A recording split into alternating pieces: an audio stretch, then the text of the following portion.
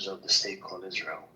Theodore Herzl, Jabotinsky, Ben Gurion, Eliezer Ben Yehuda, Chaim Weizmann. If I look at their definition, majority of them agree colonize and colonization. That was their definition, right? And since when colonize or colonization has been good, right? It always comes with problems.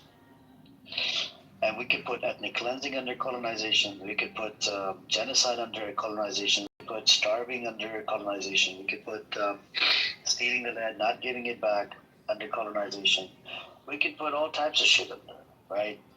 Now, if I put on my Palestinian goggles, right, Palestinian lenses, if I look at it from the Palestinian lenses, that would mean genocide, occupation, stealing the land, occupying the land, building settlements, expanding, taking over the land without consent, setting up 920 checkpoints on the West Bank, blockade, the blockade on the airspace controlled by Zionism, right? The entity, water can't go past 5 to 7 miles. So, and not to mention destroying the forest, destroying olive trees, destroying all the animals, cats, dogs, anything on that ground, flattening Gaza. This is all part of Zionism. From the Palestinian perspective, would you agree, Juna?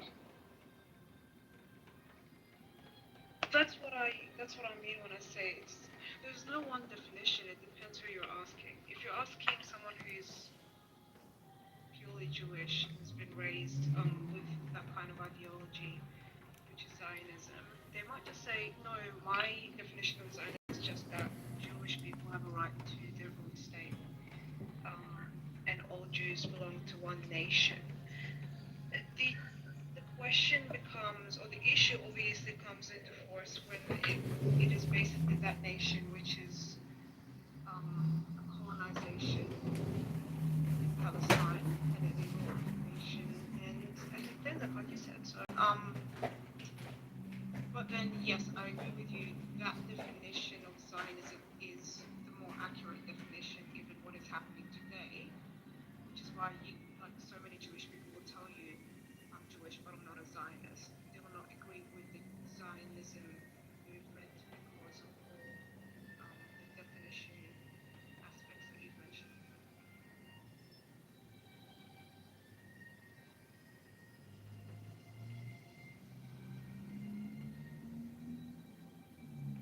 That's true. From person to person, the definition would change, right? Venkat, yes, some of the Arab leaders are discussing as well. The UAE definitely, has diplomatic relations with Israel. Is literally responsible for the genocide that's going in Sudan.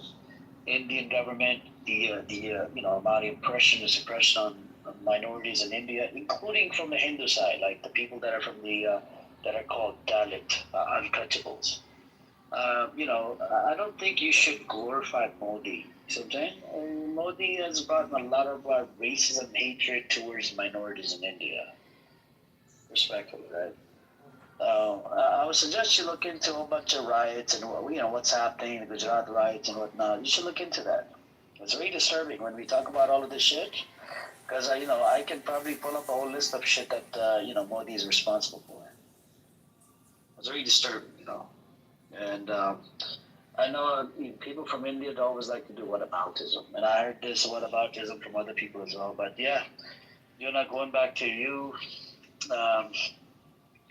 Now, if this Zionism was established in other countries where they actually bought the land with consent, right? I think that would have been okay. Like they were going to go to Uganda, Mozambique, Argentina, right? If they would have done that with consent, then and then they purchased the property, then the Zionism would have been okay over on that property, not in Palestine.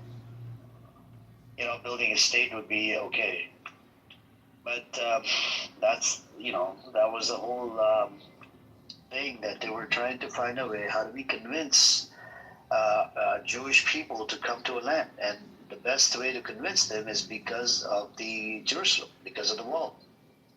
They're like, we can attract the secular Jews, we can attract the religious ones, we can attract the non-religious ones, and bring them into this land. And that's how they were able to convince the Jews to come into this land. So yeah, and this is what they're selling to the whole world. This disgusting. They're selling this narrative to the evangelical Christian churches as well. That it's just a homeland for the Jews. It's a safe zone for the Jews. How is it safe? It's always under fucking attack. It's 6 countries or 7 fronts, starting a war with 7 fronts: Iran, West Bank, Gaza, Lebanon, Yemen, Syria, and even Qatar, right? And God knows what else is coming down the road. And they're waiting for to attack Iran.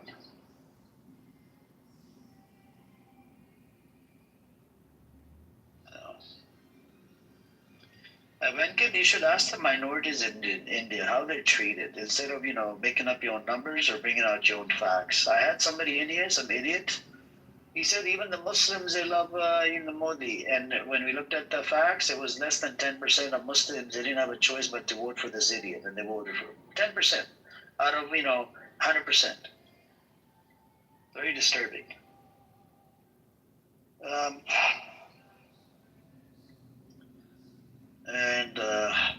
Yeah. Anybody else like to come up? You guys welcome to come on up. But yeah, and then there's a big protest going on about the Iran thing as well with these people that want they want America and Israel to do the attack on their own nation. These are called son of Shah supporters. They're disgusting wild creatures, man. Who does that? No matter how bad your country is, no matter how bad your leader is, you're not gonna ask fucking outside country to come and attack your own people. Especially the country that have a track record of killing people. Like America. America's done a bunch of killings in Iraq. Libya, Afghanistan. And what came out of it? Nothing. Afghanistan lost their ass. Iraq is still under occupation. And now they're by force, they're building a military base in Iraq. Same thing in, what happened in Libya. They took out Gaddafi, and look at the condition Libya is right now.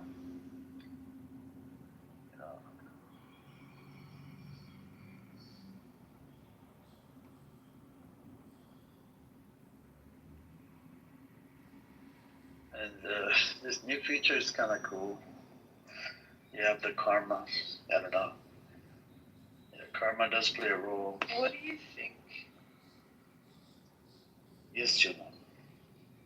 I'm just thinking, what do you think about the Suez Canal plan, which was spread in so many conspiracy theories, but I think it was also fact-checked, about how they want to use Gaza to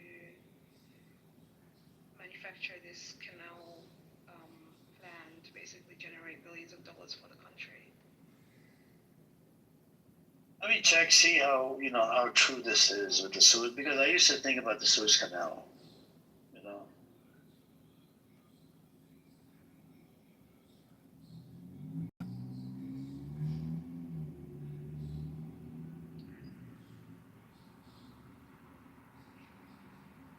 You mean Ben Gurion Canal, right? Ben Gurion Canal. Yeah. Yeah. Gaza link and controversy. Speculation ties it to Gaza war. Clearing the strip could enable construction. Per analysis, linking Netanyahu's 2023 announcement to Hamas attack and timing. No construction started. It's speculative amid reconstruction talks. Critiques say it says Suez rival to boost Israel-India trade, countering Egypt and China.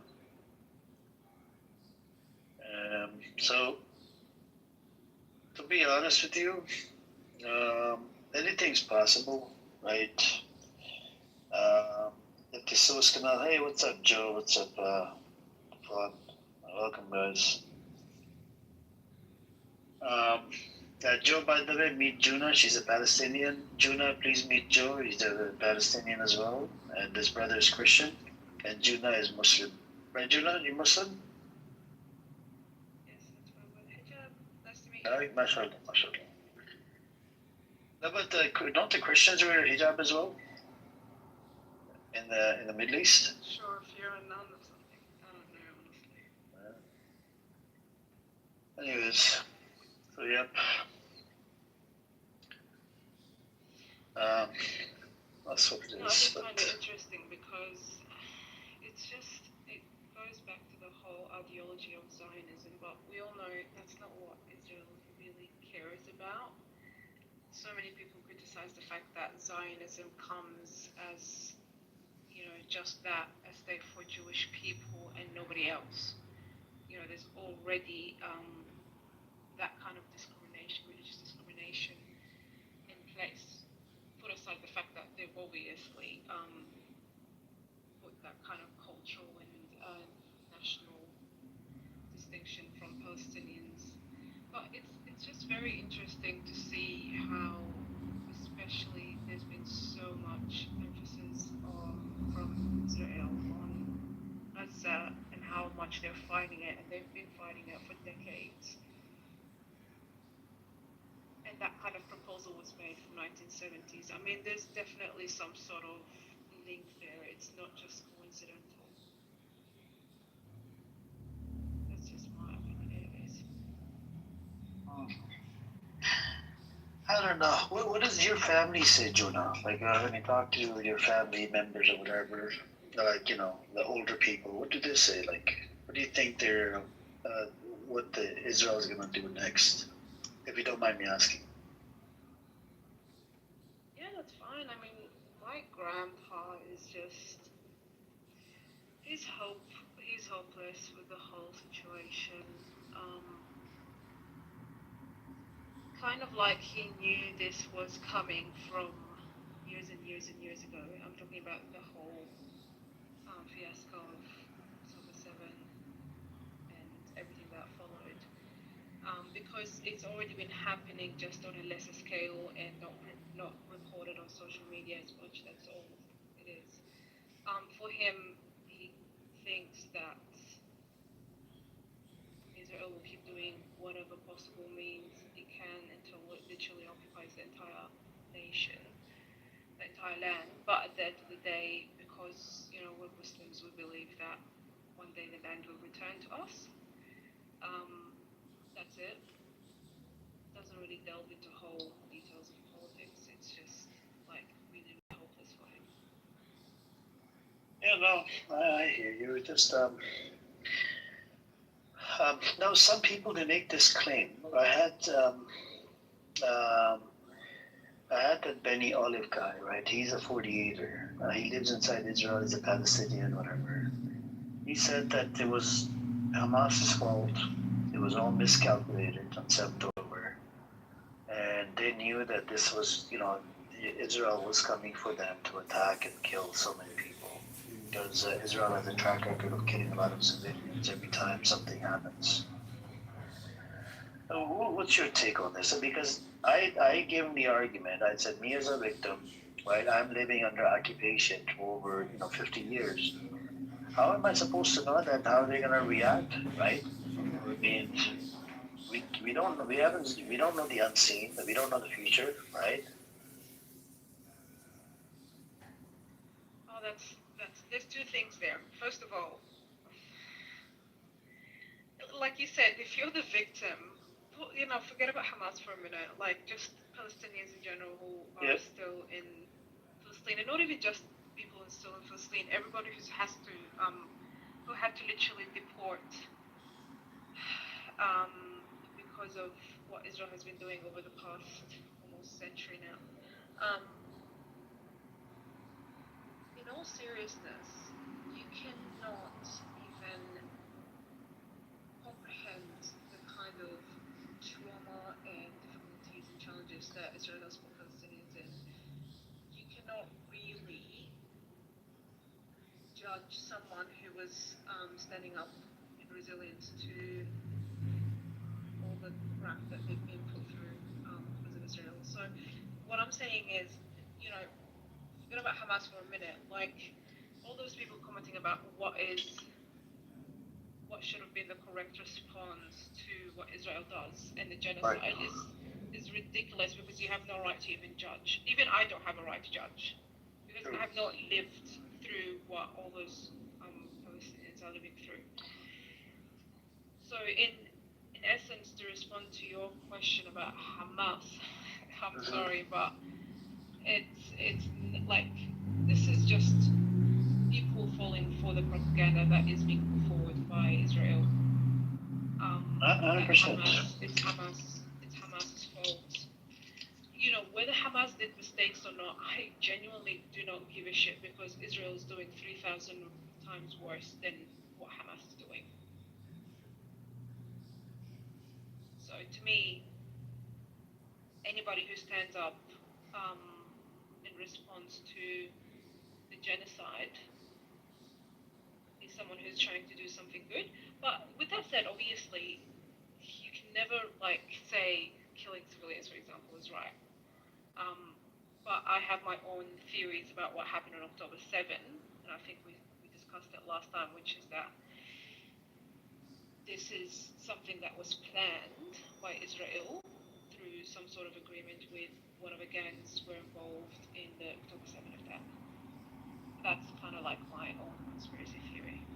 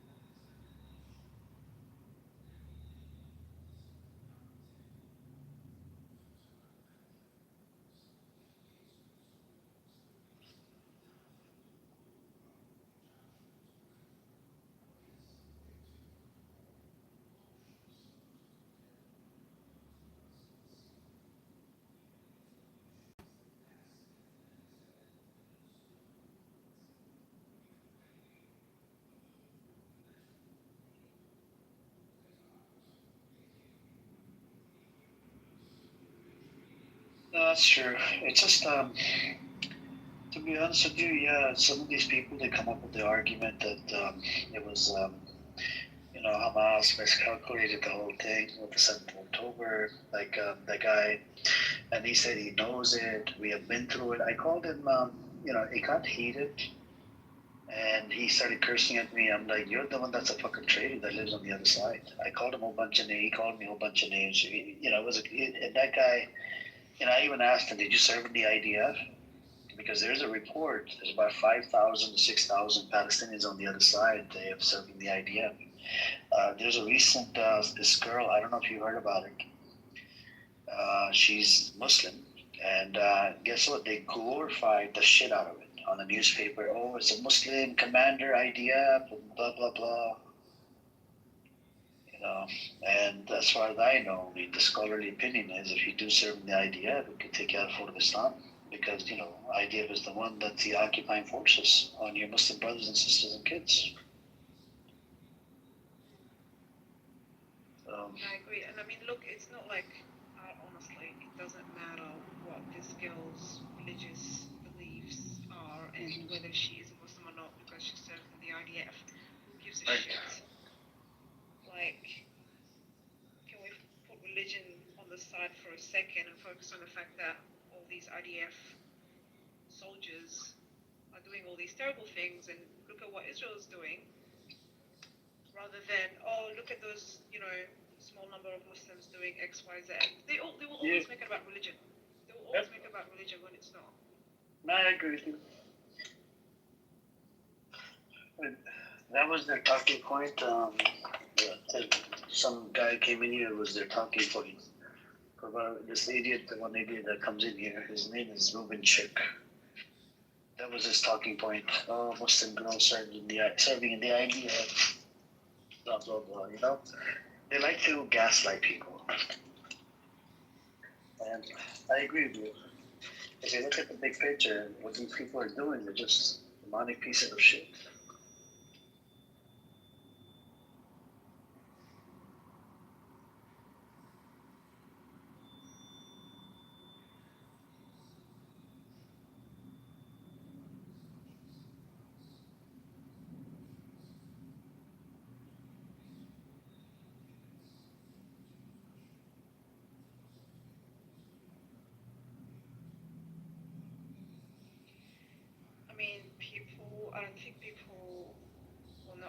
general, just anyone really who watches the news and accepts whatever they read, I don't think they realize to what extent a lot of the world leaders in countries like Israel and America, to what extent they'll go to make sure their agenda is being executed right in their propaganda. I don't think people actually realize. Like, genuinely, I think that they're willing to plan attacks and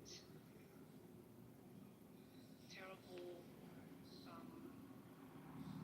terrorist movements purposefully. They'll just get the right people who are brainwashed, give them the right resources, tell them to go do X, Y, Z, so that they can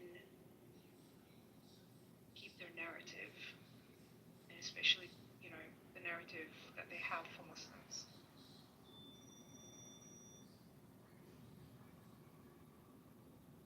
When we had our, I'm not sure if surely you would have seen this on the news a while back, Bondi Beach attack here in Australia. And the guy was a Pakistani Muslim who did the attack with his dad, apparently. First of all, obviously very terrible thing to have happened,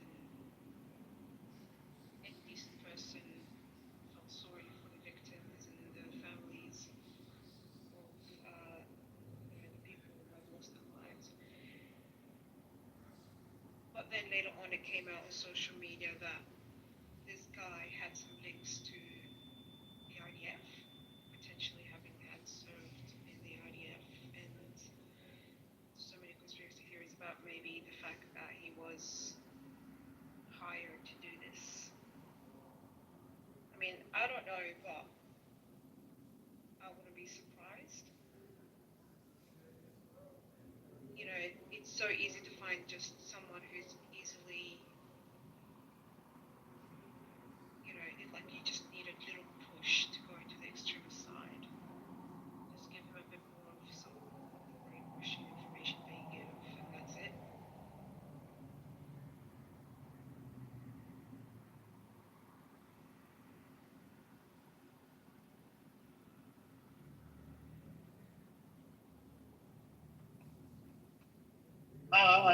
I agree with you. Even around this whole thing, Australia Bondi Beach attack, there was a lot of misinformation. Like I could not tell because at one point they're reporting this one guy. He was in his 30s, right? He was from Pakistan, whatever, from Islamabad, and turned out the guy makes a video on Twitter. He goes, "Leave me alone. I have nothing to do with this. Why are you bothering me?" Whatever, right? And then then they come out. Oh, it's the other guy that's in his 20s, early 20s, and his father, right? And they're at the hospital, and suddenly, all of a sudden, we hear the news. Oh, they got arrested. Oh, this guy was from India, not from Pakistan, from India. And I was in a shock. I'm like, what a fucking, these people don't even know how to investigate properly. The Australian cops. I'm like, is this how you investigate? Plus, Mossad wanted to help them or whatever, and they started siding with Mossad. If you Google it, right, you come across hey, what's up, Ace? If you Google it, you come across the article that talks about how Mossad was helping Australian police, intelligence agency, whatever. And I'm like, why do you even need, Mossad in there? You can't handle the fucking investigation. It's a simple investigation. And I was in a shock. I'm like, these people are fucking selfish, careless. They just want the Zionist entity to help them. Literally, Mossad has a track record of fucking infiltrating, lying, doing a whole bunch of stupid shit. And all the countries are aware of it. CIA director made a video that we don't even allow these people into our buildings anymore because these people always freaking putting spying devices or whatever in our in our gifts or whatever.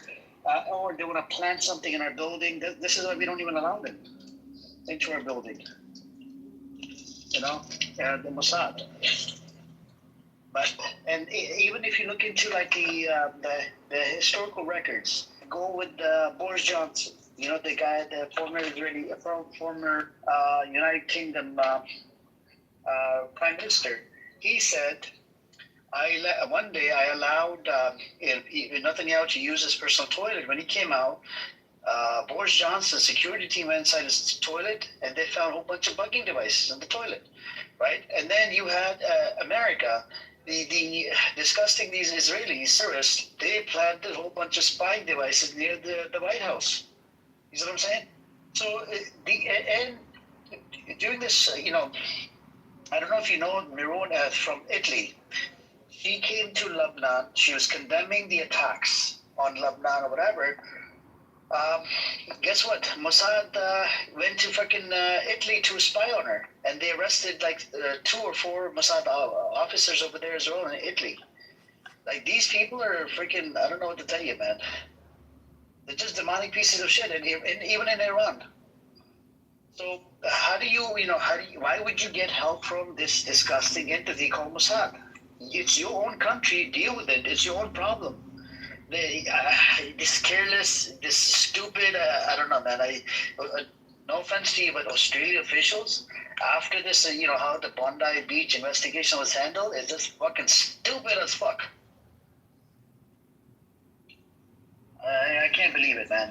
They're disgrace. Fucking, the misinformation came out in relation to Bondi Beach. It was very crazy.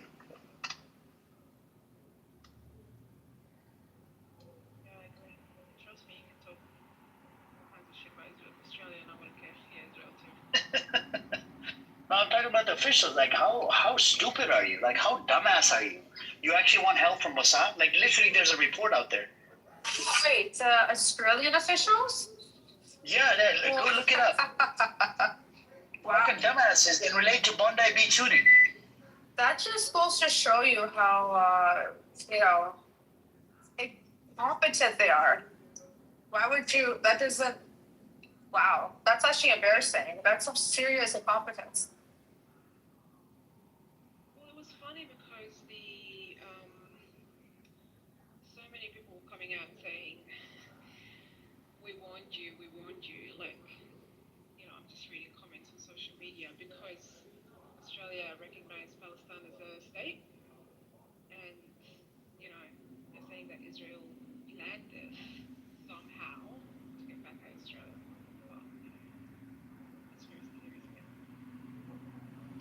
Well, in defence of the Australian police, they've done their own investigation into a series of attacks prior to that. I'm not sure how long, maybe a year's worth of attacks that they found out were being funded by external agitators. So, on a bit of credit, the local police are trying to do their job, but when it comes to international, they're government cocks, so they would just cave in when it comes to the higher levels of government. They're just completely pathetic.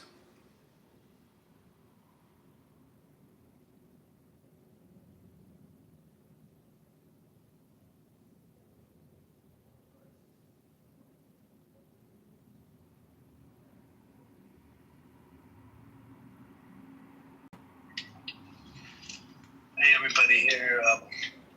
What's up, Benny, Goy, and Jim Dip, and everybody? What's up with you guys? Hi. There was some. Yes, Sheko. How the hell does Benny Goy have karma? Okay, does anyone understand this? 1%. Fuck, man. This is bullshit. I was hoping I would be better than him, but I'm just gonna go back to crying. Emrose. Let's see, what does Emrose have? Wait, what do you mean by I have karma? Chaye, you're one of the better ones on here, apparently. A new feature has been According to who?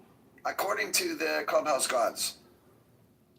You see in your profile, you don't need help with your ego, so, but unfortunately, I don't see what you're talking about. go update your app. Oh, okay. Oh are you saying with the number one thing? يا خلي اجرك على الارض. You know, just keep your Oh, feet on. okay. Yeah. I didn't understand what that was about, by the way. Basically, you're clout chasing. You're not as good as Amir. Amir is an order of magnitude better than you. He's in the top 0.1%. You're in the top 1%, so he's 10 times more popular than you are. Let's look at Ace. Baruch Hashem. Where can I cash my karma? You can cash it in the Guinea that's selling Lebanese lira, the same place. It's worth about the same. Ah.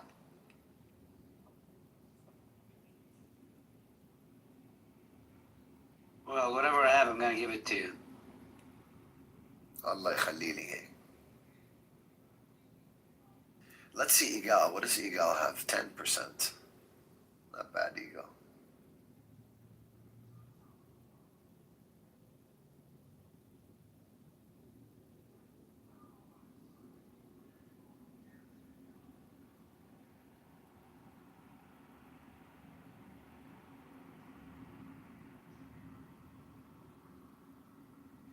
Amir, the title of your next room should be 1%ers only. You should only allow people with 1% and above karma on stage, and the rest of us will be in the audience. That's all right. I don't really care. But down the road, I think they should have this monetization feature, because there's a lot of people on this app. They usually have like Cash App, and they're begging for money. Then once they have that feature where people can pay them for the content, because some of the people open up rooms just for the drama. Yes. You got 100 people in there, 200 people in there, right? So then they won't be begging it anymore, and people can just give them money, and Clubhouse will make money as well, 20-40% per transaction. Bro, even Fawad Jolani is in the top 20%. Is he? Yeah. I wonder what Shuki's comments. We're not speaking. We're not speaking. I wonder what Shuki is. By the way, Velvet's competing with you. She's a 0.2%. Oh. Yeah, Velvet is at 0.2.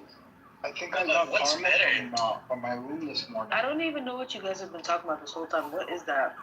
You see the little thing, a little gold necklace or something? The medallion. Yeah, you didn't The medallion? No, I think we got Yeah. But they brought in this. I think I got it from my room this morning.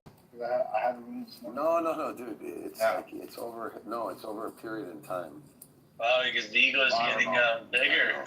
I know. No, because I read what is karma and how do you gain it, and it's from participation and shit like that. And I don't know, maybe. Basically, people like you for some reason. I don't know why, but they do. Matan told me today. He said that I'm an honorary Jew. Yeah, I'm telling you, I find it hard to believe, but objectively, you're liked. So I know. Who would have guessed? Being an honest guy. Definitely not me. Being an honest guy, people don't. They're not like that. I don't know. Anyway, you guys, I'm gonna call you all cloud chasers. You, Amir, Velvet, even Fawad. I'm actually thinking of changing my name. Yeah, the 1%er. Right. I'm gonna change it to Beni Goy Kodesh. What the hell? Goy Kodesh means the holy nation. That's what Why don't you call yourself Arash, like Samson did? The Iranians will be happy. I don't care about Iranians. I wanna please my Jewish overlords. Look, me and Haz. Call yourself. Oh my God, Jindab's Jindab's a 2%er. Jesus. Even Jindab has me beat.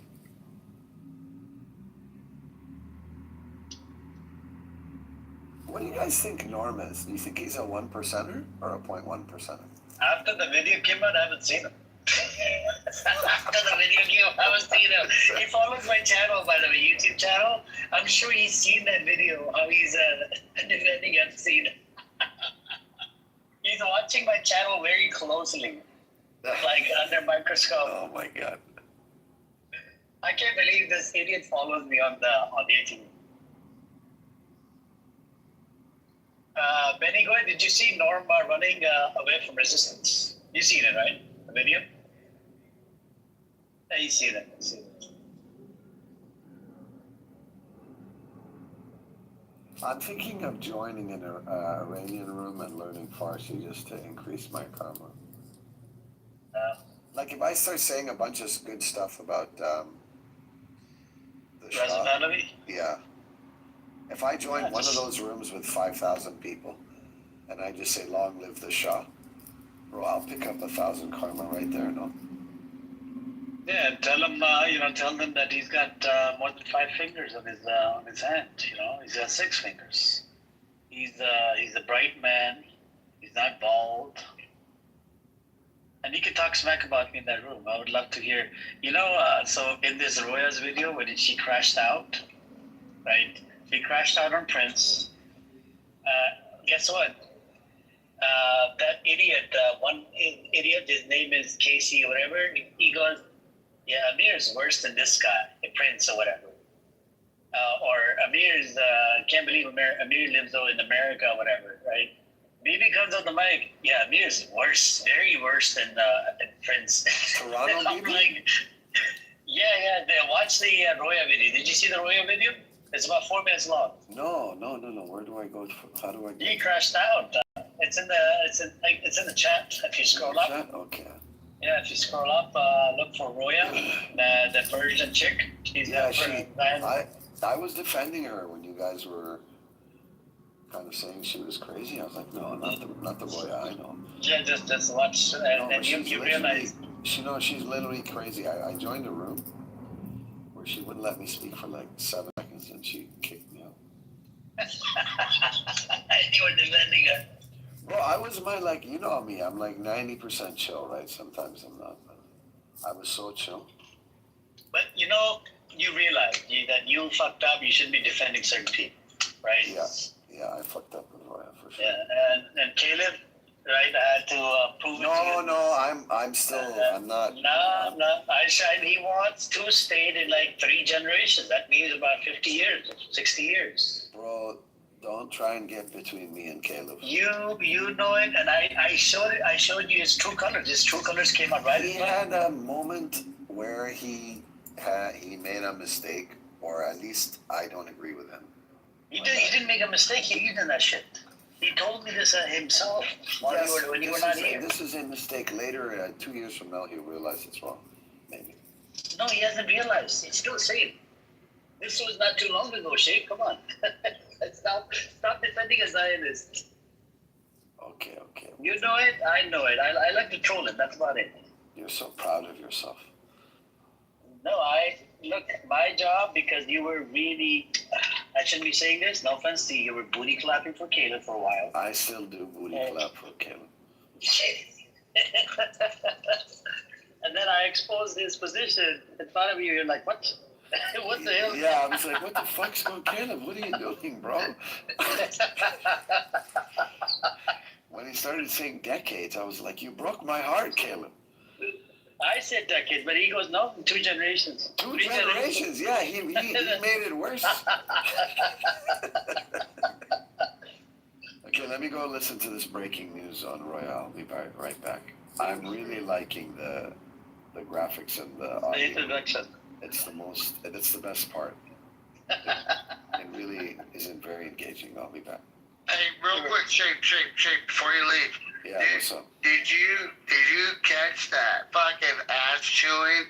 No man or whatever he's basically getting dicked down right now by like a group of 30 people. They're all calling him fucking Hitler, fucking KKK, fucking. Oh really? Why? Fuck, dude. That poor guy is basically getting skull fucked by like 30 people. Oh no. Which room? Fuck, what was it? Let me see. Chillism, Epstein high profile. Pepe's in there, freaking. I'll have to check. Oh, yeah. I don't know why he keeps going when he should be on an Epstein hiatus. He should take an Epstein break. He needs to distance himself from his Epstein position, man. That is not. He's calling people no Jews. Like, dude, he said, "You're not Jew. You're not Jewish. You're not this." And the dude's like, "I'm not even claiming to be." He's like, "Yeah, because you'll never be a Jew." And like, he's pretty much just getting skull fucked right now. I mean, I hope he has OnlyFans as much as he's getting fucked right now. Oh, Jesus. All right, I'm gonna go listen to this video and report back on the breaking news, Amir. I'll let you know. What was the breaking news? Royal Edward, it's a new link in the chat if you guys want to re-listen to it. You know Roya? She's a No, I listened to it before I left. Persian Zionist Jew. She crashed out on Prince. That was entertaining, you know. Yeah. She started shouting. Ace, did you watch it? It's about 4 minutes long. I added something, you know, the introduction to it, you know, the disclaimer, the little breaking news, I think, the 5-10 second election.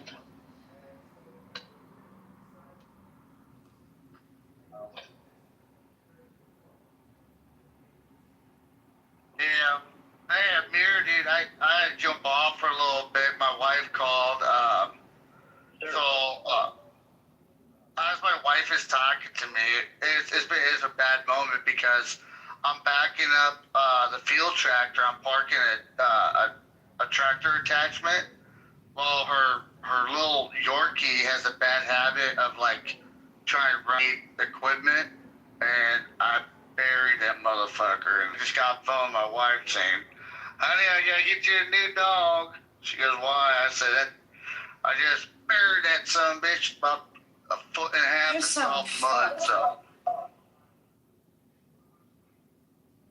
say that again, Miss Ace? You sound kind of fucked up. Oh no, it's my accent, Miss Ace. I do apologize. But yeah, no. Like I said, I ended up running over the damn dog with a tractor, so I had to go break that bad news to the wife. Oh, wow. Dude, someone needs to send that Roya some Ativan or something. Ativan? Is that how you pronounce it? How do we send it to Roya? Shape, only you could do it. Taco can do it. Taco is... it would be illegal. I'm worried about her blood pressure, like... Did you like it? You know, Edward, the biggest... It's not good to be that angry all the time. It's not good for your health. I know. No. But some people are just miserable. Edward, did you hear the part where, you know, that idiot, there's one idiot on this app, his name is KC or whatever, right? I don't know where he's from. He doesn't tell anybody, right? He goes, "I can't believe Amir's bad," or something. And then BB goes, "Oh, Amir's way worse." But he protects you. Is this KC guy, does he kind of look like Asian at all? We don't know how he looks like. He just, I think he just goes by, he's got a different name every time. JC, KC, whatever the fuck his name is. Yeah, I don't know. Oh, okay. So El Norman, I went over real quick. El Norman pretty much in front of like maybe like 25 people, pretty much said, Palestine is bad. Israel, all Jews are promised to that. God bless Israel. Blah blah blah. And hate me for how I feel, but I'm a true Jewish individual. Blah blah blah. And yeah, the skull fucking is still continuing. So yeah, he is. Okay, what's the name of the room? I'm looking in the hallway now. What's the chillism? Chillism, and then Epstein file, high profile I'll send you resignation. the link. I'll send you the link in your back channel. That room always has a lot of degenerate. But I mean, El Normo's still licking his wounds from the last Epstein. Stephen chillism. But be careful when you go there, okay? Don't go up on the stage. Who, me?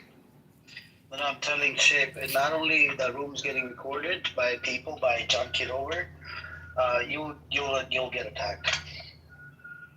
I don't mind getting attacked. The recording I can do without. Oh, okay. How about myself? I mean, I'll just go up there with, You're Catholic. It's logical fine. too. Yeah. Oh. Okay, Shane. Since you said so. You're, All right. you're a protected class. Hey, you know what? You ever make it around my neck of the woods, Shane? I always got your back. Don't worry. Where's your neck of the Ain't woods, nobody by the gonna- way? Like which state? I'm a neighbor of Georgia, and I'm a neighbor to Georgia, but South Carolina, my guy. South Carolina? Close are you to Columbia? You know where Charleston is? Mm-hmm.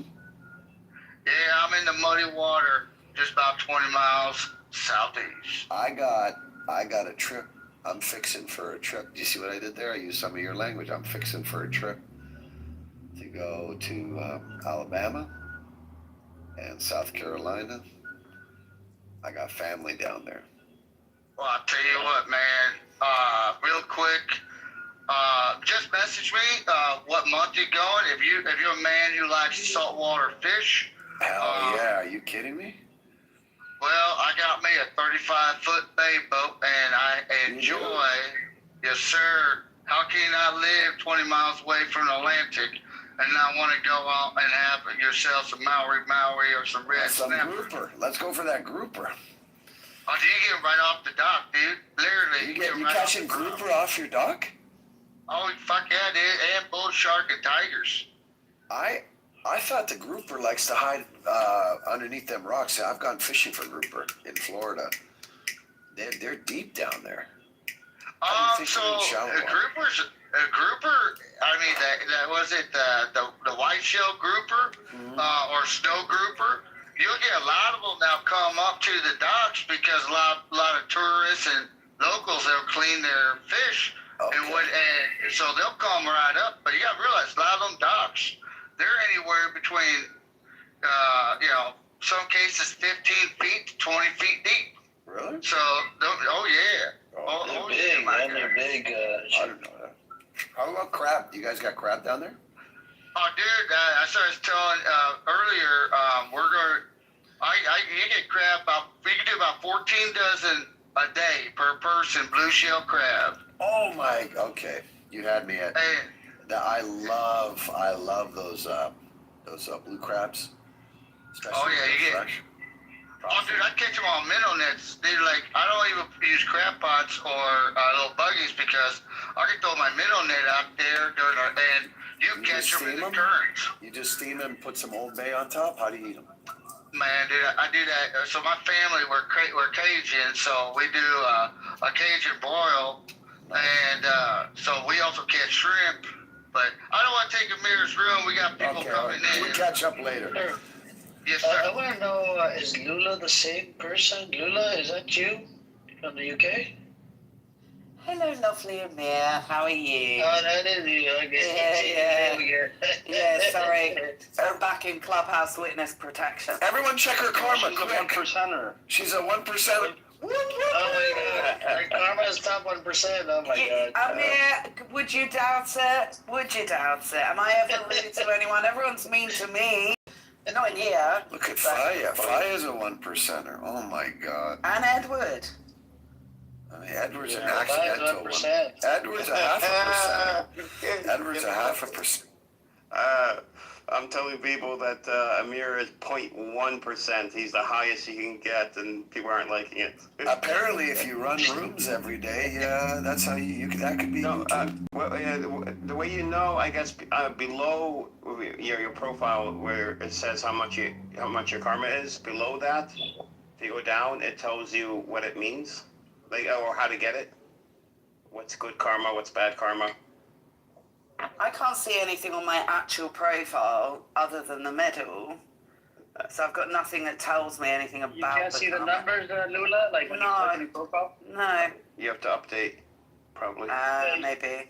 And it But depends mine, on it where says, you are. It might not have come into the UK yet. Yeah. But I'm happy And to. mine, it says 3,819 karma. Lula, it's working in the UK. Just update your Maya, what's your number? 1%. No. If you click on your profile, what's the number? There's a number on there. Okay, let me see. Don't mess. All right, she's a 2051. 2051? Oh my God, you're not that far. Okay. She should be higher. Amir, she should be higher than you. Hey, will you see this? Yeah, like give me likes and love and hearts. So it's likes. I don't know, to be honest. It's also what you say. Oh, okay. Yep. What do you mean? What do you So mean? people like Read agreed it. with what I said? Oh, thank you, Tufan. Read it. So we're It's gonna in start there. tagging people? Like, what's it called, that one? TikTok? Last year, if you read the terms and conditions, or at the beginning of this year, it clearly said everything that we are saying gets transcribed by AI and categorized. Oh, really? Yeah. I think you're the only person who read these Oh, here we go. terms and conditions. Here we go.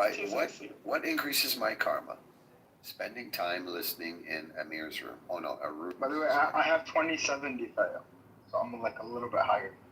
Get out of here. What the fuck? This shit doesn't work then, because Exactly. if Benny Adam has good karma, the fuck is this? I have pretty meaning. karma. Exactly. I'm a very well-liked person. Like, Okay, can you imagine Palestinians and Jews both like okay, we're gonna use this criteria. There both must be. anti-Semitic and anti-Zionist and pro-Zionist Jews. Listen, like, Benny Fauda. Semites as well as Benny Fauda, listen up. Listen up. Hitlerites Shake. as well. Yeah, this is why he's getting because in it says if you talk, you in the room, you get your karma Then rate. your So karma he should talks be a lot. very high, Edward. What's going I on? want you to close your eyes. It's 0.5. 0.5%. Everyone listen that's deeply. fine. Yeah. Listen deeply to the criteria. I'm gonna read it out loud. Go ahead. You tell me if you think of Benny Fauda when I say this. Then listen. Benny Faldo? Yeah, Benny Fauda. Spending time listening in rooms, speaking meaningfully, hosting or moderating conversations people stay for, receiving positive reactions, showing up to scheduled rooms, staying consistently active over time, inviting people who join and participate, participating in houses and community spaces, writing and maintaining a thoughtful profile, growing your friends network, filing legitimate trust and safety reports. That's how Amir got to the top. One of my this is what- normal things. 0.1%, I just checked. Karma may be reduced by being removed or kicked from rooms. Oh, looks like resistance is going to have a problem. Repeated negative reactions, upheld trust and safety violations, being blocked by many people, signals of low effort, harmful, or bot-like behavior. Oh, Fatima must be very low. Yep. So, Dude, Chief, I get kicked out during the day. I'll just be listening, and apparently I'll get kicked out because just being there and listening. So, man, that sucks. that's So Anthony. is the higher the number, the better your karma? Apparently. Is that right? Apparently. Yeah. And well, it depends. The number in your profile, the higher it is, the better. The number that everybody could see, the lower it is, the better. Oh, on the metal, yeah. Yeah. Yeah. Oh, okay. I just checked. 1%, Fatima's is in that the top good? 5%. Oh yeah, it's very good. Okay. You're in the Fatima is 1%. in the top 5%. 5%. So she's still That's- doing better than Shapeshift. Or she's about as good as Wait, Shape, what is yours? He's in 5%. 5%, I'd Shape? rather not talk about it. You're about equal to What? Fatima. How does that feel? Wow. How does this system work then? I mean, How does Benny Adam get a higher score than you, Shape? I guess I'm more well-liked. look, I'm not, guys, I told you, I get messaged by very attractive women to trying to sell me crypto. Those are my only friends on here. That's it. I can't believe that your score, this thing is really fucked up. I think. No, it's very accurate. I actually think it's reasonable. How is it reasonable that you're in the same league as Fatima? Look, I mean, she's, And a lot of Norm people is like higher her. than you. Yes, Norm is So higher than am I. most of us. yes. And remember, being popular is not necessarily as virtue standalone. Yeah, that's what the Shame, losers at shame. school said. Shape, I gotta tell you something. So, like, the last 2 weeks, I've been having people, like, randomly message me in a fucking party or whatever saying, hey man, help a brother, help a sister out. I'm really low on money, blah, blah, blah. I'm just looking for anything to help. So I've been here lately. I've been screenshotting. I've been screenshotting freaking, 1-800 United States Army, 1-800 US Marine Corps. I was just saying, like, hey, everybody, as anybody get a job there. But one dude messaged me, goes, fuck you, man, I'm just trying to get some cash. I was like, dude, I'm married. I can't even get my own cash out.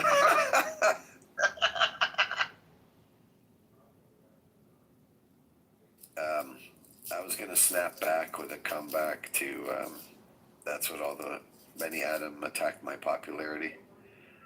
Look, whenever I'm just sad about my popularity, I just look at my bank account and then I'm okay. Fuck, he wasn't here to hear it. Where is he?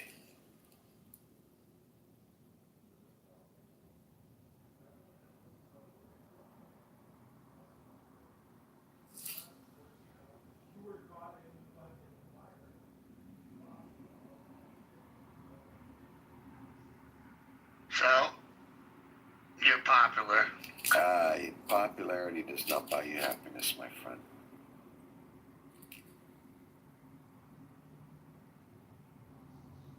No, I don't like a lot of people knowing where I live. I couldn't deal with that. Mm-mm. This is what we need. We need a family that loves us. We need enough money to have freedom.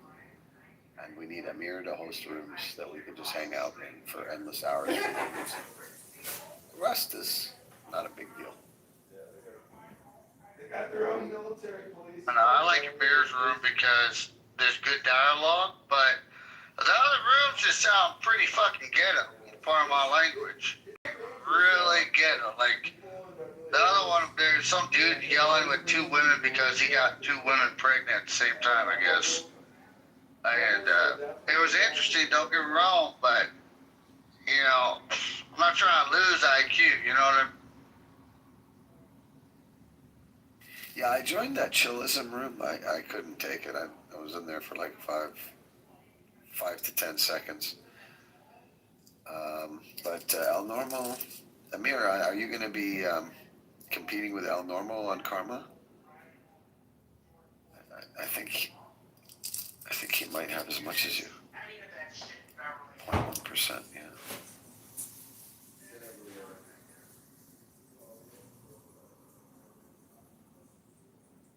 Yeah, I got a dumb question, if you guys can humor me. Why would someone be such a fool on a public setting so bad and want to have their face as high tech as the world's getting to be able to be placed with a name on it? Like, okay, I understand how normal has different opinions that don't agree with everybody, okay? But why would you come on here? Okay, so Shape, a lot of y'all, I voted for Trump. I voted for him.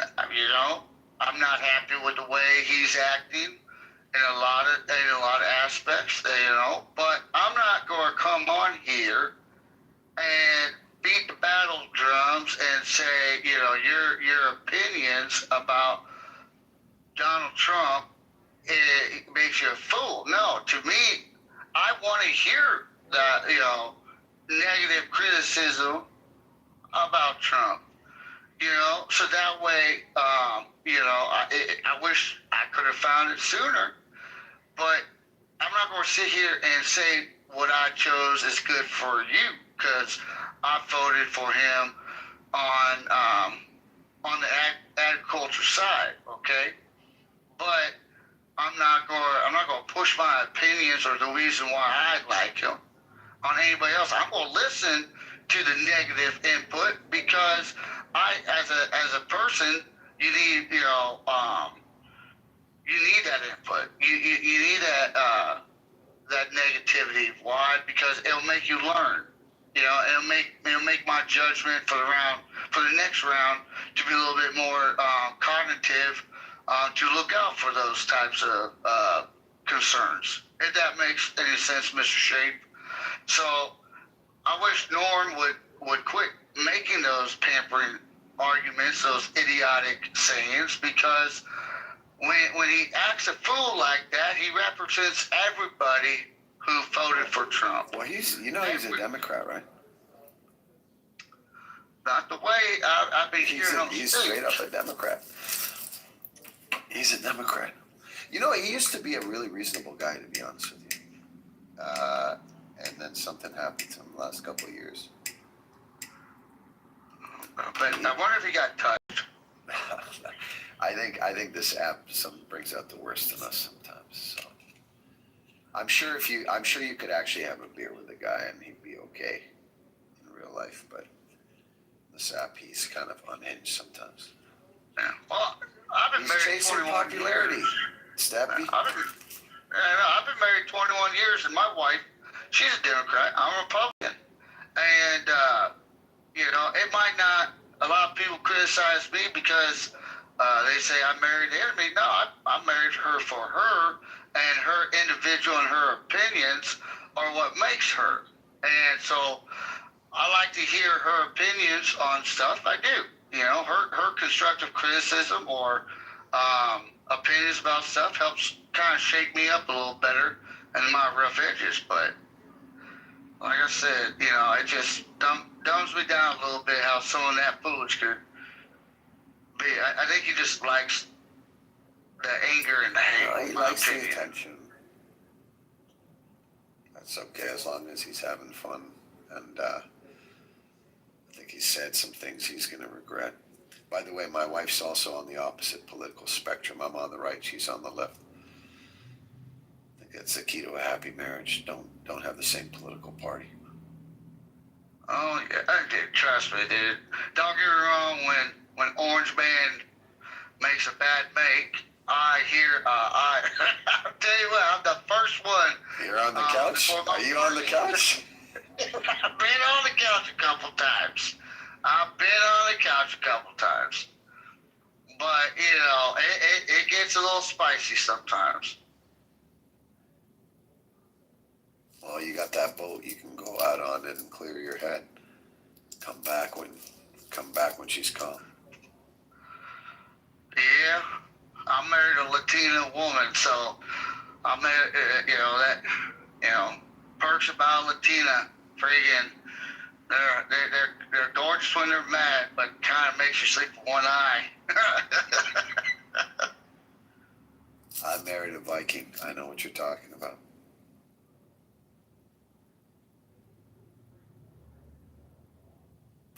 Okay, we got some new people on stage here. Hamid. Hello. What's going on, man? Everything going good. How about it? Good. What do you got in your profile? There's a lot of flags. Ahmed supports Israel, right, Ahmed? Yes, absolutely. Do you love it? Do you love Israel? Yes. Do you love the beautiful? Do you love the beautiful culture inside Israel?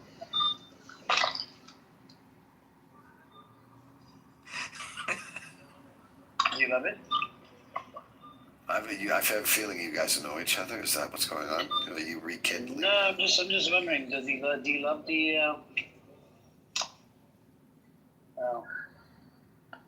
And you love Sipa, yeah? Hamid, are you from Iran? Where are you from? What are you going on there? He's Morocco? Iranian, of course. He's a Pahlavi supporter. No, the morons. No, it's not true. Yes. It's not true. Yeah, okay, fine. You're, what's it called? Hamid, TV supporter. can you ping in like 17,000 of your friends so we can have a big room? Because the Pahlavi supporters, you guys come in like bunches of hundreds and 200s. Because no one wants them. Buy one, get 10 free. Can you bring them in? Because were you in that room with 5,350 people from Iran? Hamid? No, 5,500 morons, not people. fire. You're spicy today. You're on fire. I want to ask you a question. Hamid, I got a question for you. With 5,000 people, you know that is enough military personnel to hold a base. So 5,000 Iranians are capable of a military footprint. So why not, Yeah, let's not tell them that. Don't worry, they're a bunch of Chunies. They're too scared to go and fight. Fire, this is not like you. What's going on? I know, I'm so sorry, We're but corrupting you. I know. I'm friends with Amir. Her thing is 1%, so she can afford it. Yeah, she's got supporter. He's a dictator supporter. Yeah, he Yeah. calls me dictator. Yeah, Okay, so I'm a dictator supporter, yet you like Netanyahu, who just bombed and killed She loves babies for the Saddam past 2 years and a Hussein. half. Of course I love Saddam Yeah, Hussein. Saddam Hussein. Yeah, he made you cry, Look at Saddam the Hussein. Kurdish people. I am half Kurd, by the way, okay? Yeah, she loves the Khamenei and Khomeini. When did I say I love Khamenei and Khomeini? Where on my profile does it say that I love Khamenei and Khomeini? Always support them. Well, okay, proof. Your text message. What text message? What? Yesterday. I never mentioned. Yeah. What did I say? I said long live Iran. You always support Islamic Republic.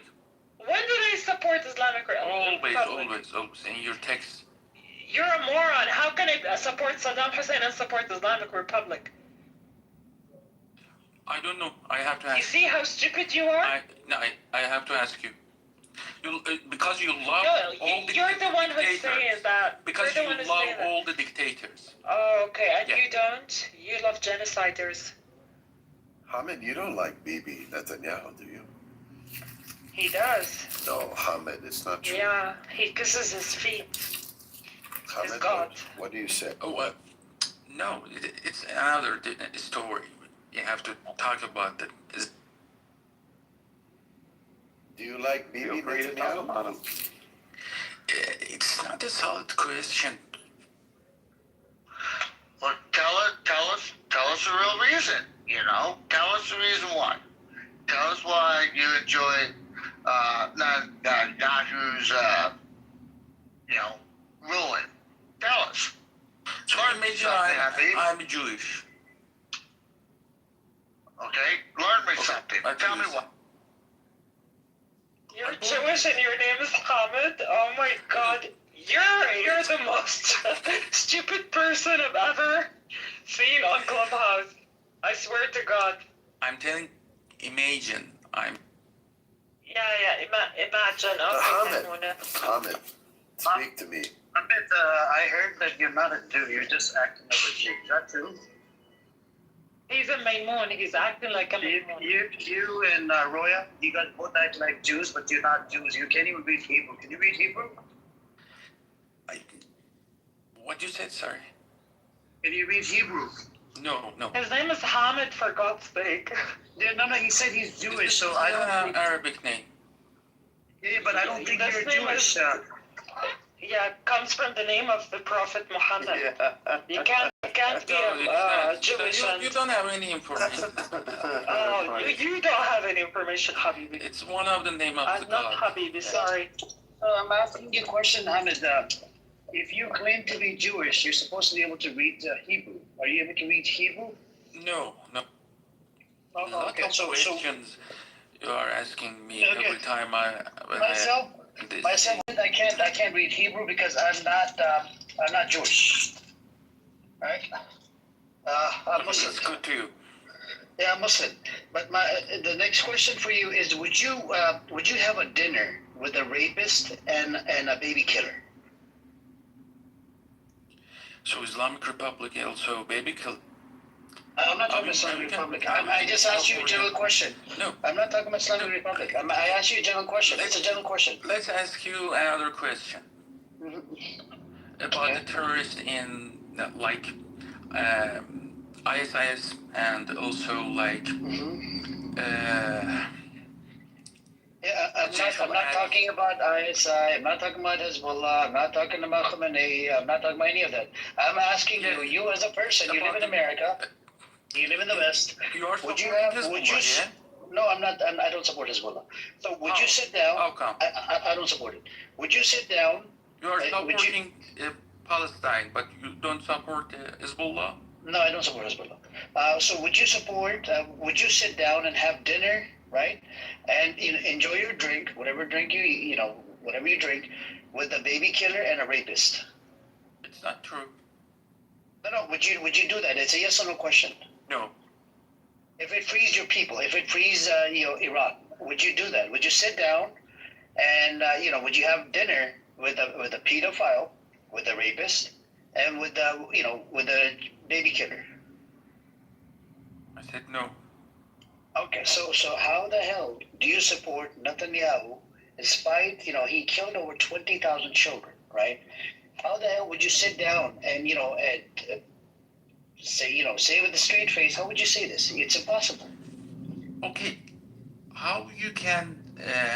Does it matter? Islamic Republic killed. I don't support Islamic Republic. I don't support Islamic Republic. Does it matter for you? So I don't support Islamic Republic. okay, so as an Iranian, you need to protest against it. I'm not Iranian. I'm not Iranian. I'm asking you. You are not Iranian, where are you from? No, I'm not Iranian. Don't worry You about know it. Persian? Your name is Iranian Yeah, name? I know You're not Persian. Iranian? Yeah, I'm not Iranian. Actually, my his question name to is you- Arabic. No, not Iranian, not Persian. Okay, where are you from? It doesn't matter. Doesn't my question to matter. you. No, it's matter. You want to start It doesn't judging people based on where they're from? Yeah. My question to you. So you're judging people based on their profile. Hamid, No. my question to you was, would you sit down? Yeah, he's the biggest I one. said no. And he's the biggest sharmuta that I came No, across. this is- And the biggest kuni and a fucking madajande. So my question to you, What it mean? Hamid, What it mean, Amir? I don't know. If I you just don't speak. know what you Yeah, speak. just speak. I Just speak. know what it means, but I'm not gonna tell you. So here's the deal for you, right? Here's the question for you. If you're not gonna sit down with a rapist, baby killer, children killer, right? And you're against it. Little. I can only deal with one retard at a time. Please allow me to only handle one retard at a time. Please, one retard at a time. I can't deal with two retards. Okay, Ahmed, he's not insulting you. He's insulting No, I'm not insulting. I need a beautiful word. I did not. You did. I called him a beautiful coon. It's not insulting. Amir, little is 1%, so be careful. Okay. I called him a beautiful coonie. What's wrong with that? Anyways, Hamid. Okay, forget that. I will answer your question if you don't mind. No, I wanna talk to Hamid. So it's not on you. You came up, you rudely interrupted the conversation. I'll give you the mic to say. You are insulting people and he didn't know that. Okay. I apologize for tolerating Hamid because he supports a baby killer regime called Israel. I apologize, to call you out, Hamid, for supporting baby killer regime called Israel. And Netanyahu, you would sit down and do dinner with a pedophile and a baby killer and a children killer and innocent people killer, Netanyahu, right? Literally a fucking Nazi. You would sit down and have dinner with him because he's going to free your people. It's not right. Right? So then why would you support Israel? No, the baby killer is not the right term. How many children has he killed in Gaza? This is because of the terrorist group located in. How many children has he killed? 20,000? IDF confirmed it, by the way. Did you know this? IDF confirmed the number, 70,000. Your number is raised. 70. No, it's not my number. IDF confirmed it. IDF acknowledged the number, 70,000. Well, have they finally? They would have to, right? Because they know the number of Hamas members that are killed. So, Exactly. Yeah. so they have to know the civilians. The problem Yeah, came from the Hamas. They just. See, the problem is the IDF. They just launched missiles, and like you said, you're saying terrorists. The IDF just launches missiles into their definition or known location of individuals or key targets. And what happens, when let's say there's one priority target, but it's just loaded with let's say 3,100 people, what is one life justifiable for 3,100 innocents, women, children, able-bodied men who have no desire of conflict? Tell me, Hamid, is that justifiable? It's a yes or no, not dialogue. Is that justifiable? One life for 3,100? You use the word pedophile. Pedophile is something is not related to Israelis. It's a Muslim term. I have a question for you guys. I am not supportive of Pahlavi. But these fucking Arabic countries. Hold on, little, wait for my answer. Little, I'm waiting for my answer. Then when I get my answer from him, is a yes or no, then you know what? I will mute myself. Hamid, I want the answer. When IDF launches ordnance into the sky and then it lands onto a building because they have a handful of priority targets that they deemed, and mass civilian casualties happen because they strike a building. Is that okay? Is that justifiable? Yes or no? It's a yes or no. Hamid. I don't want to answer this question. Why don't you want to answer the question? I don't like that. Because you know the answer. If you stand by your decisions, then you stand by the organization you support. It's a yes or no. Their actions is what you support. So why don't you feel comfortable answering it?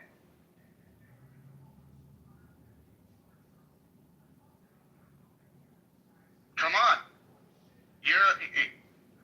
I'm just saying, you're a man that backs up your values. I don't like it. Let's hear the political dialogue. Let's hear He doesn't want to answer your question, but I'm not Pahlavi. I don't support Pahlavi. I'm looking for democracy for Iran. But I have a question for you guys. These fucking Arabic countries, all they are supporting Israel. Listen, give me a second. Egypt. If you say fucking Arabic countries one more time, I'm gonna put my leg in your mouth. It's okay. Listen. They're supporting Israel. Don't because he might turn him on. Please, it's a disgusting animal. Give me a second. Egypt. Don't say such things. You're a Maymoon. You're a little boy. Your name is a little boy. Okay, give me a second, please. Since 1979, Egypt is supporting Israel after Camp David. Since 1994, Jordan. Can we talk about it first, little? I have a short attention span. I'm an old man just like you are. Let me finish. Let me do one point at a time. You brought up Egypt. Let's talk about Egypt first. United Arab Emirates 2020, Ibrahim. Bahrain 2020, Morocco 2020, Sudan 2020. Go fight with the fucking Arabic country. Let's talk about it. So, Little, you brought up Egypt, right? Can you please tell us the events that happened? What happened during the Yom Kippur War? And what year did the Yom Kippur War happen? Can you please tell us? Can you educate us? Don't go Egypt. No. Can you educate us? What year did the Yom Kippur War happen? Right? I'm telling you. Give me the year. Don't go back that much. Go 2020. Based on the Ibrahim agreement, they had. It's called Abraham Accords. Abraham Accords. Yes. Abraham Accords. So they're accepting Israel, and you are scaring here. What wrong with you? Okay, let's talk about it. No. Explain me why you say here Pahlavism are easiest to the Middle East. Wow, what is your proof? What is your document? What is your evidence? Tell me. I'm listening. Okay, all right, let's go. So, Pahlavi hasn't been to Iran in 40 years. You agree? Do we have agreement? Yes or no? It's 47. Yes or no? 47. 47 years. Okay, yeah, just say yes, yes. We're going to go step by step. Raza Pahlavi doesn't have the credentials to serve as a leader. It's a yes or no question. Yes, that's correct. Okay. Raza Pahlavi asking or begging America and Israel to attack his own nation. Yes or no? That's correct. Okay.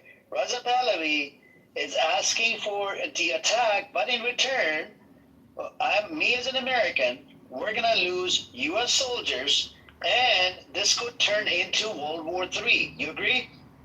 No. Yes, there's a possibility. First of all. The fuck you mean though? Russia, North Korea, fucking China, allies. But leave little. Think outside of the fucking narrow box. Listen, first of all, if Reza Pahlavi has a concern about his country, you should not care about that. It's not your problem. No, I care about it. It's my fucking tax dollars being used, my money being used. Why the fuck are you begging my country? I'm an American. Why the fuck are you begging America? Why? I will tell you. Stay in fucking like Iranian land. Go back to fucking Iran. Why are you in America? Give me a second. Be patient. Fucking idiot. Why are you begging America? I will tell you. Secondly, America, Mr. Trump, if he wants to attack Iran, it's not because of Pahlavi begging him. They have some concern over Israel. They want to get rid of their nuclear enrichment. They're going to get their missiles. It's not Pahlavi. Pahlavi is not a problem here. It's a Trump. If you have a problem, go shut the fuck up and talk to Trump. He is wasting your tax money. It has nothing to do with Pahlavi. Of course. Okay, I'm gonna provide you an article. I'm gonna provide you an article in the chat. I will tell you. Even I'm in Canada, as Iranian, I'm begging not only Mr. Trump, but all the countries in the world to kill these mullahs because they're killing people. 40,000 people, young people like you, me, other guys, has been killed with this brutal government. You won't help them? That's not it. Are you human? We are not saying go fuck that country. Say, okay, do something for us. Secondly, they are not listening. I mean, Mr. Trump is not sitting there to say, okay, Sina is begging me to help their people. No, they have their own interests. And you have this problem with the United States politics for a long time, since we have Israel.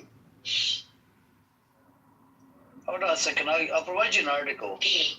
Article about what? I'm accepting Pahlavi asking Trump to help. Yeah.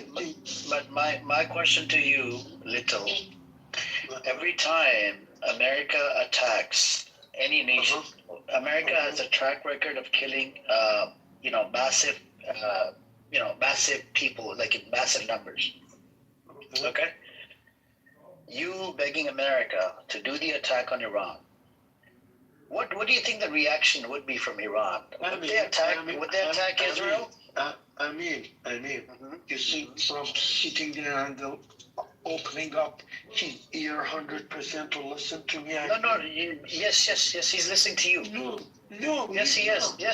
If he is listening to us, he should do it 1 month ago, not today. Israel literally got a green light. If America says if Iran doesn't make a fucking deal, Israel will have a green light and a backup of America to do the attack on Iran.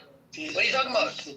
This is the situation, Ray, and they are getting benefit of the situation.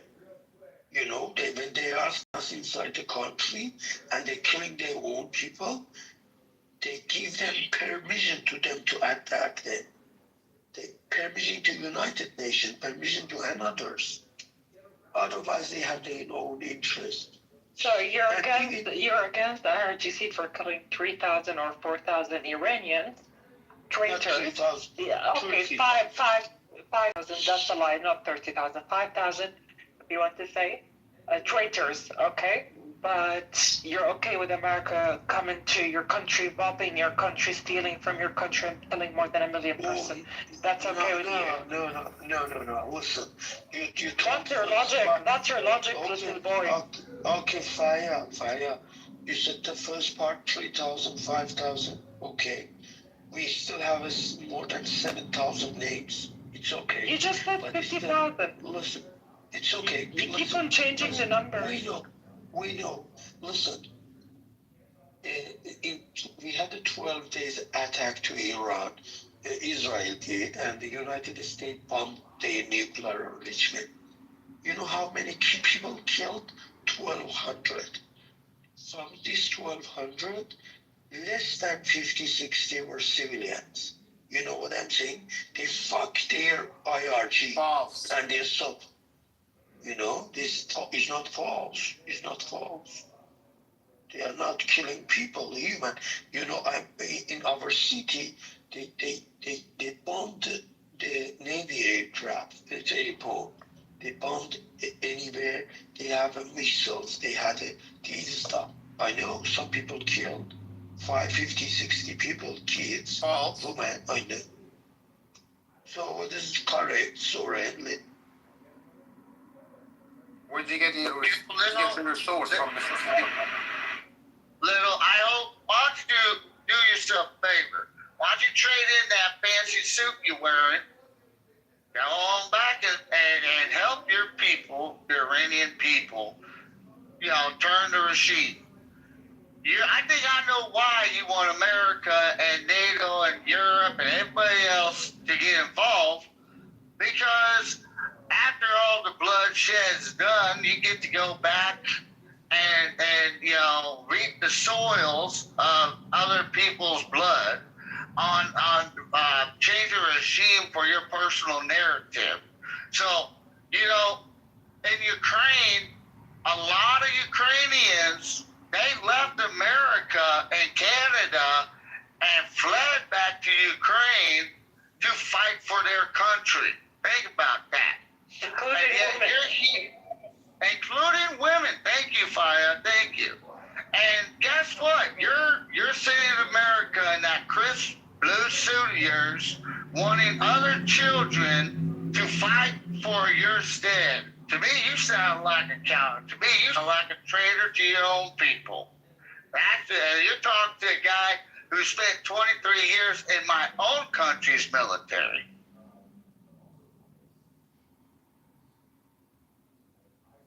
This is normal, interfering international countries' forces to a country like Rwanda, I don't know, to another countries like, I don't know, Bangladesh, somewhere, when they are killing to Somali, they are killing their own people.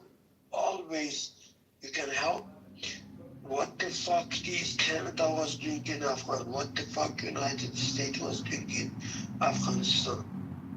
Sometimes they help them. I know. So just one thing, a little. I think just for the clarity of not having a misinformation in this room. Obviously, when we claim something, we need to back it up. You claim that during the 12 days war, 12 days unprovoked aggression by the Israeli regime against the Iranian government. You claim out of the almost 1,100 deaths, you claim that it's 50 to 60 people were only civilian. Is that correct? Yes, sir. Okay. And obviously, I'm going to put a link in the chat, and I want you to read it. And that's the absolutely a conservative number reported by Associated Press, and it says that over 436 people were civilian. But the actual numbers we know is 700 civilian. But if I want to give you a source, which you don't question that, it says 436 civilians. Would you be able to take back what you just said in the room and say you were wrong? Let me check myself from here right now. And would that calculation, would that numbers, would change your mind about any future aggression against your country? Given the fact that you would know now, let's say you didn't know about it, that was an honest mistake from your side. Given that now you know that 436 people... No, my friend, sorry, we are living in this country, in that country. We see the announcement of how many people killed. Okay. We know that. I provided you with Associated Press. Are you questioning the number reported by Associated Press, or you have any other sources that you can share with us? Because you claim only 50, 60 people were killed during 12 days unprovoked aggression by Israel against your country. I'm not. Because you were trying to... Sorry, I'm not saying the civilians were not killed. They were. Then, for example, they attacked with drone with some IRG's home. Maybe some neighbors have been killed. I understand. Even, but they were unbelievable, accurate, and precisely killed most of the top generals of IRG. I understand, but you claim that only 50 to 60 civilians were killed. That's what you said. The whole room heard you saying that. And I believe there are two guys down there recording this room. So they can check themselves too. No, what you said to the room. You said the 50 to 60 people. But if you have any sources that we can look into it, maybe you're right. We can actually look into it. But what I just gathered now by Associated Press, which is a credible news agency, it's not pro-Iranian government, it's not anti-Iranian government, it's a very credible news outlet, and it says 436 civilians. And that's, by the way, a very conservative number. My number is actually, I have other sources which are talking about in excess of 700, but I don't want to provide you those sources because you want to question the credibility of those news outlets because there seems to be pro-Iranian. But the Associated Press claims 436. You said to the room 50 people. Even the Iran International, which is extremely biased news agency, the number even them reported was in excess of 150 or 140. So can you clarify? I will clarify. Just tell us where to come with this number of 50, 60. I will come. Be very specific. Don't go around the bush. Just be very specific about this 50. I will tell you, 1,200, almost 1,100, 1,200 have been killed. And based on your statistics and numbers, 400 something were civilians. By who? For example, the general of IRG was at his home.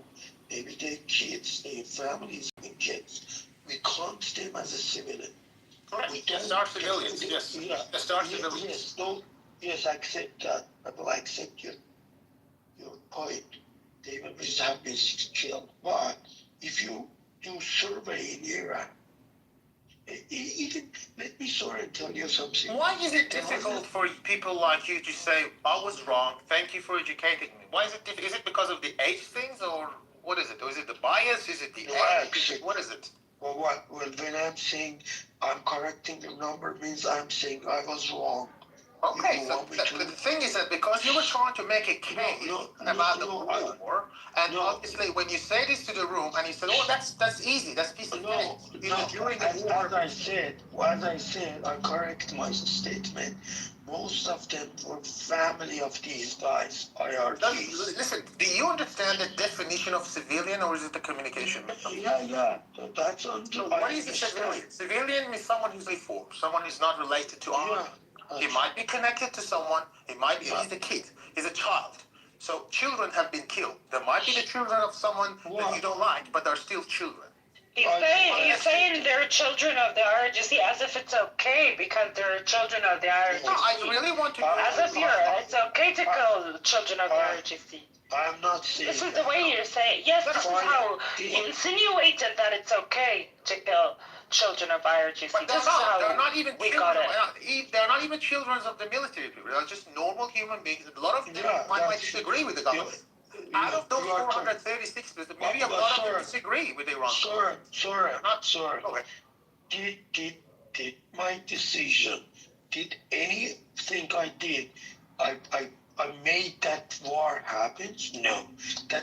Trump gave them 60 fucking days to come to an agreement when they did not. Hang on, now you're going around. Look, you're trying to make a case now for another aggression against your country, and you back it up based on the previous aggression by the Israelis, and you say it's a piece of cake. Like, for example, last time during the 12 days unprovoked aggression by Israel against my country, your country, you were saying that it's a piece of cake. It was very easy. It was very precise attack, and you were saying almost 1,100 people were killed.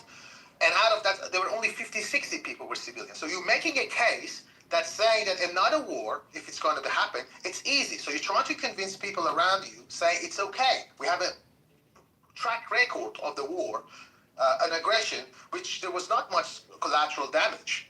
But it's incorrect. Even the previous cycle of violence by the Israel, the numbers pretty sure, evidence that the actual civilians were almost half, even actually more than half. But so are you okay? Let me ask you this question. Are you okay? How many people, how many civilians in Iran are you willing to sacrifice to overthrow your government?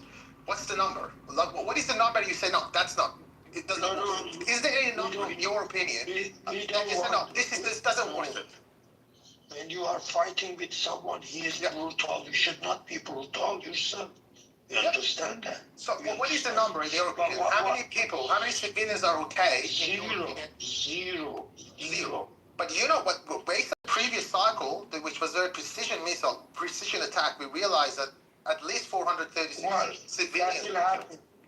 That will happen in future. Are you also okay? I assume that you don't live in Iran. Are you okay if you, like, I don't know, anyone's related to you, maybe be part of this collateral damage? Would you still make this a statement? Or is it because you don't have anyone left in Iran? That's why you're so okay to prescribe a war, which we know it's going to cause collateral damage. No, Soren, what it is, I think I've ran into these guys before. What it is, they want external countries to come in, cause the havoc, do a regime change, and then guys like Little here, they're going to go back to Iran, and what they're going to do is they're going to cherry pick the decimated areas, and then they're going to extort it for pure capitalism. Why? Because if they would have gone right now and done fought with their countrymen and women, done a regime change, he has nothing to gain out of it. That's all it is. So Little, tell me, why aren't you willing to trade in that suit, go to your countrymen and women, and change and do your own regime change? Why are you willing to put everybody else's family there? And no. You're willing to put casualties, civilian casualties, for your own personal opinion and gain. And you're not willing to put a uniform on and fight with your countrymen and women and do the regime. I want that answer. It is a nice suit, though. You can't lie. Yeah, Messi, you do got an opinion to that. Can I say something, guys, please? Shut.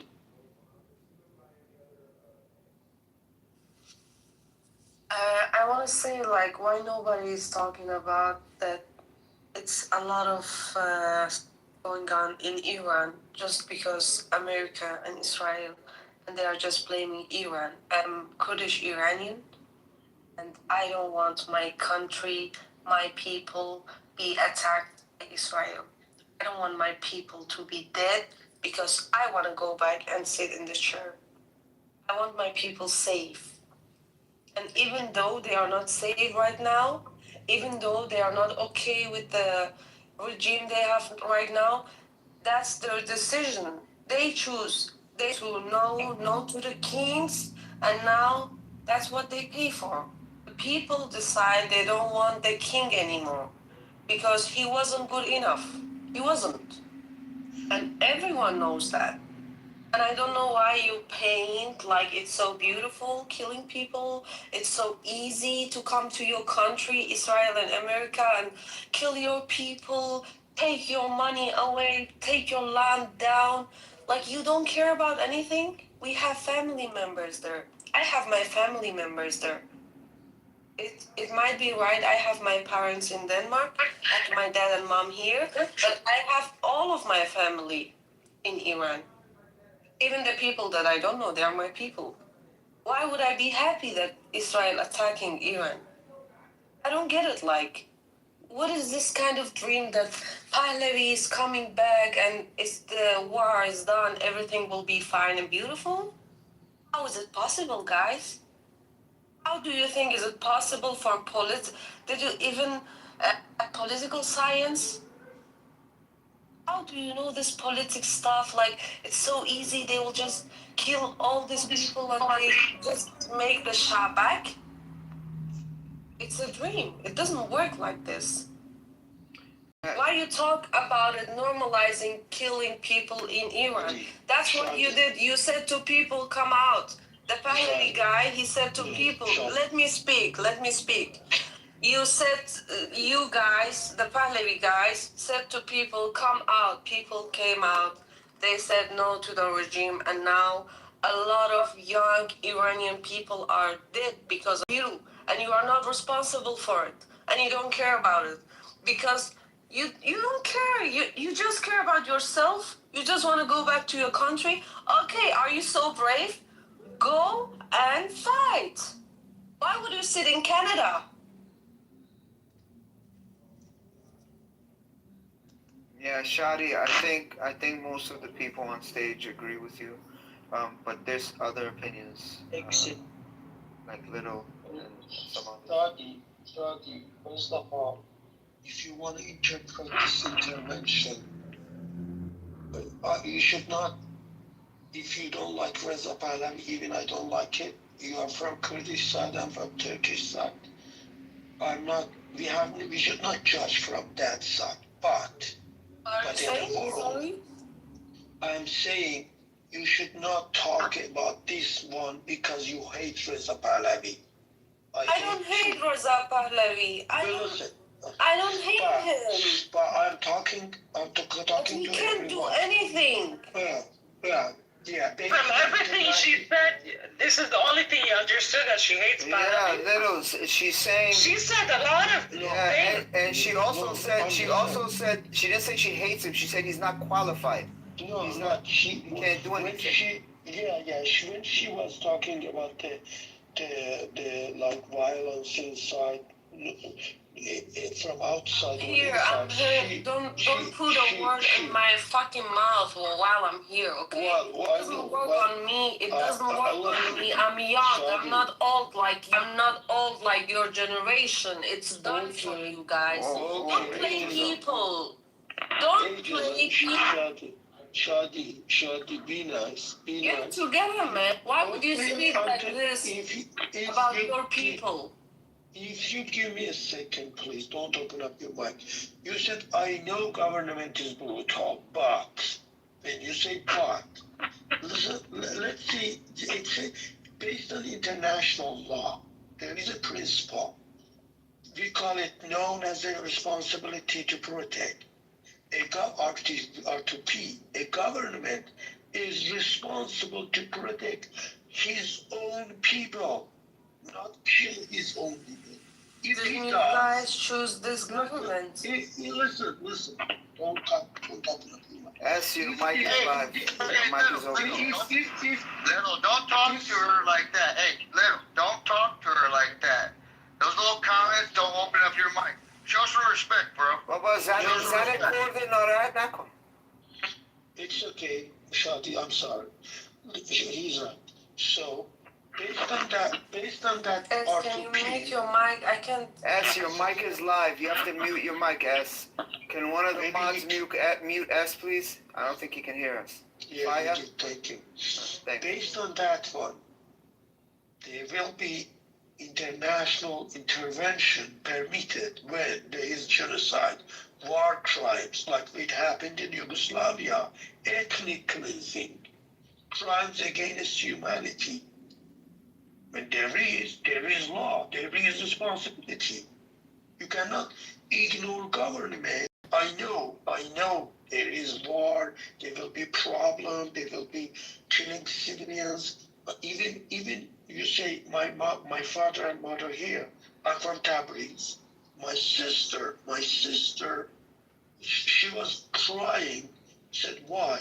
She said because in the 12 days war, one drone fell of our neighbor's home and 2 kids killed.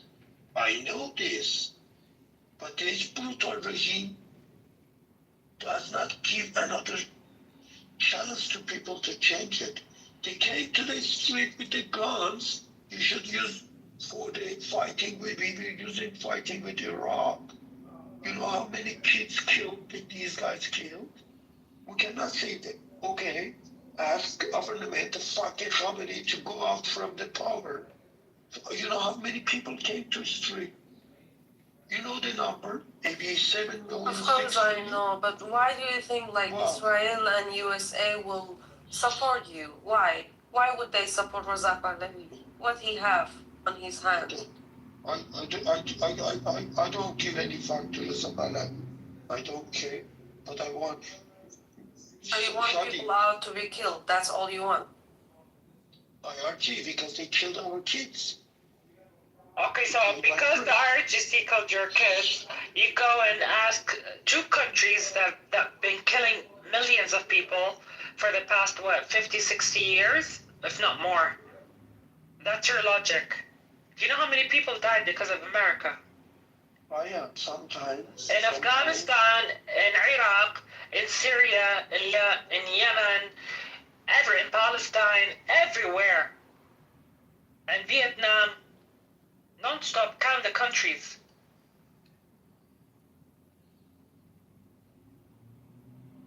But I think it's imagination that USA and Israel will come and support Iranian people, isn't it? They don't care about the Iranians. They care about the Iranian oil. Like, yeah, why? No, fire, that's wrong. You cannot. That's wrong? What did they do to Venezuela? Last month, what did they do? Or last 2 months, what did they do in Venezuela? I will tell you. Trump has four conditions. Trump has 4 conditions. I will tell you. Stop nuclear enrichment. Give away that 460% nuclear stop. Stop supporting your proxies. And that missile with 2,000, like they can bomb, I don't know, Europe. They access and they can use their own oil. Nobody. Yeah, and you know what's not on the condition list? The Iranian people.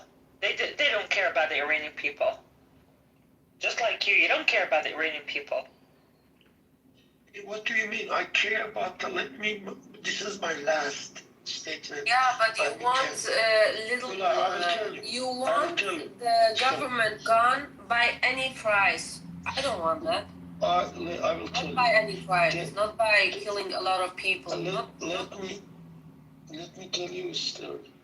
There was a guy, his name was Sattar Beheshti. Sattar Beheshti was I don't know, he had a small web. He was like criticizing government, writing some stuff, and he was not that much educated. They took him to a building. That was for the police, Iranian made police, and they tortured him and they killed. And his mother, his name is Goharesh now, he's maybe 80, 90 years old. She that only this kid. Now she's suffering. I remember when Israel attacked that police building, she went there and she said thank you. They did something with their own people and they will pay for it. I know. I'm at you, but who's gonna stop this fucking brutal mullahs? They're killing people. Yeah, I mean, what is really preposterous for you even to suggest is a false equivalent again. I mean, during these 12 days unprovoked aggression, there's something which maybe the room does not know about it because obviously it's 6 months past and a lot of more bloodshed happened since then, by the way. During that 12 days war, on the very last day, I think, or maybe day 10, 11, the Zionist syndicate did something very abnormal. He actually attacked a prison which supposed to be anti-Iranian government prisoners there. People like this guy, this mouthpiece for the Israeli regime. I mean, this Farsi speaker guy, the little boy. People like him, they were in the prison, political activists, exactly like him. And Israel attacked that prison. It's called Even Prison. So, man, I mean, you don't know about that story. I don't know about that? No. Okay, all I want to do is that was the door of the prison first, and the target was recommended by someone who close to the Pahlavis. All right, hang on a second. This is not the... All right, so people can actually ask, when I make you hear something from the news, actually from the Islamic Republic news. No, it's not. Hang on a second. Okay, it's not actually Islamic Republic quote by quote news. We're talking about the CBS, BBC, Euronews, Associated Press. All of them actually have a very good piece, and you can just look it up on YouTube. Maybe you haven't seen. Maybe it doesn't come in an algorithm, but you can just look it up. Search the Even Prison attack in Israel. And let me just make my case. The point is very clear. You are right. I'm saying you are right. During that attack, hang on a second. During that attack, at least 80 people who were actually killed in that prison, they were the families of the people. Hang on, let me just make my case. There were 80 people that were actually killed, 87 people. They were families of the prisoners who came to brought the title administration job for the last one, who were kept in the prison as a political activist. They were actually fighting against the government that you guys hate.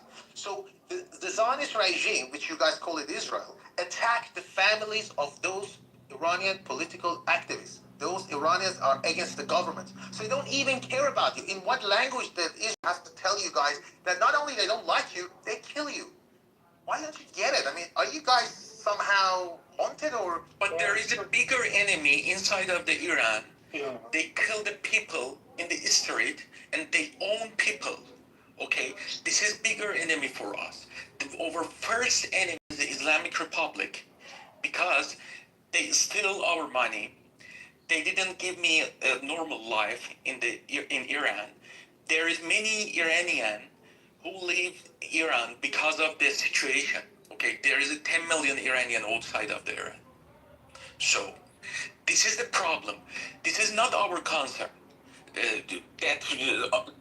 Tuesday, they attacked the Islamic Republic facilities and somehow one of the missiles,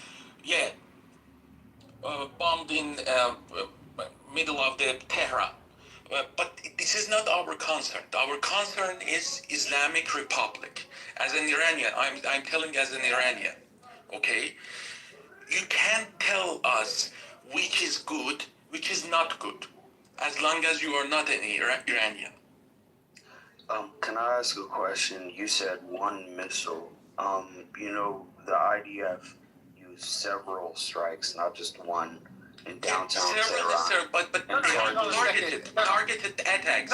Listen, Helmut. Yeah, but targeted attacks. They didn't target the civilians. No, they did. I'll put the link in the chat. Targeted nuclear scientists at home with families that are part of it. It is not. It's the United Nations Human Rights. Let me just read it for you from the actual source. It says Israeli attack on Even Prison is an apparent war crime. That's not me. It's the United Nations. Forget about the one wrong attack. Forget about the one wrong attack. I know that. Well, just go and study war. Sometimes you don't like. You can't just make up your mind without even going through the source. And the sources that I provide you to is actually not from so-called pro-Iranian regimes. It's actually United Nations. Come on. Sorry. You are right. You are right. 1 second, please. You are right. 81 people have been killed when the Israel attacked the prison. But in parentheses, please do not use BBC, CBC. These guys are, most of people, they are left. It's UN, man. It's United Nations. Sorry, give me a second, please. We know BBC. Why I can give you 1,000 evidence they are supportive of the Islamic Republic. So what? Give me one It's the human rights watchdog. Hang on a second. I think there's a communication barrier. I said human rights watchdog under the UN. Sorry. I don't let me do. Sorry. Are you going to discredit the United Nations? Yes or no? First of all, you've got a point about the BBC. You've got a point about the BBC. I will tell you. It's sometimes biased, but are you telling me that the human rights watchdog under the United Nations is also run by the lefties? Are you going to discredit all the UN? Are you going to be like a proper Zionist? This problem happened because Islamic Republic. Give me a second. Are you guys doing a Hasbara version in Persian? Sorry. Even I sent an email to BBC, but I had one. Like when Iran, they sent a missile to the airport P752. Always they use mistake term. Always they use mistake term.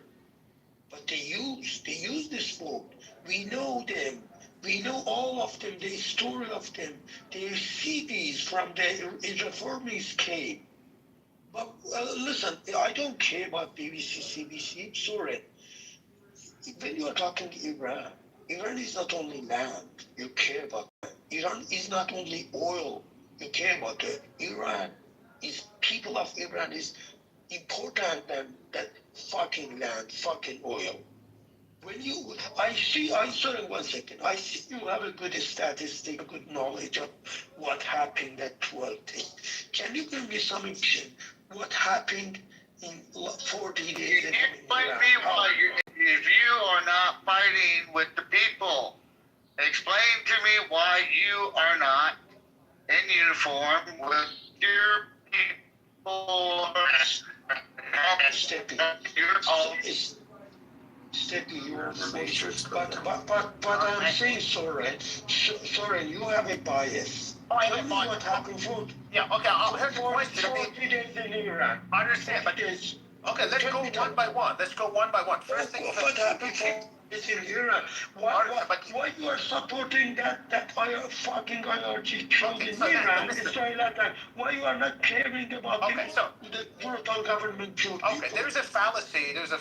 Obviously, you're not. It seems to be educated, but maybe you're not into fallacy. What you just did is called straw manning. Basically, you try to prove a claim that has never been made by me. So you basically straw manning, and people could hear you straw manning me. You keep talking about BBC before. I again and again said it's a human rights watchdog by United Nations, but you again keep talking about the BBC, which is a bias. You never ever addressed the point that I made about the United Nations. Not the problem. The root problem is from Islamic Republic. No, hold on, sorry. This is the root problem. Trump was suing BBC for that fucking modified video clip. Teaching me what is this? Do you understand what the United Nations means? Maybe it's a communication barrier. Do you know understand the human rights watchdog is not a BBC, it's a United Nations? Hey, Saran, real quick, little man Saran, real quick. I just want to ask one question. Little boy and what's the other gentleman? Hamed, you as Iranians, as anti-IRGC, there's nothing wrong with being anti-IRGC. However, they fall tomorrow. My question is this: that IRGC falls tomorrow, the mullahs are overthrown. Who takes over? Iran. So for your question, have you heard Mark Rubio was talking, I don't know, Senate somewhere? Nobody knows. That's why. Hang on a second. I want to hear some Iranians. Hang on a second, bro. I wanted to see what Hamid, do you agree with Shadi? Because Shadi doesn't want the outside party to come around and attack Iran. Hamid, do you want to come off the mic and tell us? Yes, I agree with... No, I disagree with Shadi, but I'm agree with attacking to Islamic Republic to fall the regime. Okay, so the because there's no other way. You don't live in Iran, right? Yes. Okay. But I have Would you family there. okay. I know about. Okay, hang on a second, Hamid. Hang on. You don't need to. Hang on a second, remind me Hamid. anything about the war. Hamid, I'm not talking about the war. I'm talking about would you serve in the military or would you serve? Would you fight against IRGC? No. Okay. Would you sacrifice your kids? No. I guess No. so. Okay. So you will sacrifice the innocent Iranians on the ground for your freedom. No, this is not. Yes, that's Because what you do. Yeah. No, but that's the point, because hundreds of thousands. Yada, please hang on a second, brother. Hang on. Not Syria. No, I'm not talking about Syria. Hear me out, Hamid. So please, I know this is very triggering, right? This will expose his whole position. So, you don't want your kids to, fight against IGC. You're not going to fight on the ground. Change the regime. That's fine. That's fine. I agree. Solution? Hang on a second. Hamid. My question is, What revolution are you talking about? Didn't you do revolution because it was Shah? You didn't want they the kill king? the people. They killed the people because of you, because of your mindset, because you are supporting Israel, because you don't support your country. Who called the people for protest? They will kill Yeah, of course. Yeah, exactly. It doesn't matter. I want to ask him more questions. Hang on a second. Little, 1 second. No. Hang on a second. Hang on. I was speaking for a little bit. Please let me. Hang on a second. I was on silent mode. You've been hogging the mic. Hang on. You name like little boy, but you have a loud mouth. Anyways. So going back to you, Hamid, so you're not gonna fight on the ground. You're not, your family's not gonna fight, and you do want to topple the regime, but you want America to go in, take a fighter jet, and just shoot rocket at the IRGC building, correct? So do you think that they're gonna find IRGC in one building, or is it like multiple buildings? What do you think? No, I'm not. Please stay out of it. I'm asking. I can only deal with one retard at a time. Hamid, can you please tell us? Story. You want to say there is Your fucking accent is not even Iranian. How much is your payroll? Okay. See, this is the problem. Everyone who doesn't agree with you has a payroll. If you can't sit like okay. There was Aram, I'm not talking to you. Please just mute. I'm not. Oh my God. Please. What? Please for what? I'm not done. Because you don't like logic. Okay. Thank you. I warned you multiple times. You don't want to shut the fuck up, right? That's a problem. Hamid, here's the question for you. So. Since you don't want to fight on the ground, you want the IRGC gone, and let's dive into this position of yours. So America does the attack. Right? Now America would attack one building or two buildings built with IRGC, or three buildings or five buildings. Can you please guide us through how would America do the attack? One by one. Would they attack one building? Are they sleeping in there while they're eating food with their family? That's when you want them to attack? Or how do you want the, America or Israel to attack? Walk me through the steps. Go on, Hamid. First of all, they missiles depot. They need to bombard their facilities, that factories. They made it like Gahar missile or like drones.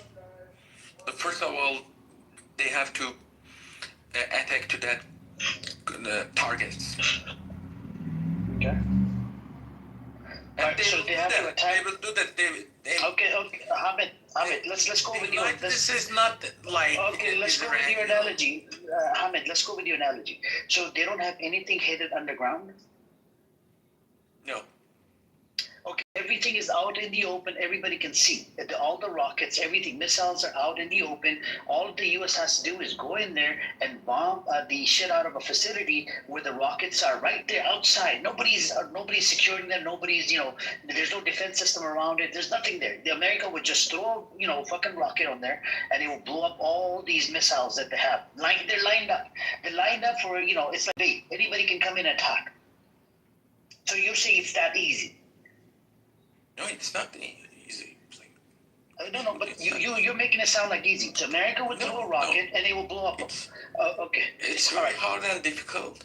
And is it hidden under the tunnel? The people there, it has a cost people there.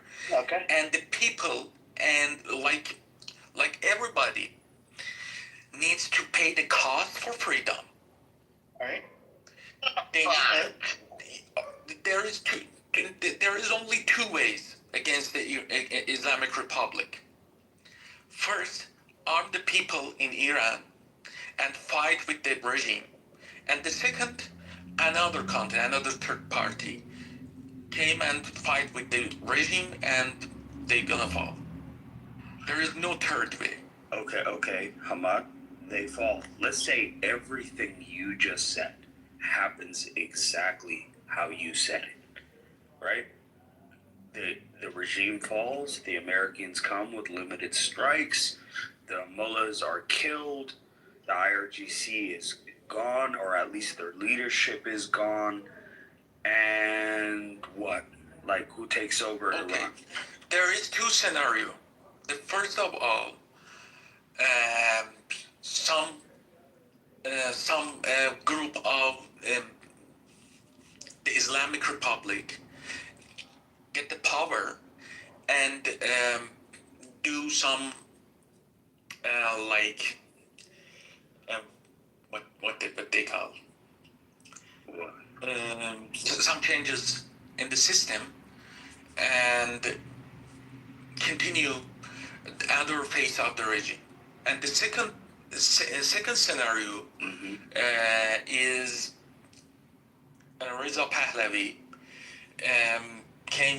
come to Iran and get the power and gonna be like civil war in Iran. Okay, you know what, Hamed? Yeah, and Iran will separate it. And will separate it. No, because there are some separatists in Kurdistan.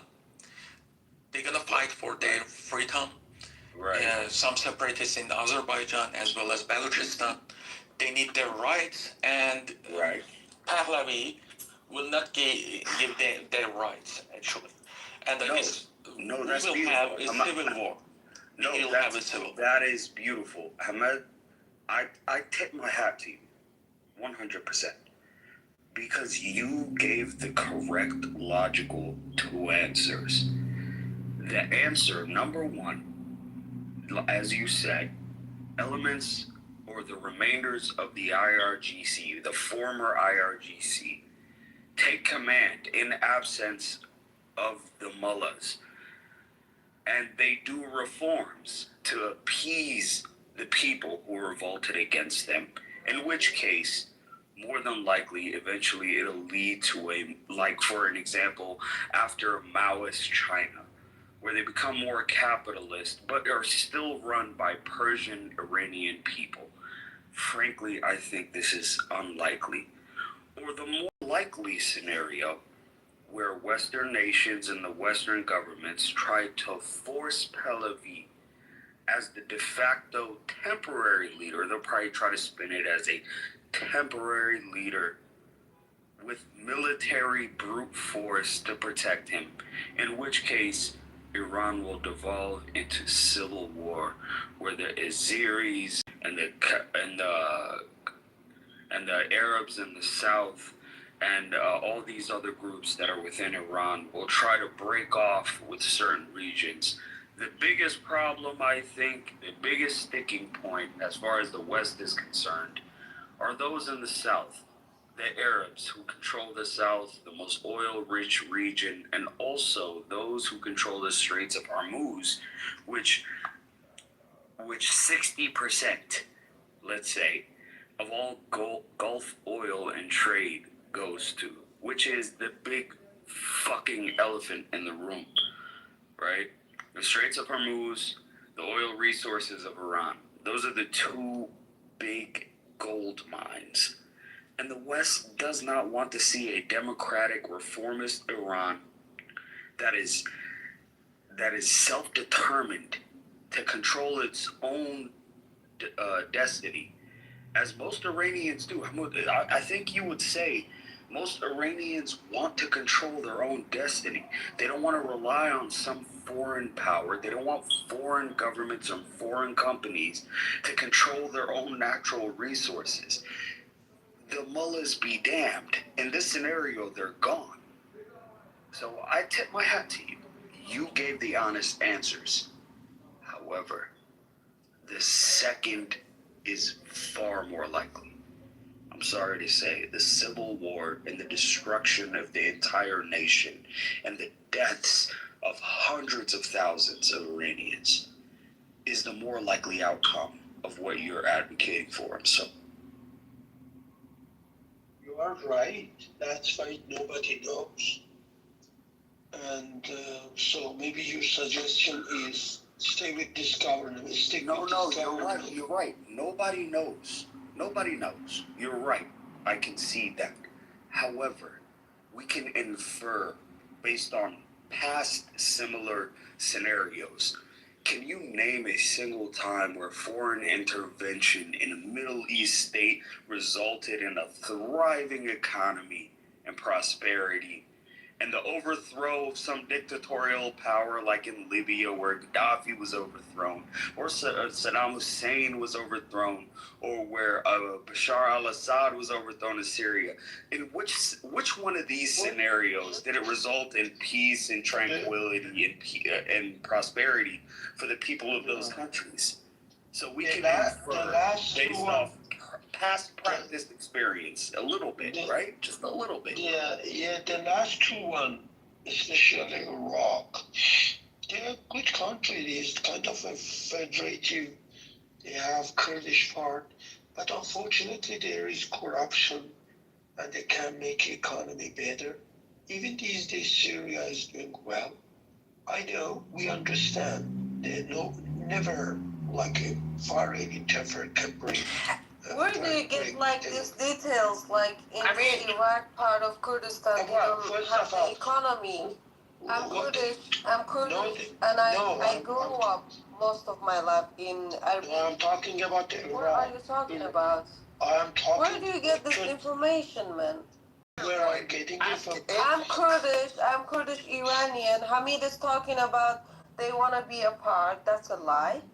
Because they are sitting. No, Shadi, I have not done. Wait a second. Hamid, he's not Kurdish, so don't talk about Kurdish.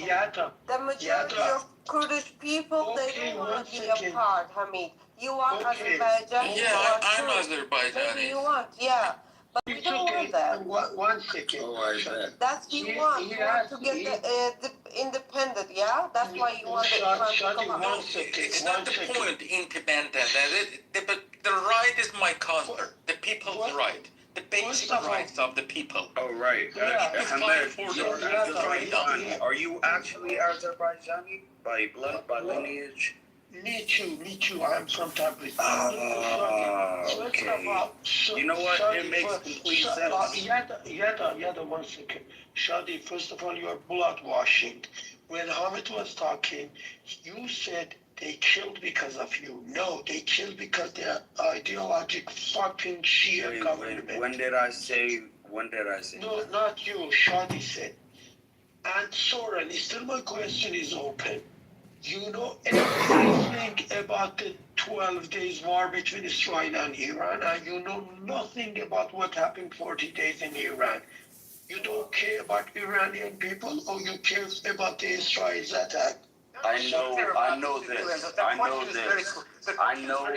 any government that murders its own people in cold blood, when I've seen it time and time again in the Middle East, when it happened on Gaddafi, when it happened in Syria, when it happened in these other places, as righteous as it is, again, I'm not a fan of the IRGC. whatsoever. I think the first scenario Hamed put forward is the best scenario, where the mullahs are overthrown, where the leadership in Iran is gone, and former IRGC, former core members of the Israeli military side with the Israeli people, and there is an automatic election where it goes straight into a democracy. I think that's the best scenario. Again, unlikely, but that's the best scenario. But because you're both Azerbaijani, please tell me, considering Azerbaijan supplies Israel with 60% of its oil, and there's a strong separatist movement of Azerbaijani people in Iran, how can you truly say that you two, Azerbaijani citizens of Iran, that is currently unified with Persians and Arabs as Iranian citizens, how faithful are you to a future Iranian state? Or do you just want the mullahs to fall so you can break off and be a part of Azerbaijan? Yeah, first of all, I'm an Iranian person. We are looking for our laws, basic laws inside the Iranian territory. Like, for example, I speak Turkish. I can write it down. I didn't study Turkish. Knowing that maybe 15, 16, 20 million people in Iran speak Turkish, we are fighting for our rights, principles at the beginning. If they give us, we will stay with them. I love all part of Iran. Even Shadi said, I'm from Kurdish side. My wife is Kurdish. We love Iran. But if they don't do that, we're gonna start another fight to our basic laws, basic whatever you call it. So we maybe, but that the separation you are talking about in Azerbaijan is not that much strong, even in Kurdistan. Maybe 5-6%, maybe. But the people want to stay with Iran. It's much large land. And well, hey, hold on, sorry, give me a second real quick. Little Hamid.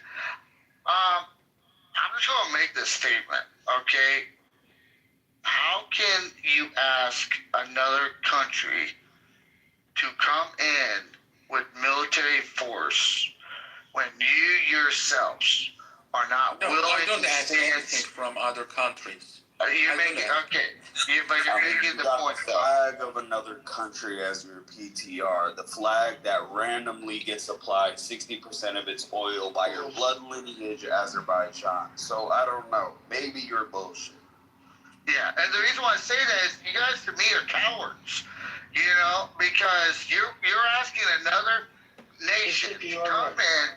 You are a coward. You're not willing to stand side by side with any other nation to come No. Step is right. Step is right. I'm not asking. I'm just justifying their request.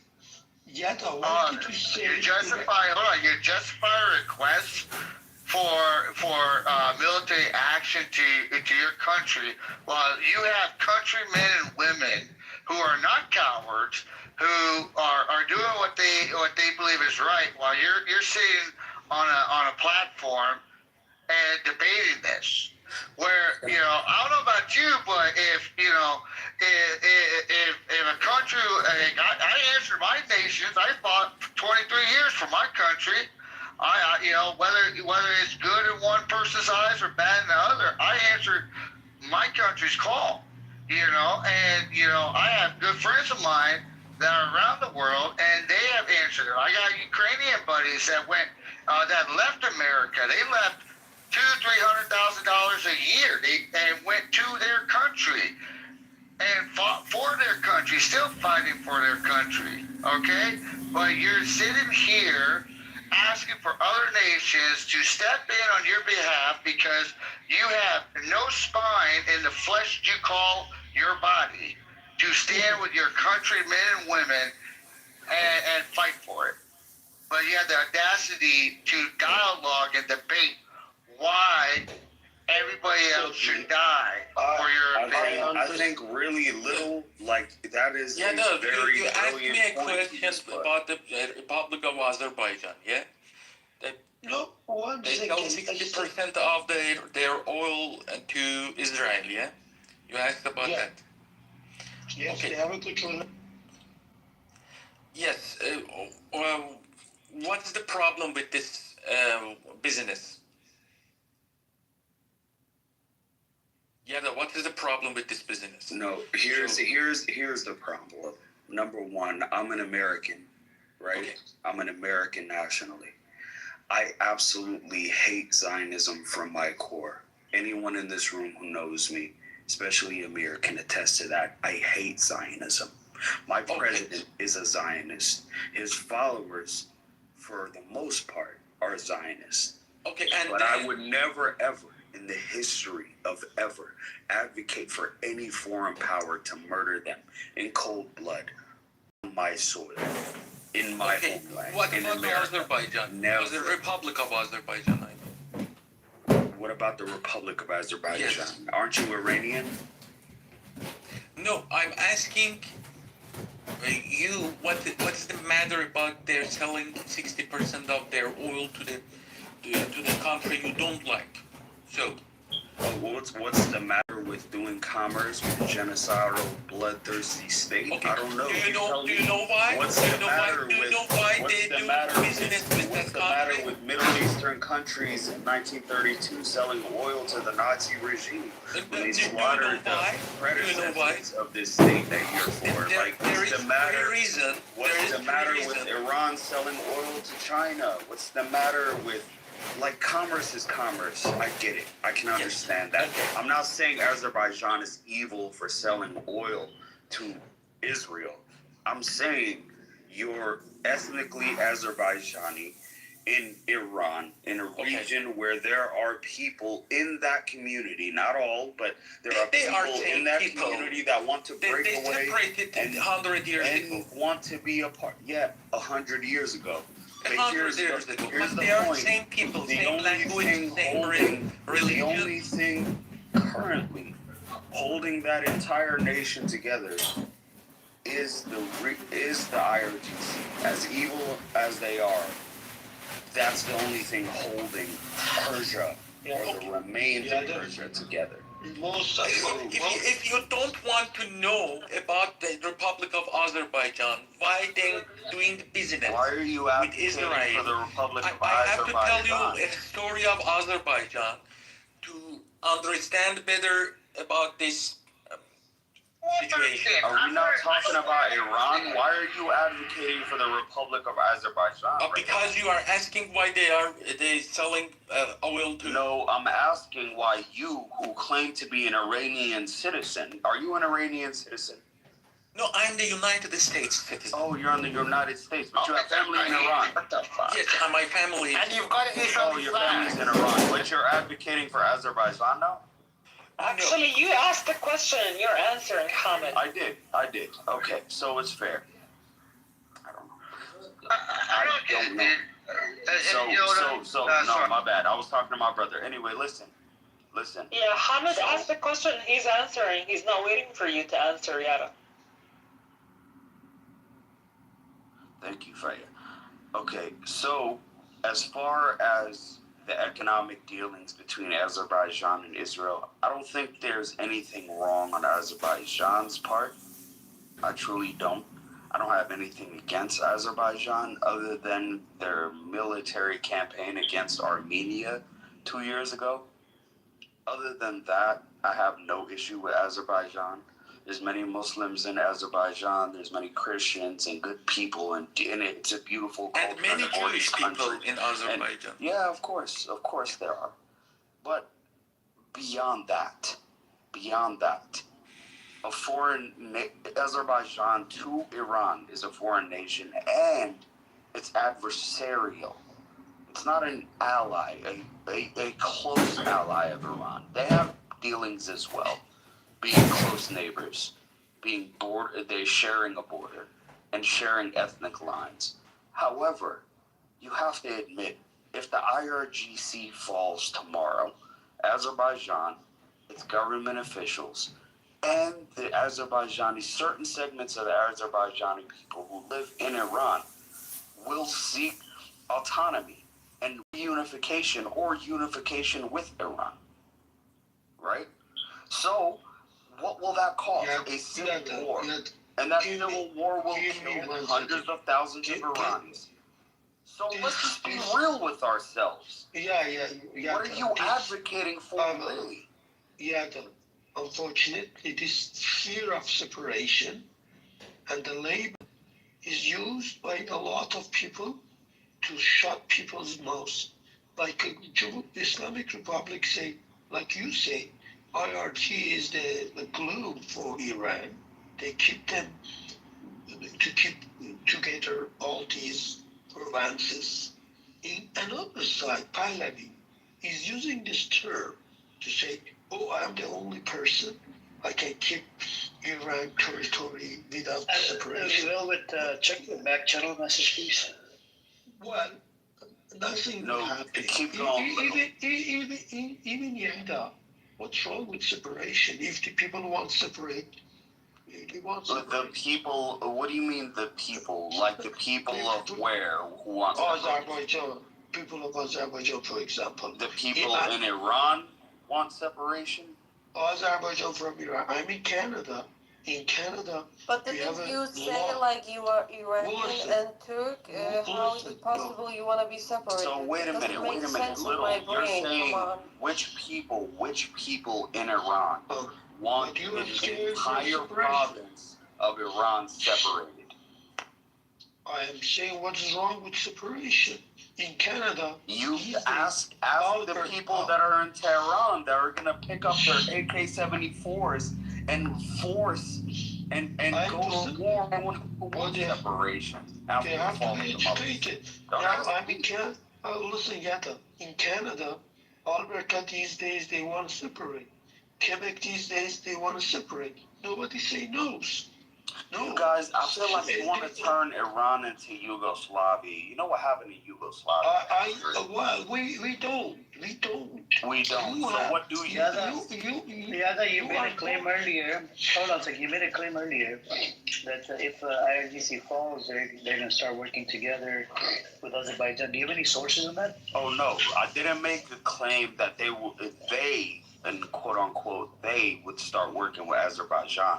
I say there is a prominent, although not notable, currently separatist movement within Iran amongst Azerbaijani ethnic groups in Iran that want to separate from Iran and become a part of Azerbaijan. I mean, do you have any sources on this? Yeah. Do you have any sources? I'm Azerbaijan. I'm from Tabriz. I think this is wrong. As I said, the rate of separation is very little. Ahmed went. I mean, I would say that's Soren, before going there, explain me. I have my question open for you. Yeah. You cared about the 1,200 people killed when Israel attacked, but you didn't care about the people killed by brutal regime as Yadash. The problem with you guys is... Hold on, you ask the question and you go on and on and on. You can't just, this is not the way of asking the question. The problem with this room, this room is, one side is Israel, other side whatever is good. The problem is this. So that's a rhetoric question. That's not a question. That was a that was a question. So first thing first, I mean, you made a lot of unsubstantiated claim. You claim that Iraq and Iraqis are actually better now than Saddam Hussein. That's what you just said. And obviously, like any other claim that you just made, you just keep making unsubstantiated claim. And I'll say 1 second, sir. So I actually looked up Yada. Actually, most of the Azeris, they actually prefer the autonomy. Do not want full separation, by the way, Yada. No, I never made the claim that most Azerbaijanis wanted to. I said a notable segment of Azerbaijanis in Iran. We don't have any sources yet. Even if it's really, let's be real with ourselves, Amir. If 30% of that entire population wants separation and the mullahs fall, there will be a civil war in the northwest of Iran. Let's be real. They do not. No, they don't, bro. It's you can make the argument minority, but you don't have any sources. Don't mean most. I'm not saying it's going to be all of them. I explicitly said not all, but a notable amount.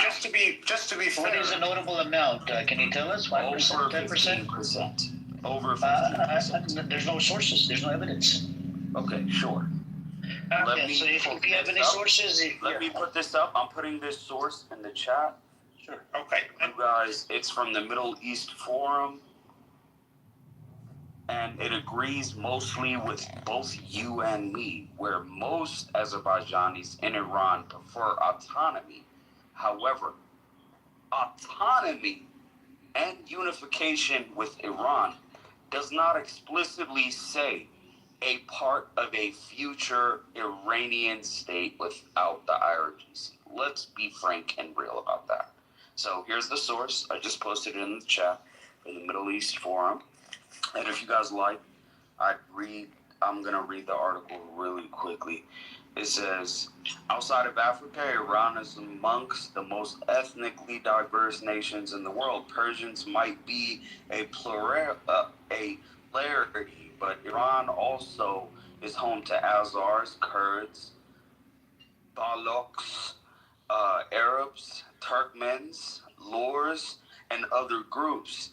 It is mistaken, however, to interpret ethnicity in Iran is the same way as the United States or Europe. In Iran, ethnically is fluid, especially among larger ethnic groups like the Azars, who assimilate and intermarry more. So, that being the case, I'm going to skip ahead to the part of unification. It says, there are 3 largely Azar provinces in northwestern Iran and western Azerbaijan.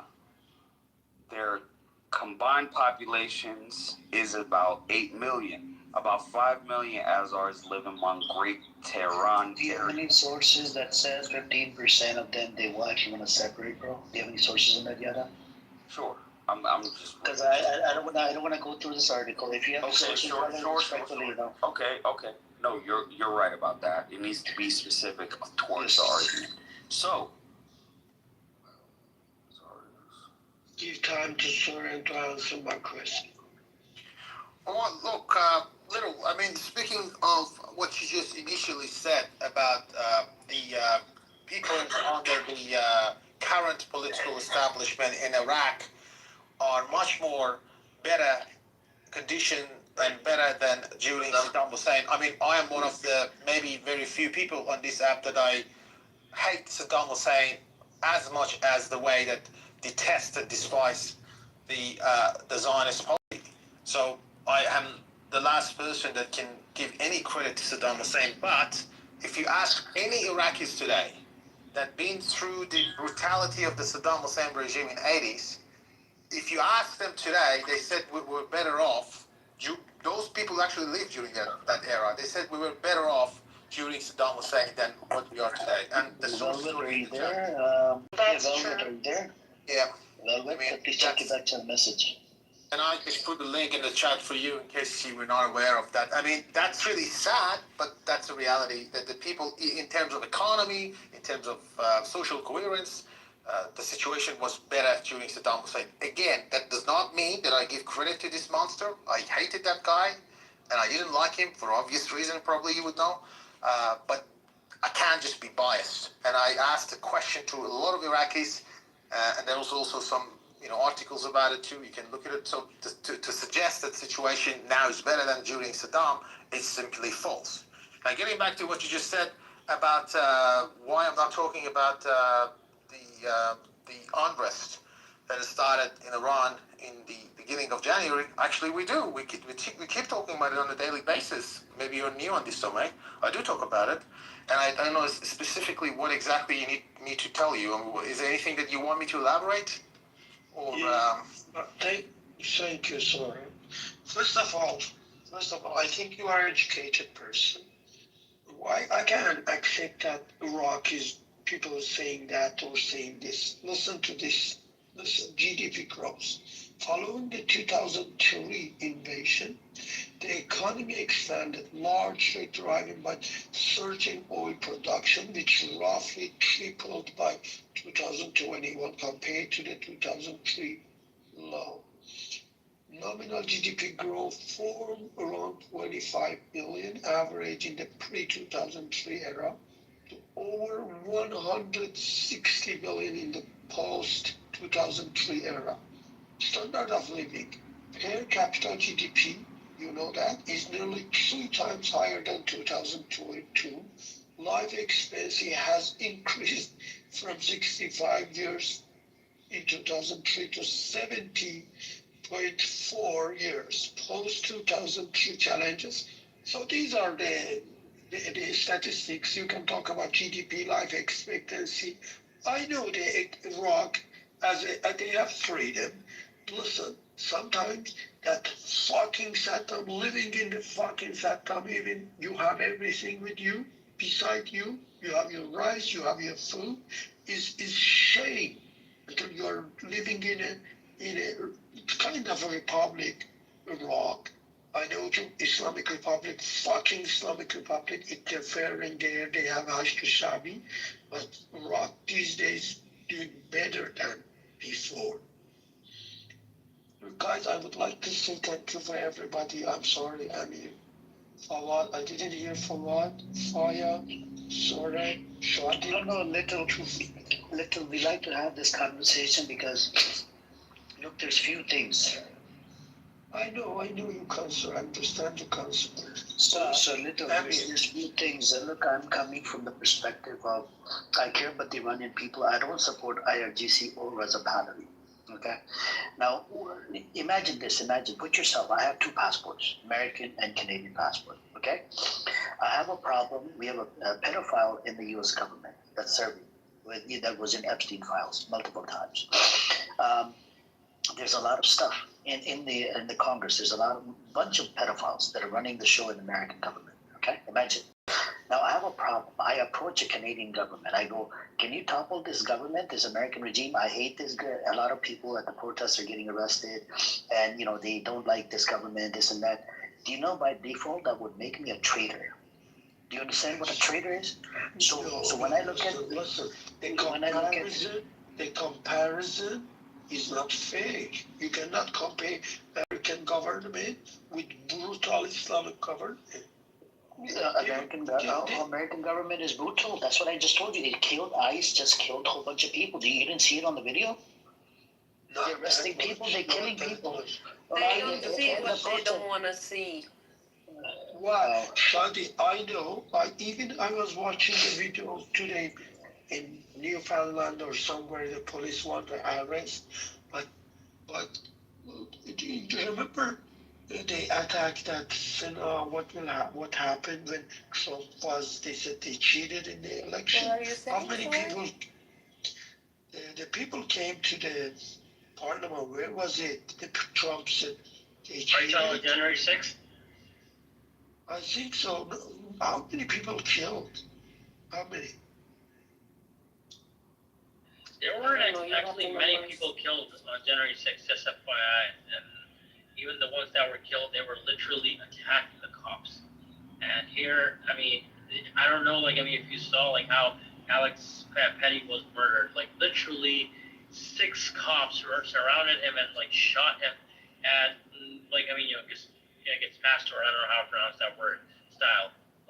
Execution style. If you just, I guarantee, if this was done by anyone a bearded person wearing a turban, all right, I swear this would have been going crazy, and everybody would have been how, Islam is bad, how Muslims are bad, and all that stuff and everything. Wait, here's my question to you, Lil. Here, I, as defend the right of everybody, including the people of Iran, as ask whatever kind of government they want. That's their right. That being said, listen. Let me complete my question. That being said, all right, once you oust this, Arsalan, start over. because I couldn't hear you. Okay. Can you hear me now? Yes. Hello? Can you hear me now? Yeah, Okay. good. So Yeah, we here's my question. we can hear you Yeah, clearly. Perfect. So here's my question to you, Lily. Like as I said, I do support like the people of Iran, all right? Whatever they want, whatever kind of government that they want, they should have it, all right?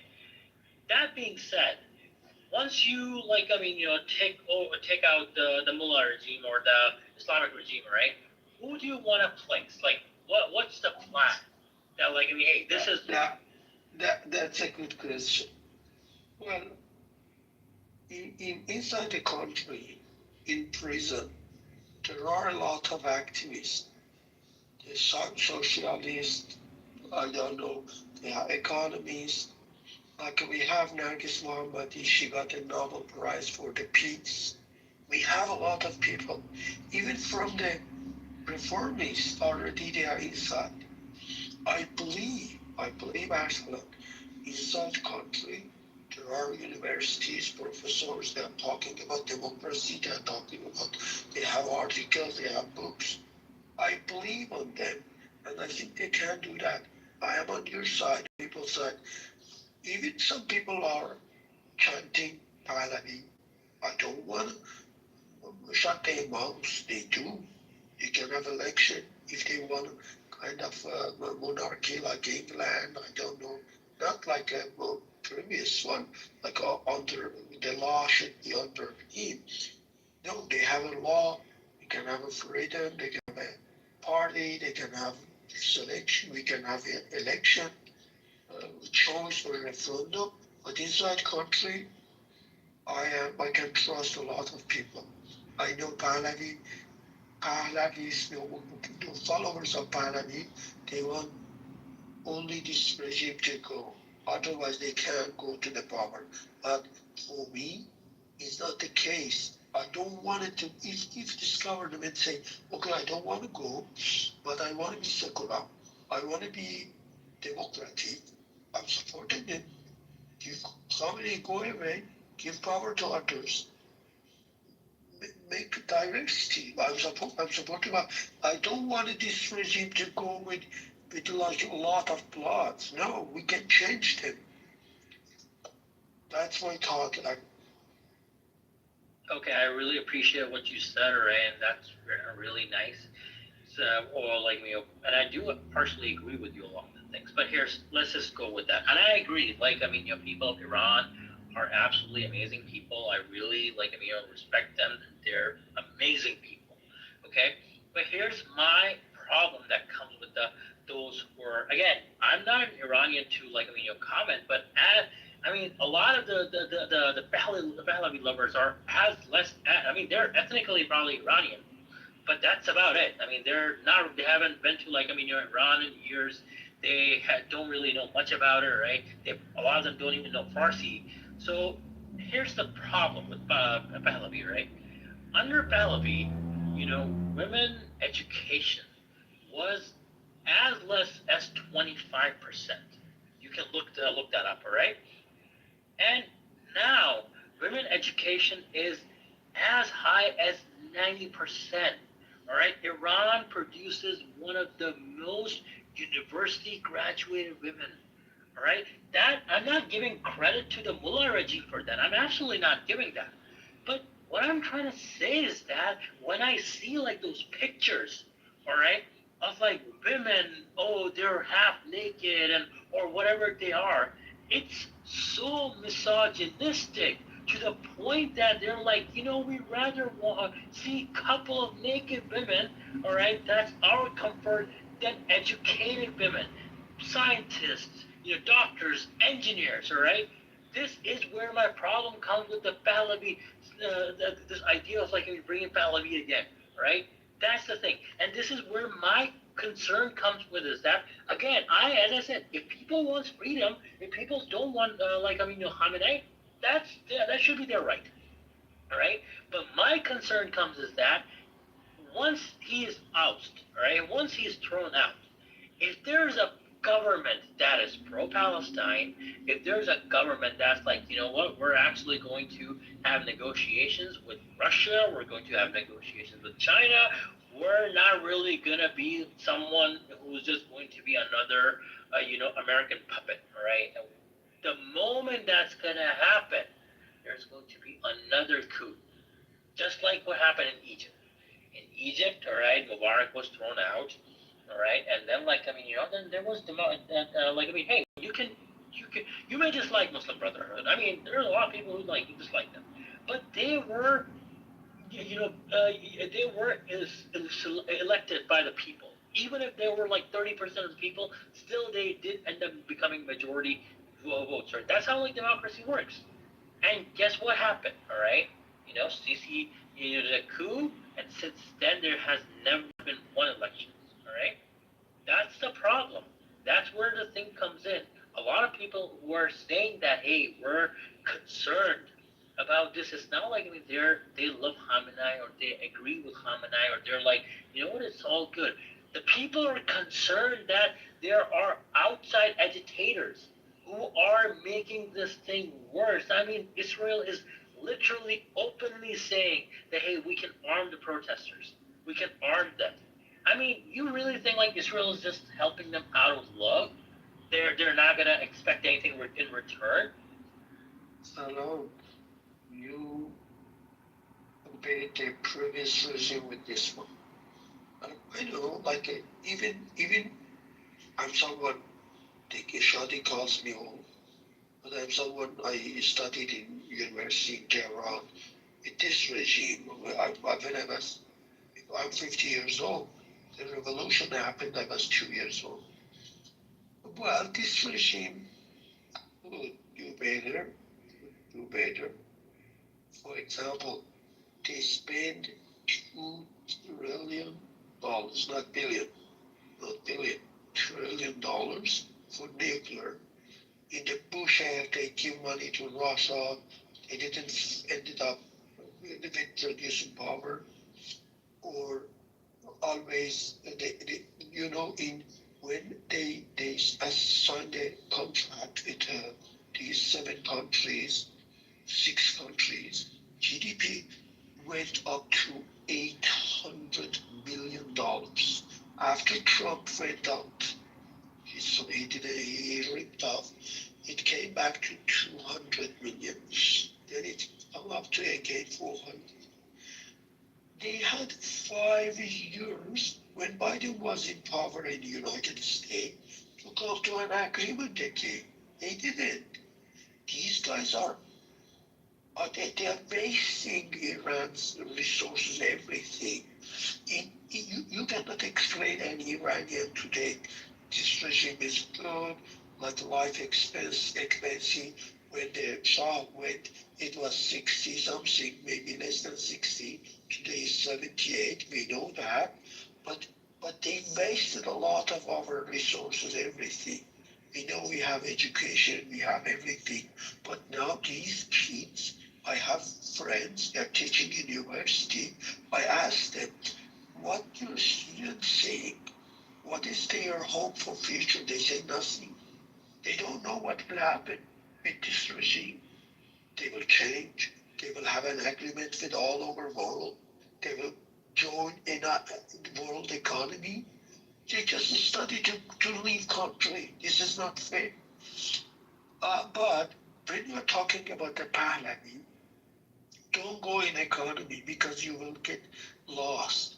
But Muhammad Reza Shah, his father, is a dictator. We know that. You can read a lot of.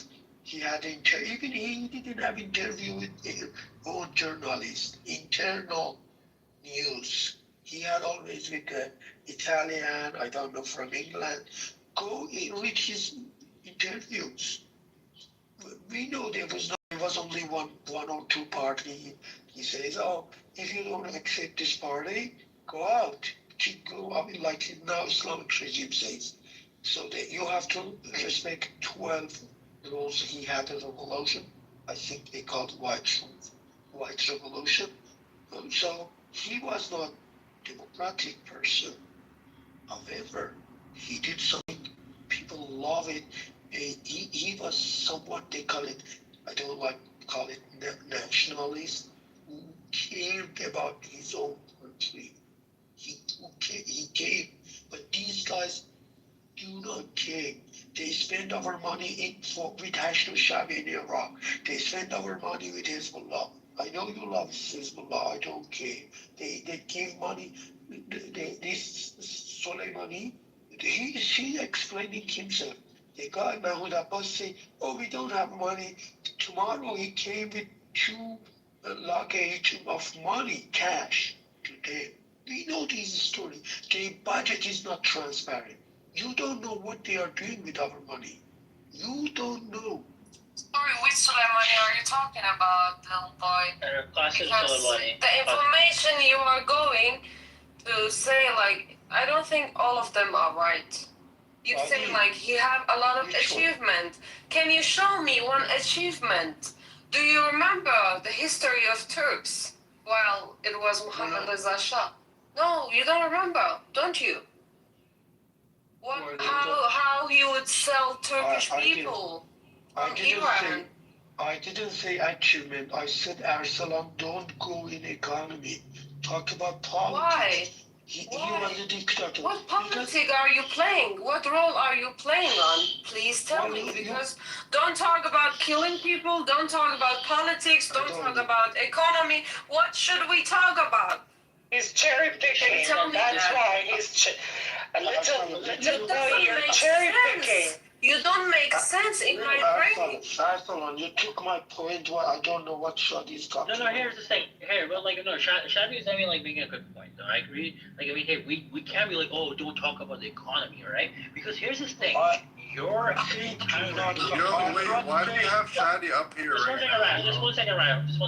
No. Arsalan, I'm not saying do not talk, but you cannot compare 60 today's human Okay, we're not gonna compare. Okay, 50 years ago. Here's the thing. But here's the problem. Like, you don't want to compare, but here's the thing. If you don't compare or if you don't learn from your history, all right, you're going to be back where you are, all right? Let's just assume for a second that whatever Shah did was absolutely amazing, all right? Your economy was great. I know it was but for sake of argument, let's go with that route. How Shah even came into power, all right? 1953, all right, Sadeghi wanted to nationalize oil. All right, what does that, and here's the thing, oil nationalization is not something that just happened, like, he wanted it. That also happened under Norway, and you can see how amazing the life of people is in Norway. All right, that's what he wanted, and what happened? CIA literally did a coup for British Petroleum. Imagine that, just one company, all right? That's what they did. Look what happened in Venezuela, all right?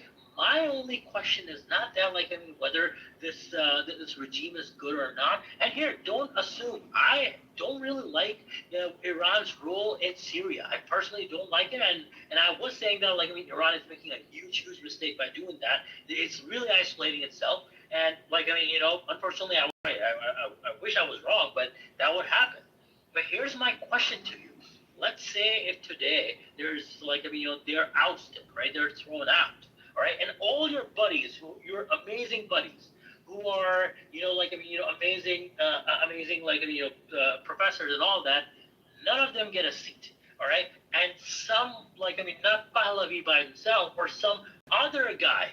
All right, someone who's supported by Israel. All right, someone who was armed by Israel. If he takes over and if he sells all your oil to other companies, all right, to the world. Maybe there's 5 or maybe 10% of people would make good money. But then what? What about the 90% of the people? Where are they gonna go then? My only problem is not whether you like Khamenei or not. You can dislike Khamenei all you like, no problem. But is there a plan? And I'm not really hearing a plan. You still, comparatively to other guys, you still talk a lot more sense. You're not really you're just thumping Pahlavi.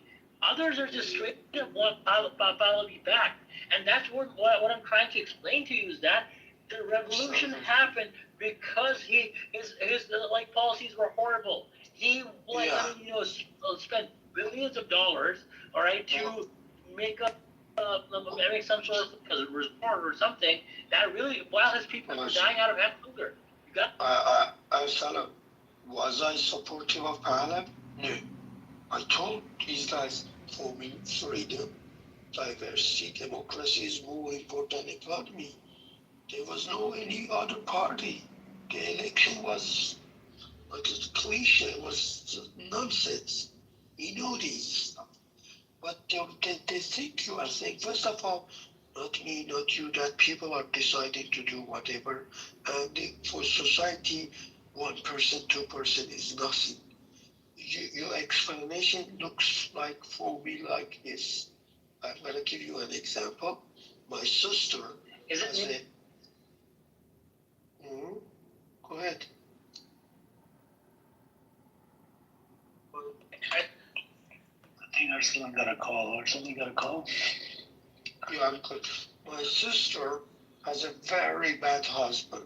He is addicted to alcohol. He is fighting, he is hitting him. Her, she's not supportive, not good life, buying nothing, meat, grocery, nothing. Does she believe in God, Lito? Does she believe in God? No, I'm joking. I'm giving you an example. But you are saying, my sister, hey, for example, Arizu, it's the husband. Because if you get divorced, you don't know what will happen to you. I can't tell my sister. I say, she will say, get the fuck out. I hate this guy. I want to kick him out of my life. And what will happen, something, we'll see. That's example like this. Okay, look, just 1 second. Well, only. We are talking about country. We are not talking about family members. Shadi, I apologize. We are not giving example without a plan. You are giving examples. You don't give any plan. What is your plan? That's what we are asking. And you are accusing us because we don't like Reza Pahlavi. No, it's not that. Do you have any plan? That's my question. Yeah, her question is really good. But here, just one second. I'm sorry, I gotta head out. That's what I'm asking. Here, you gave like an example of your sister, right? Okay, great. Okay, I just hope like that's a real story. I hope your sister is fine. But here, let's just say that's what this comparison is like similarly, right? But in this scenario, what's happening is that the guy who's coming to so-called rescue your sister is the guy who, takes girls and send them to Epstein Island or somewhere like that, okay? Then someone comes to her and say that, look, you're in a bad situation. I hope like something works out, but you should really run with this guy who's going to like send you to Epstein Island. Would that be a bad advice in your opinion? Right, he wants to sleep with my sister. I know what they mean. But today I was talking to my friend. He said, oh guys, don't ask other countries to interfere. Stop revolution. I said, okay, we do that. What is your answer for that people? They can't do business. They can't leave. Economy is very bad. Even these days, United States brought his name. Why is it bad? Because United States take all of Iranian oils just for free. For little money. That's why. Why you are not accusing United States and Israel for just taking olive oils and benzines all they want just because of little tiny money? And that now you are just saying, okay, bomb the Iran, bomb the country, kill the people just because we want to go back. If you want to say something against my point, you could say United States sanctions. We are not giving oil to United States. We are selling to China with a lower price. I'm saying you can say this, Arsalan, but you should ask government. You can't say to me that what I can say or not, okay? I'm correcting you. That's not your position. That's not your position. Come on, man. You are not sitting in the chair now. You are just deciding. How nice. Democracy. Why we're talking here? Talking to you too. I'm just asking you for hours. What is your plan? Shadi, you are giving You don't have any plan. Wrong information. United States. You just want people to be killed because you want to be in Iran. Then go back to your country and fight. Go get the freedom. You don't sit and take coffee and be like, I want the democracy, I want this. You have no rights, man. Shadi, you told me, don't tell me to say whatever you want, and you're telling me to do what should I do? Because you are talking about people's lives. That's why. You are talking about killing people so easily and making a beautiful thing. We want to Come stop on, Israel, attack my country, please. That's what we want. Little sister, we're talking about that. I said, Arsalan, what is the solution? The solution is today they had a negotiation in Geneva. They could give some stuff like, what the fuck you are doing with this nuclear? Turkey is a developed country. Do they have a nuclear enrichment? No. Stop it. Give it a But hang on a second. Look, every single member of the United Nations, as long as they're part of NPT, Non-Proliferation Treaty, they've got the right to enrich uranium at a peaceful level. Iran, the member of NPT, has actually started during the Shah of Iran. So Iran has the right to enrich uranium regardless of what kind of system it actually rules Iran. And let's not forget that Iran's nuclear program started in the 60s during the Shah of Iran. He was the actual founder of Iran's nuclear program. So just to suggest that just because you don't feel like Iran's have a nuclear enrichment uranium, it's just even the co-founder of the Iran's nuclear program, which was actually appointed by Shah of Iran, even with his interview with BBC, he actually said it's incorrect. He said, I don't support the Iran's government. I am not a supporter of it. I actually belong to the era of Shah of Iran. But the whole notion of suggesting that Iran as a country has is not supposed to enrich uranium, and then you've got, let's say, the Zionist entity in the region, which is not a part of NPT. There's no IAEA control over the Israelis' nuclear reactors and nuclear hideouts in Dimona. And we know that they have over 100 nuclear warheads, and it's not even peaceful. And just to say, okay. And then the problem is that you give up Iran's nuclear program, which is inherent right of the Iranian nation. And then the second thing was, and the problem is that it's not just about Iran's nuclear program. They're also talking about Iran's defense deterrence. By defense deterrence, I mean the Iran's ballistic and cruise missile program. So they basically want you to basically take all the teeth out, no defense deterrence, no nuclear program, and then at the end they say you're not supposed to support your allies in the region, meaning they want to do exactly what they did 10 years ago in Libya. So I mean, okay, 1 second. We are looking for a solution, right? Arsalan said to me. First of all, I think if Iran give up his enrichment and give away that 400 kilos, I think Trump will accept. He won't talk about the missile stuff. But, however, maybe you say, okay, that's their, based on the NPT, that's their law, whatever. That's a basic right. But sometimes you have to sacrifice something to save your country. I'm in Canada today. 20 days ago, Mr. Carney went to China. They had an agreement with China. What did Trump say? He said, if you do an agreement with China, I will put a blah, blah tariff on top of you. He did. Carney said, no, we don't do that. Because he doesn't want to sacrifice Canada. Well, he knows Trump is stupid. He knows that. Carney knows. That's why Mullah should have a solution. You say, okay, don't ask the United States to attack your country. Okay, so what? So what? You have to give something to Trump. Say, okay, drive your navies out of my. No, hang on a second. Even let's assume there's a Shah of Iran in place now, which I obviously don't support him. Again, I would have the same position. Iran as a country, be it under the Shah, be it under the Ayatollahs, be it under the communists, be it under you, regardless of who is ruling Iran, as a nation state, they have the right to enrich uranium. As a nation state, they have the right to have their own defense deterrents, be it missiles, be it cruise. So if you asked me this question in 1970s during Shah of Iran, I would have the same answer to you. Iran as a nation state has the right to enrich uranium for peaceful purposes. They have the right to have their own nuclear technology for peaceful purposes. On top of that, to have to produce their own missiles for the deterrent purposes, not obviously for offense, for deterrent purposes. When you do not selling any fighters, any military weaponry to Iran as a country, so obviously they have to build their own.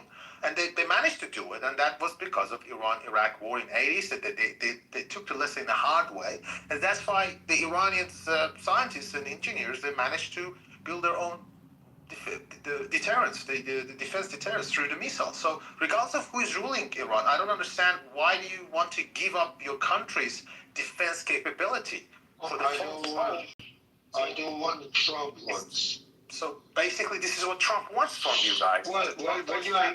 When you compare Shah with them, Shah was not threat for Israel.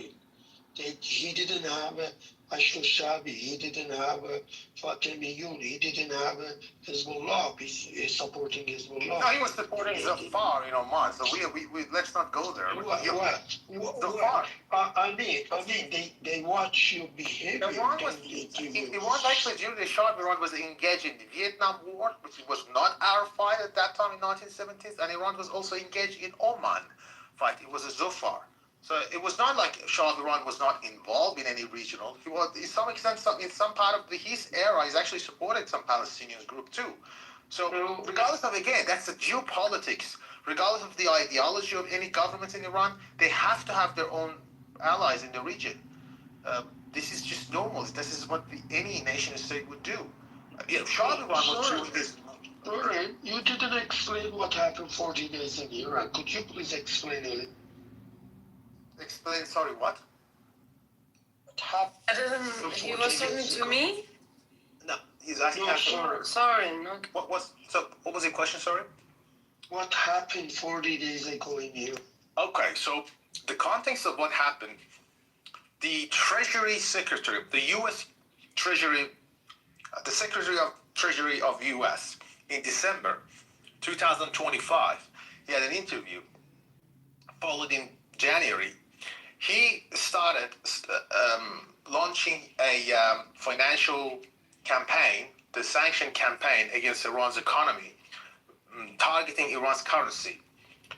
So he manufactured a currency fluctuation in Iran in December, and he took the credit for it on record, that he said it was me and my team managed to, crumble Iran's currency in December through, getting the countries around Iran not to trade with the US dollar.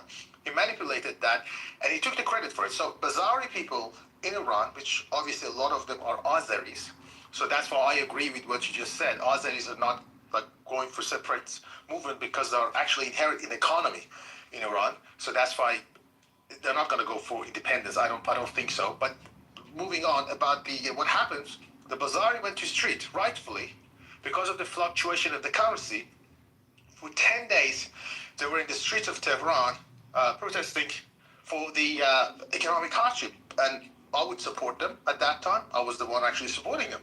And everyone was supporting them because it was a legitimate protest. It was a rightful protest because of the economic hardship, because of the fluctuation. And they expected Central Bank of Iran to do something about this fluctuation, the currency fluctuation. But what happened, preceding the 10 days, we had some strange movements from external players came to the pictures. Number one was the Mark Pompeo, the former CIA and the former Secretary of State. He had that very infamous tweet saying that would congratulate for the new year to do all the Iranians protesters alongside the Mossad agents next to them. We had the Channel 14 of the Israelis claiming that the armed forces on the streets of Tehran. And then we had the Mossad incursion tweets coming out, we are with you guys, we are all in with you guys. And then we had this clown prince, the guy who claims to be a prince of Persia. All of a sudden, he called for people to come out in the street at night. And who would call for people to come at night? And he asked people to come at night at like 7 o'clock when everything's dark. Send them to the slaughter. And then a lot of people during those 2 days, innocent people, lost their life. Well, you're asking me who killed them.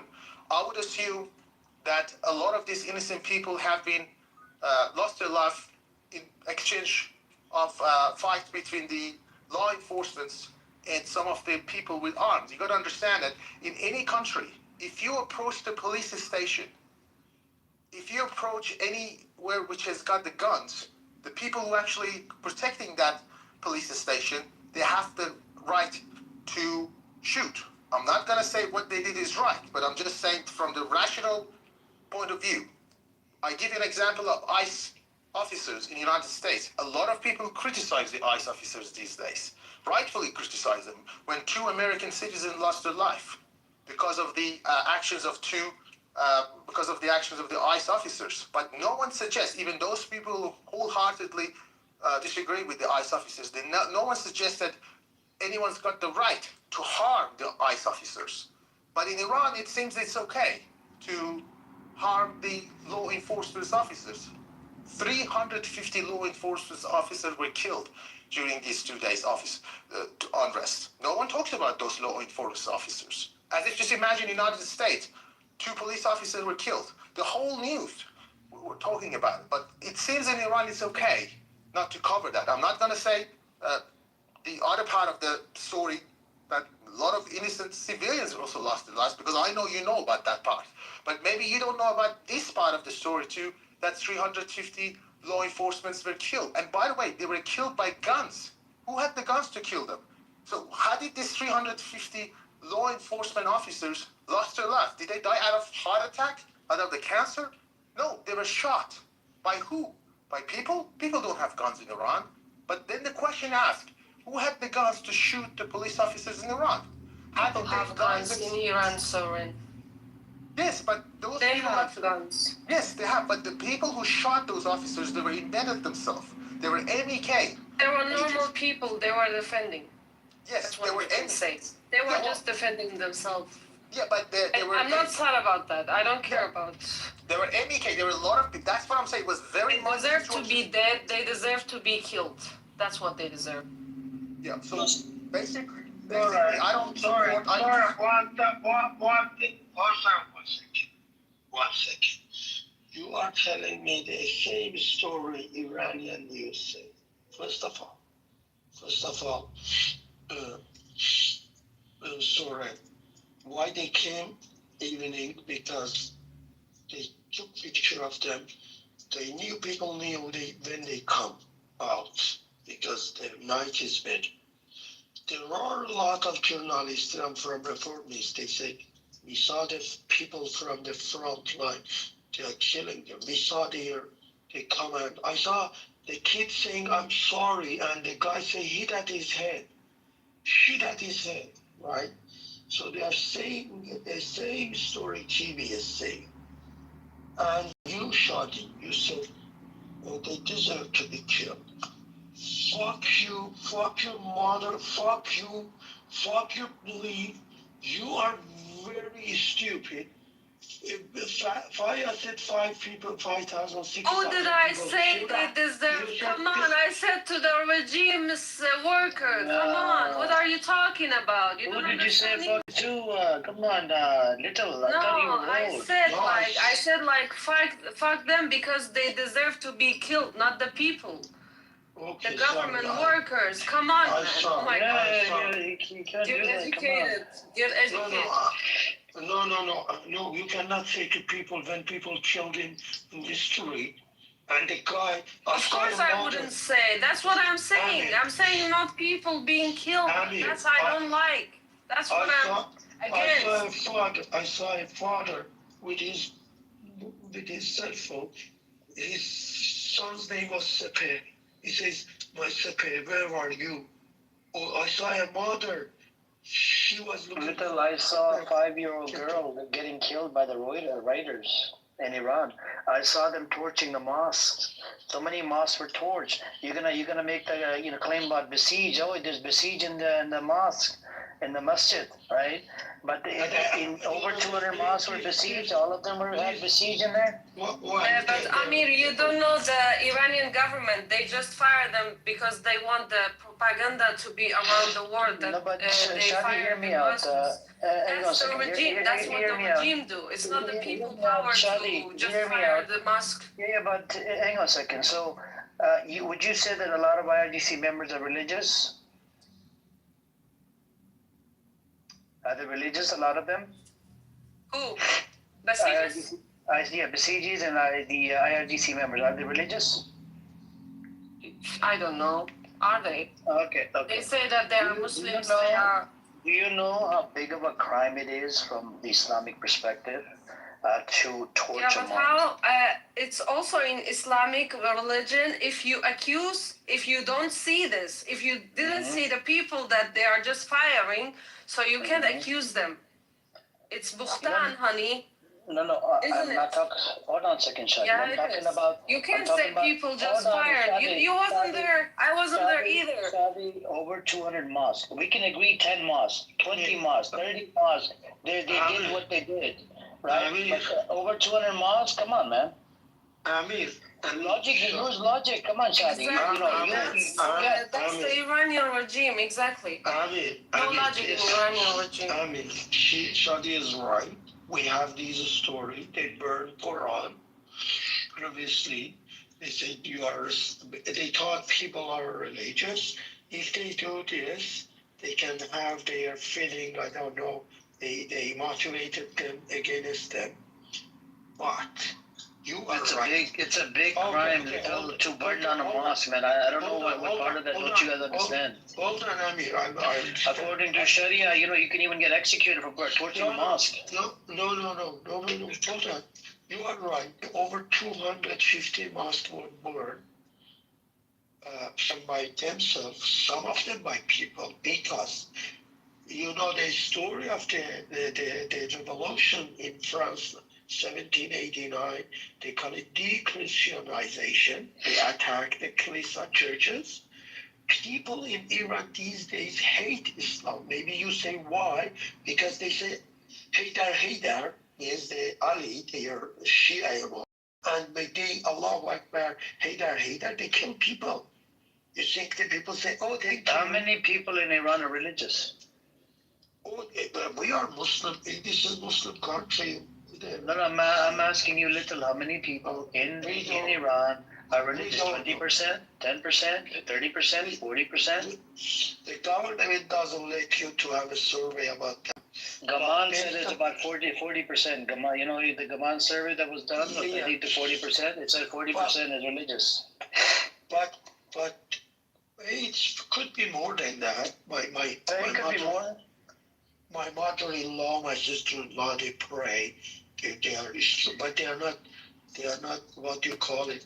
They don't even if we talk about religion, even if we say about Islam, in Islam we have in Quran, it says that if a banda kills someone who is my banda, the universe will collapse, because if you even break a heart, then how we are talking about Iranian regime who says that I'm Muslim and has nothing to do with Muslim.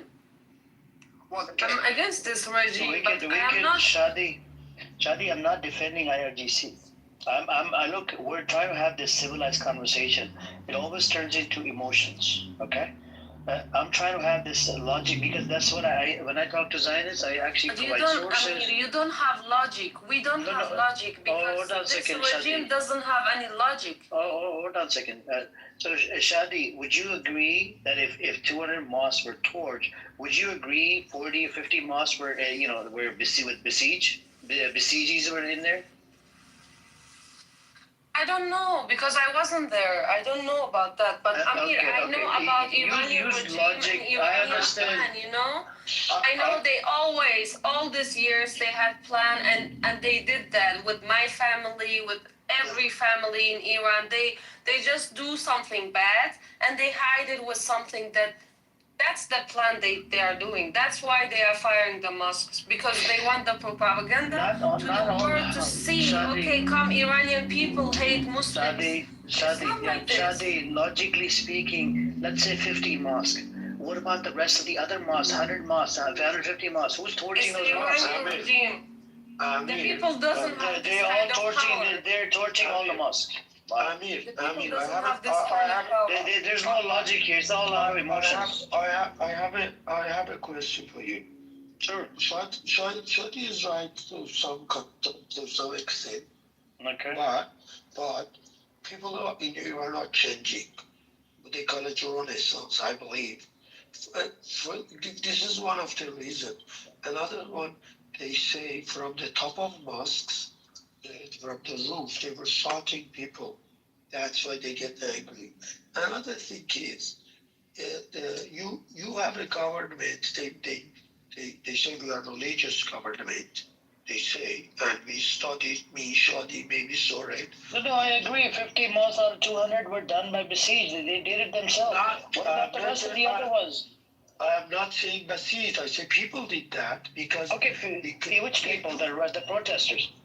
The protesters, yeah, because they put snappers on the top of the mosques. First of all, first one, and you have a fucking government by the name of God fucking you for 45, 50 years, and you still love Islam. You can say. But hang on a second. Do you think it's okay, regardless of what country you're living now? You live in, I don't know, you live in U.S. or Canada. You're not happy about the Trudeau in Canada because of its lockdown. I remember there was a lockdown. The news was talking about the lockdown during the COVID. And also, I think I remember there was something about the truck drivers in Canada. Do you think at any point civilians have the right to attack law enforcement officers, be it in the United States, be it in Lebanon, be it in Iran, be it in Japan, as a principle? Do you think it's okay to attack a police officer's Yes, base? Yes. Okay, you think it's okay? No, okay. absolutely, yes. Okay, you think it's okay. How about you? What's the legal I'm saying no. As a principle, I'm saying no, because in Canada, if we go straight, it gives you an example of. Let's talk about US. Just no. Let's talk about the yellow movement in France. How many people killed? Million people came to the street. How many people killed? These guys killing you hang on a second. in Iran. Okay, I understand. In the United States, they don't. In Canada, they don't. Okay, let's put aside emotions.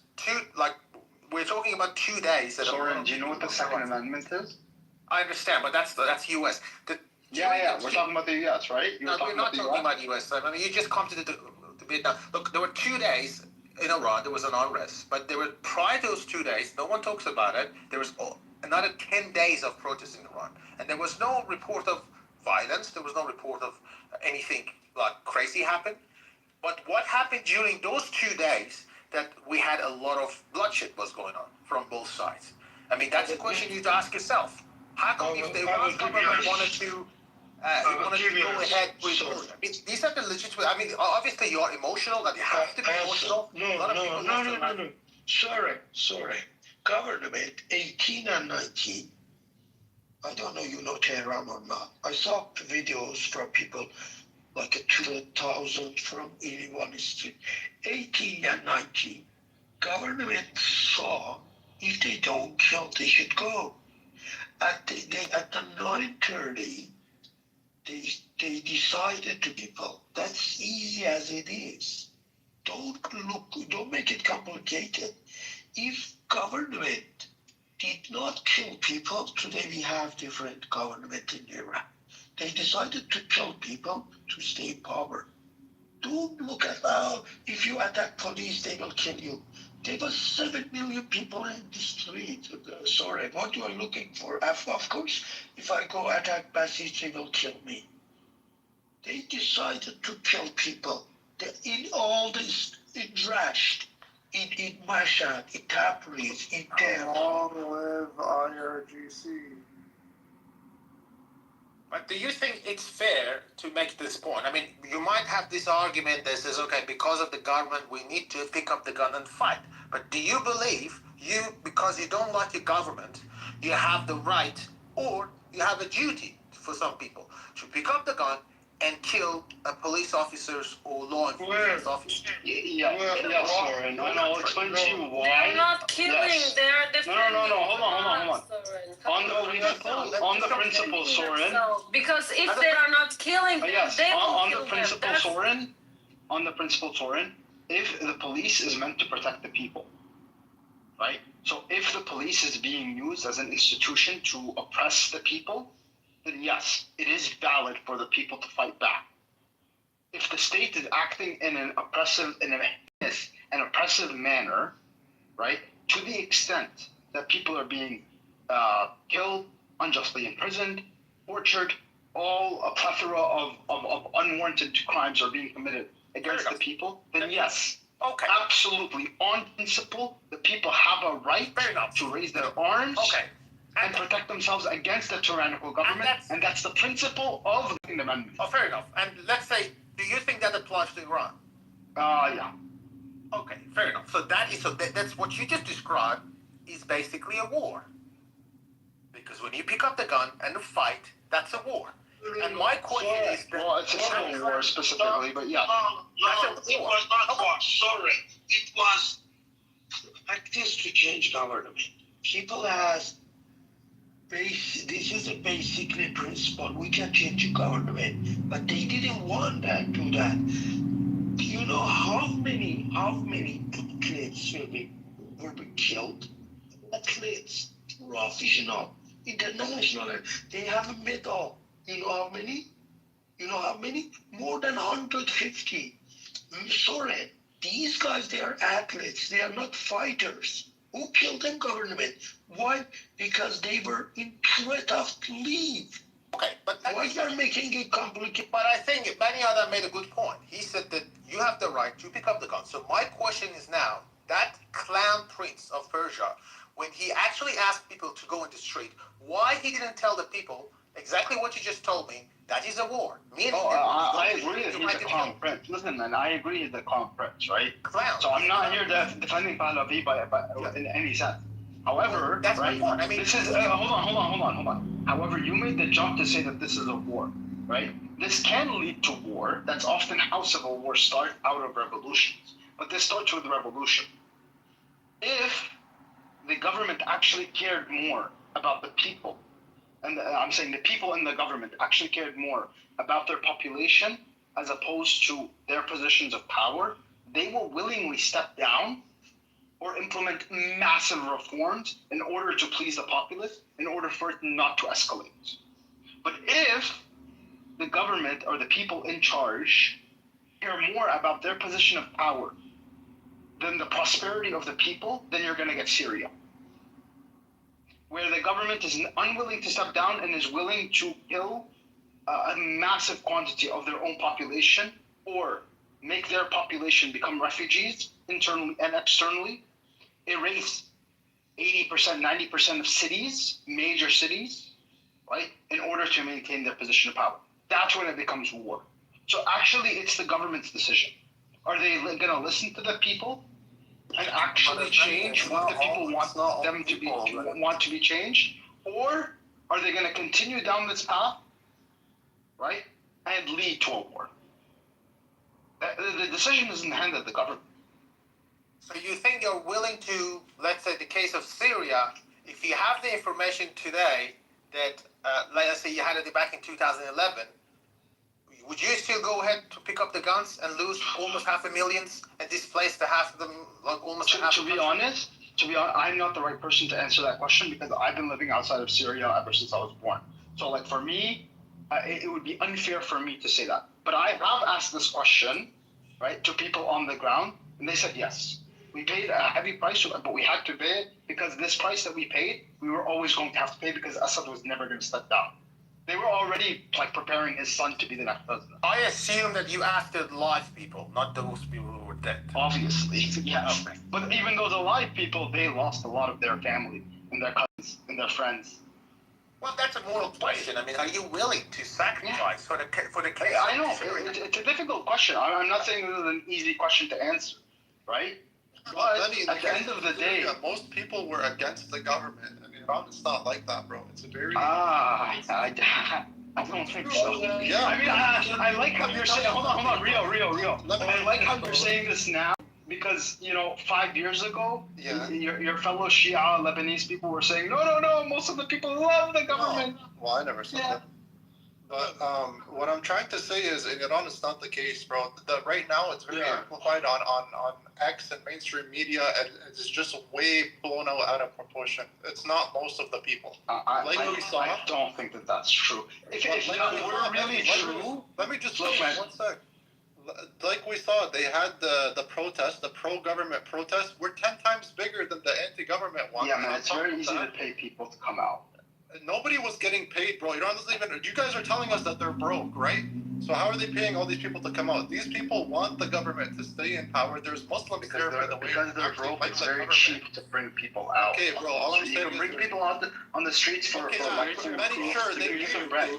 like 10 million people, sure. Where is your proof? So Rio, where is your proof that more people came out? Where is your proof? What? Where is your proof that more people came out to support? No. Let's work under the assumption that more people came out. You don't think? Hold on, Rio. You're comparing a protests in which people can lose their lives versus protests in which people are probably going to get paid in bread and food and water and whatever to come out. Protests? Rio, my question is here. How much money do you think the Mossad was shelling out to the anti-government? Rio. How many percent of people? Rio, how many percent of people should come to the street to have a revolution? Sorry. The percentage is between 3% to 10%. We have enough people to have a revolution in Iran today. We don't need. They have the supportive of government 10 times. But how do you draw a distinction between vandalism and protests? Because we see a lot of vandalism in the street of Tehran. We see a lot of banks being burned down. We saw a lot of mosques being burned down. A lot of in the U.S., in the United States, people raided the Congress, and only 2 people died, and one of them was police officer. There were only 2 police officers were They were armed. Only 2. They were armed. Where's that? Is it in Iran? I'm saying in the United States, the armed people raided the Congress, and only 2 people died. The 6th of January. Yeah. Okay. So what's your point? Well, the point is that was an abhorrent act. You're not supposed to kill police officers, regardless. That's my point. I'm for non-violence. You're saying people coming for violence, people coming to loot or whatever. How come they killed 3,000 people for just protesting? Well, but while in the U.S. they killed only 2 people for getting the Congress. Protesting doesn't happen at night, and you're burning down mosques and you're destroying cities. That's not protesting. That's an insurrection. I believe that there should be a law. Prove to me that the people burned the mosque and not the IRGC itself. Prove to me. Why would IRGC burn their own mosques? Exactly. So you don't have a proof that people burned it. Would they? It doesn't make sense. You need to use your logic.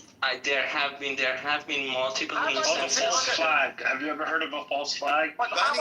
These people are religious. They don't just go burn down their mosques. The people are not religious in Iran. IRGC are religious.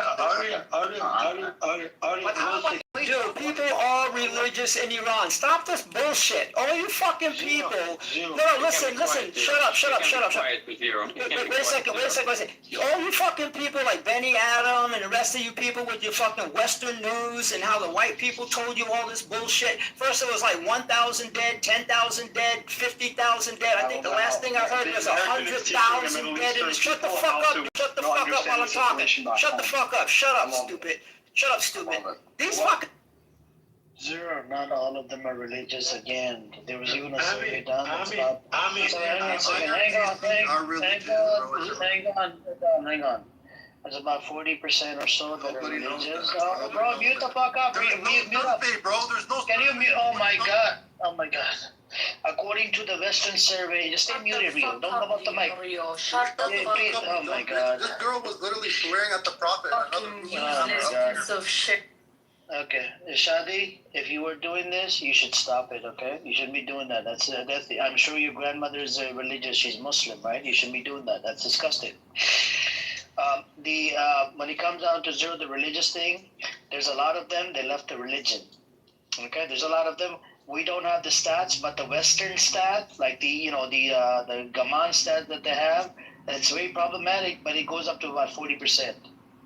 Listen, when I visited them 20 years ago. Listen, when I visited Iran 20 years look ago. at their Gaman survey reel. Yeah, sure. Yeah, but listen, let me just mention. Let me just mention what I saw as an outsider when I visited Iran back in 2004. Okay, when I visited Iran, yes, there was two sides. Okay, there's two sides. Okay, the poor people were like very religious, especially like I went to Isfahan. Isfahan is a very religious place. I mean, to me, that's like the most religious place. I love that place.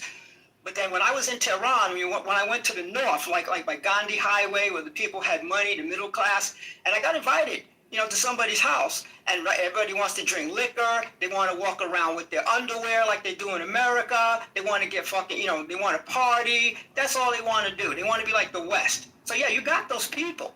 But at the same time, I met a lot of, when I went to the Tehran University for Juma prayer, there was like 500,000 people. They were bringing them in by busloads, for Juma prayer. So there's a lot of religious Muslims. There is 90 million people that live over. That's what I'm telling you. Yeah. The survey, the Western survey that was done, it's a Western one. I can't depend on it, okay? The Western survey that was done by, I think, Gaman Institute or whatever, it's at 40%. 40% out of 90 million, you're looking at about 40 to 50 million religious. Okay? Exactly. I can agree with you. Exactly. Yeah, but the rest of them, they left Islam. Yeah. Well, no, they didn't necessarily leave Islam to that point, but a lot of them did. I'm telling you, these people were like fucking, they just wanted to be like in the West. Like I said, I was invited up there to the Gandhi Highway to a nice big house. And everybody was like drinking liquor and walking around in their fucking underwear and they all had their curtains pulled, They all had their curtains closed. But shit, so people like that I don't care about. But there's a lot of Muslims. A lot. I mean, everybody was friggin'. I just told you. 40 to I believe you, Amir. Amir, I believe you. Leave it at that, khalas. Yeah. No, but I believe you, Amir, 100%. But I look at Iran just like I look at Thailand and some other countries. They're like 50-50 countries. And America too now. America is a 50-50 country. Where you have 50% is on one side and 50% is on the other. Zero, we're going to continue with the conversation. Yes, what's your point? What Amir says, you cannot trust on the one person's observation. He is talking about. Anyways, Amir, if you say, for example, this government or these messages are Muslim, why they have to burn their own mosque? Okay, don't think of it like that. We have evidence in the previous protest. They put a bomb in Imam Reza's to tell people, see a little boy, X, Y, Z, they want to get rid of your religion. They use these flag. Wait, what is it? What happened? What they do when there is a protest, they go and they explode the religious, religious places to tell people these protests want to attack your religion, to get benefit of that, to make people to come and attack the protests. So basically, he's trying to say it's a false operation that's from the government. That's what he's trying to say. But which is bullshit. That's bullshit. But the point is that how justified the death of 350 law enforcement officers? It's also another fact. I mean, obviously you don't like the government. I'm not here to defend the government. I already justified that for you, Soren. I understand. Right. And news. Soren,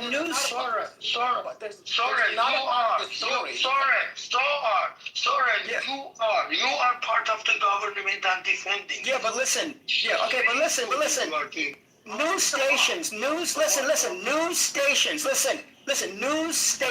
in Israel reported, okay, that Mossad was supplying these people with weapons. News like Channel 14 in Israel said that Mossad was providing these people with weapons. Now, why is the Israeli news reporting that shit? Put it up, Zero, put it up. Put it in the chat room. Channel 14.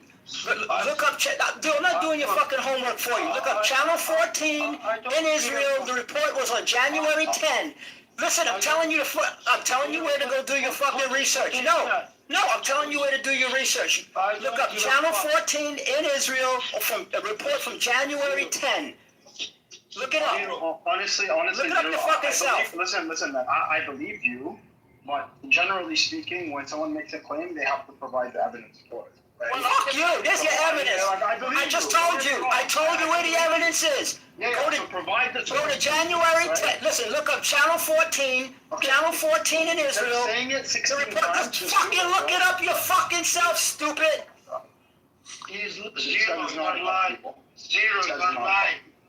Zero's not lying. I'm not gonna go fucking find research for a bunch of stupid fucking idiots from Clubhouse. Do it your fucking self. Because you're a fucking idiot from Clubhouse. I'm telling you where it is. You look the shit up. Do your own fucking homework.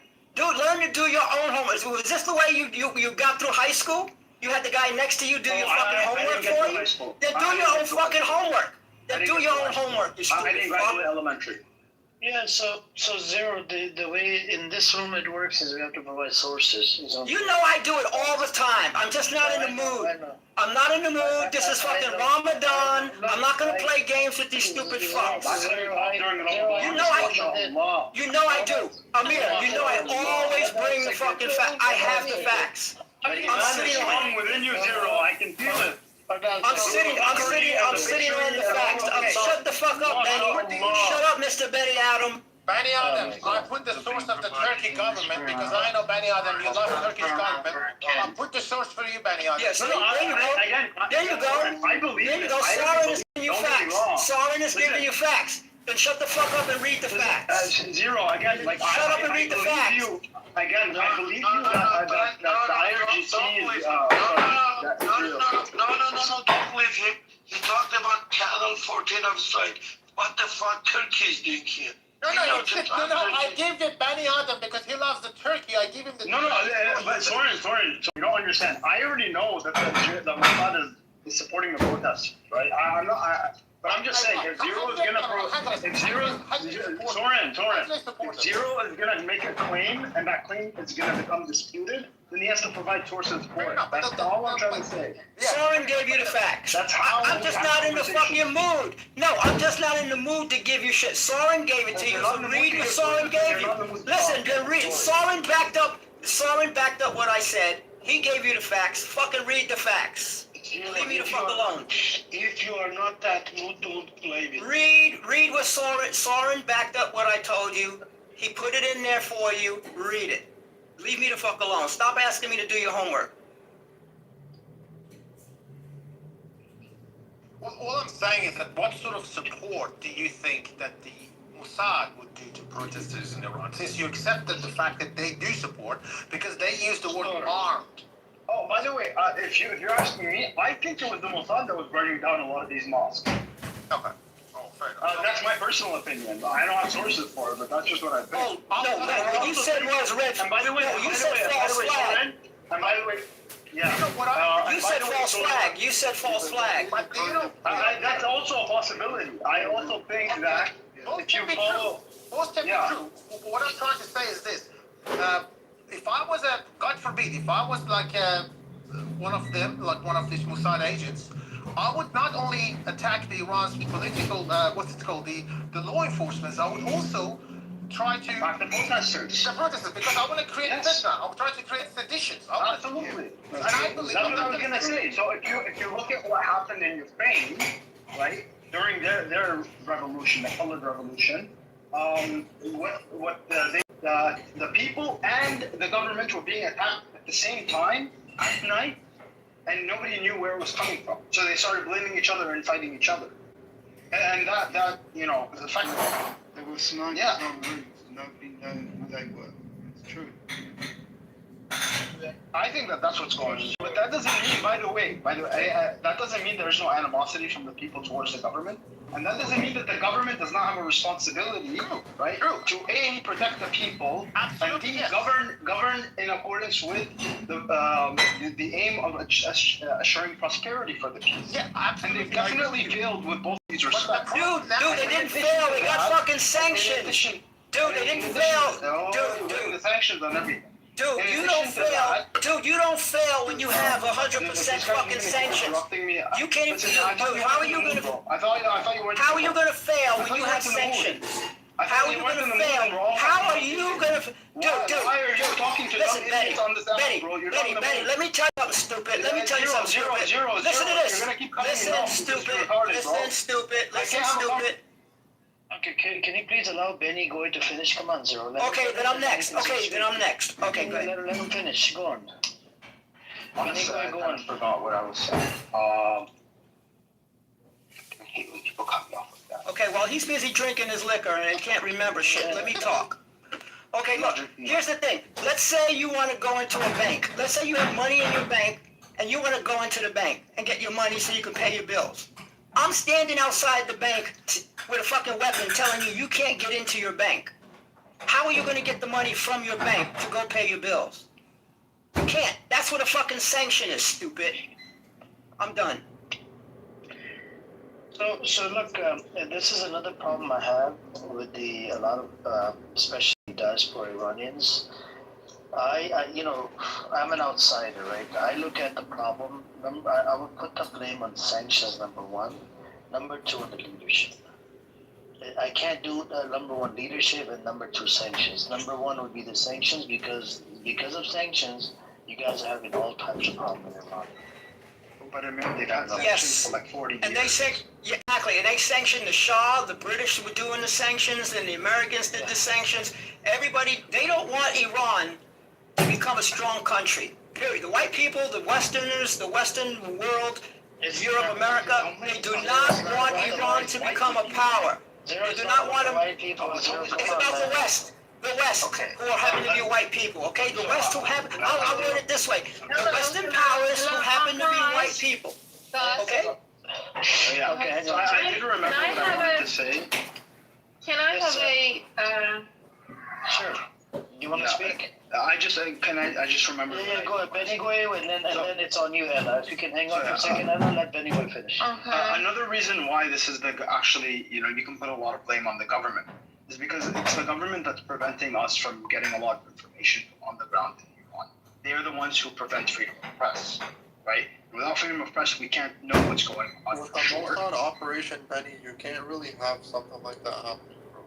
No, you can't have more freedom of press. No, you can't have any press when there's Mossad you can't have any press. They're trying to do I mean, that's the staple of an authoritarian government. Bro, no press. Just believe what I say. Literally topple your government. You're actually proving my point. You understand that, right? What? You're actually proving my point. Bro, how am I proving your point when there's a... Because when you don't have free press, then you don't know what's happening in the country. Therefore, propaganda will run rampant against you because there is no free press. We don't know who burned down the mosques because there's no independent journalists. Would you have the government topple? No, but real, you Amir, I have a question for you. It would be fantastic if the government was toppled. Yeah, we know that. That would be... Ella wants to go, Rio, and then we can go back and forth. Go on, Ella. Yeah, I'm just saying that it would be great if the government was toppled. We would get rid of the source of all the problems that we have in Iran. Why... No, other countries have issues with other countries, neighbors. Iranian government made enemy out of anyone and everyone. They haven't left any friends. To me, as an Iranian, that is onto our useless dictators, that they're not only just not presenting their people, they are suppressing them and they are making wars and enemies all over the world. If they could suppress the whole world. They've made a friend out of me because they're standing up against Israel, so I love them more than ever before. And can you tell us, Ella, what wars they're creating around the world? Hang on a second, one person at a time. I do have this big question for Ella. Ella, are you Azeri Iranian? Like, are you Azeri? I'm Azerbaijani Iranian. Okay, cool. Azeri is not the right word. Okay, cool. You can't say Ari, because you can't shorten everything, like say Ari or Iranian. You can't say Iraqi or Iri. You can't say that. I got you. I'll call you just Iranian. My question to you is, why are the sanctions on Iran in the first place? Was it because of what happened at the embassy? Any sanctions. Well, it started after the revolution. It started with the embassy, and then went on. Yeah, but what was why should crazy people go and invade an embassy? Why should they do that? Why should they take hostage other diplomats? Why should they do that? What was their demand? There are some international rules. There are some international rules. There are some international rules. So you cannot invade What was their demand? Whatever was the demand, they cannot go and invade an embassy. No, but what was the demand? Can you please tell us? Whatever it was the demand, you cannot invade the embassy. What's the answer, Ella? Can you just tell us the answer? Doesn't know. I do know, but whatever. There is no excuses in the world. You know the history. ChatGPT, love. Oh, okay. You know the history. Okay, you know the history with that mullah's assassin mullah's photo. Yeah, you know it. I'm gonna help you. And your leader knows it. I'm gonna help you. What to get the Shah out? It was about the Shah. I'll give you a hint. It was about the Shah. Return of Shah. It doesn't matter. It really does not matter. Okay. What also does matter is that you need to know your history. Sure. If someone has taken refuge in a country, you cannot go and invade its embassy because you wanted whatever. That is why I'm saying you cannot chew the rules because you are somehow revolutionary and you are in the mood of being revolutionary and you ruin the whole future of the country of 90 million people. Ella, just 1 second, sorry. So Ella, do you know one of the other reasons was for this? They put sanctions. That is exactly why. Ella, please, I'm speaking. They froze $8 to $12 billion worth of Iranian, the money, billions of dollars. That was done by Jimmy Carter. Do you remember Jimmy Carter?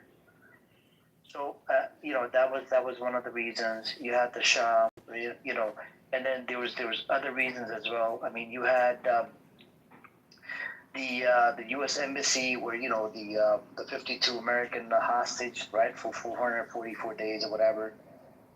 But these were lifted in January 1881 by the Algiers Accords after hostage release, right? But then the sanctions resumed in 1984. You know what I'm saying? So if you look into the history, it's always America. It's their way or the highway. Right now, do you know what the demands are, Ella? The demands are put down your weaponry, put down your hypersonic missile program, get rid of your proxies, get rid of, the uranium enrichment program, and, pretty much open your doors to invasion, open your doors to attack by Israel or neighboring countries, open your doors to occupation by the U.S. because U.S. is definitely going to set up a military base by force, and just like what's happening in Iraq. and and get ready to get invaded. Okay, so if let's go with this hypothetical. Let's say you're the leader of Iran. Trump tells you you have to get rid of the uranium enrichment program, hypersonic missile program.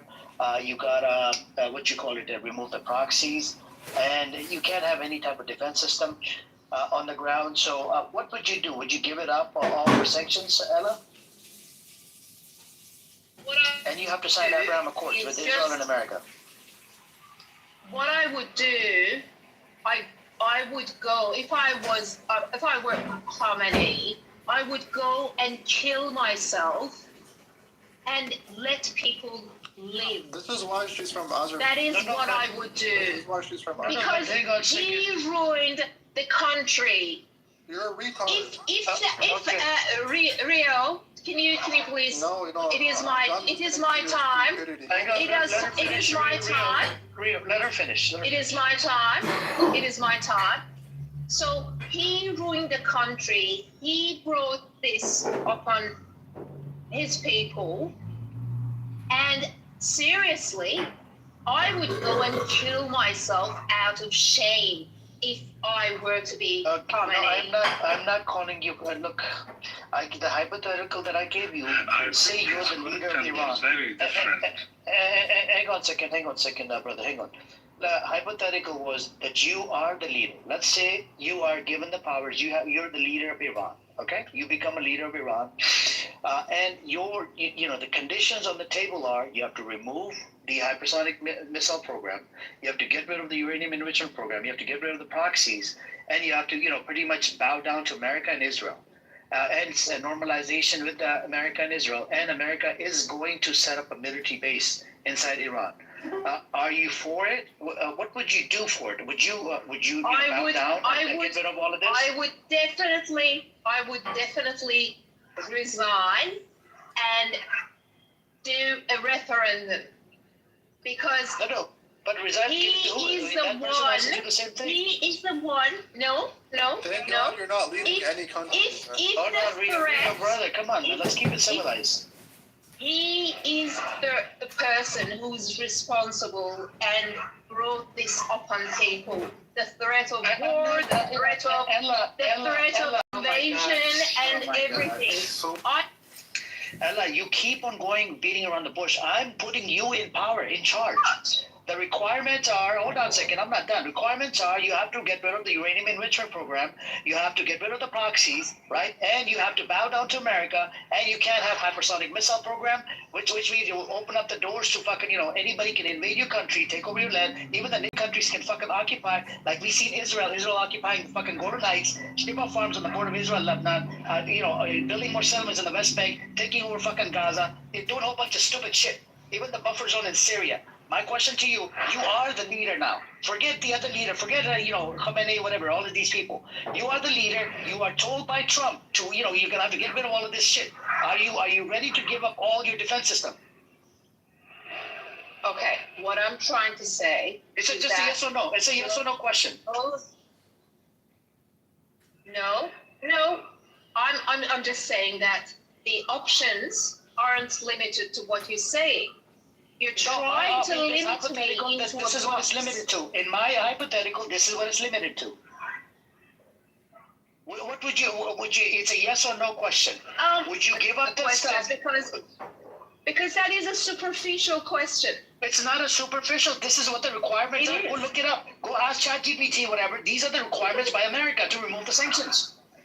Yeah, what I'm saying is that leader is not qualified to make those decisions. Because he has I'm not talking about, oh my God, this woman, man. Can you change? It's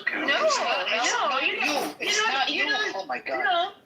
No, it's I put you in power. Forget the fucking leader. Forget the current leader. I'm making you a fucking leader. Referendum. I would call referendum. Okay, I would call for referendum. What kind of fucking referendum? It's required by America to remove all of this shit. I would do. You know what else I would do? I would invite UN peacekeepers instead of America, instead of Israel. I would invite the UN peacekeepers to oversee the referendum. That is what I would do. All right. Let's go with the UN peacekeepers. On the border of Lebanon and Israel, there's about 10,000 peacekeepers, UN peacekeepers. During the Lebanon, the Hezbollah and Israel fight, they even attacked the UN peacekeepers. All right, it's about 10,000 of them. My question was clear cut. Anybody, is this a yes or no question?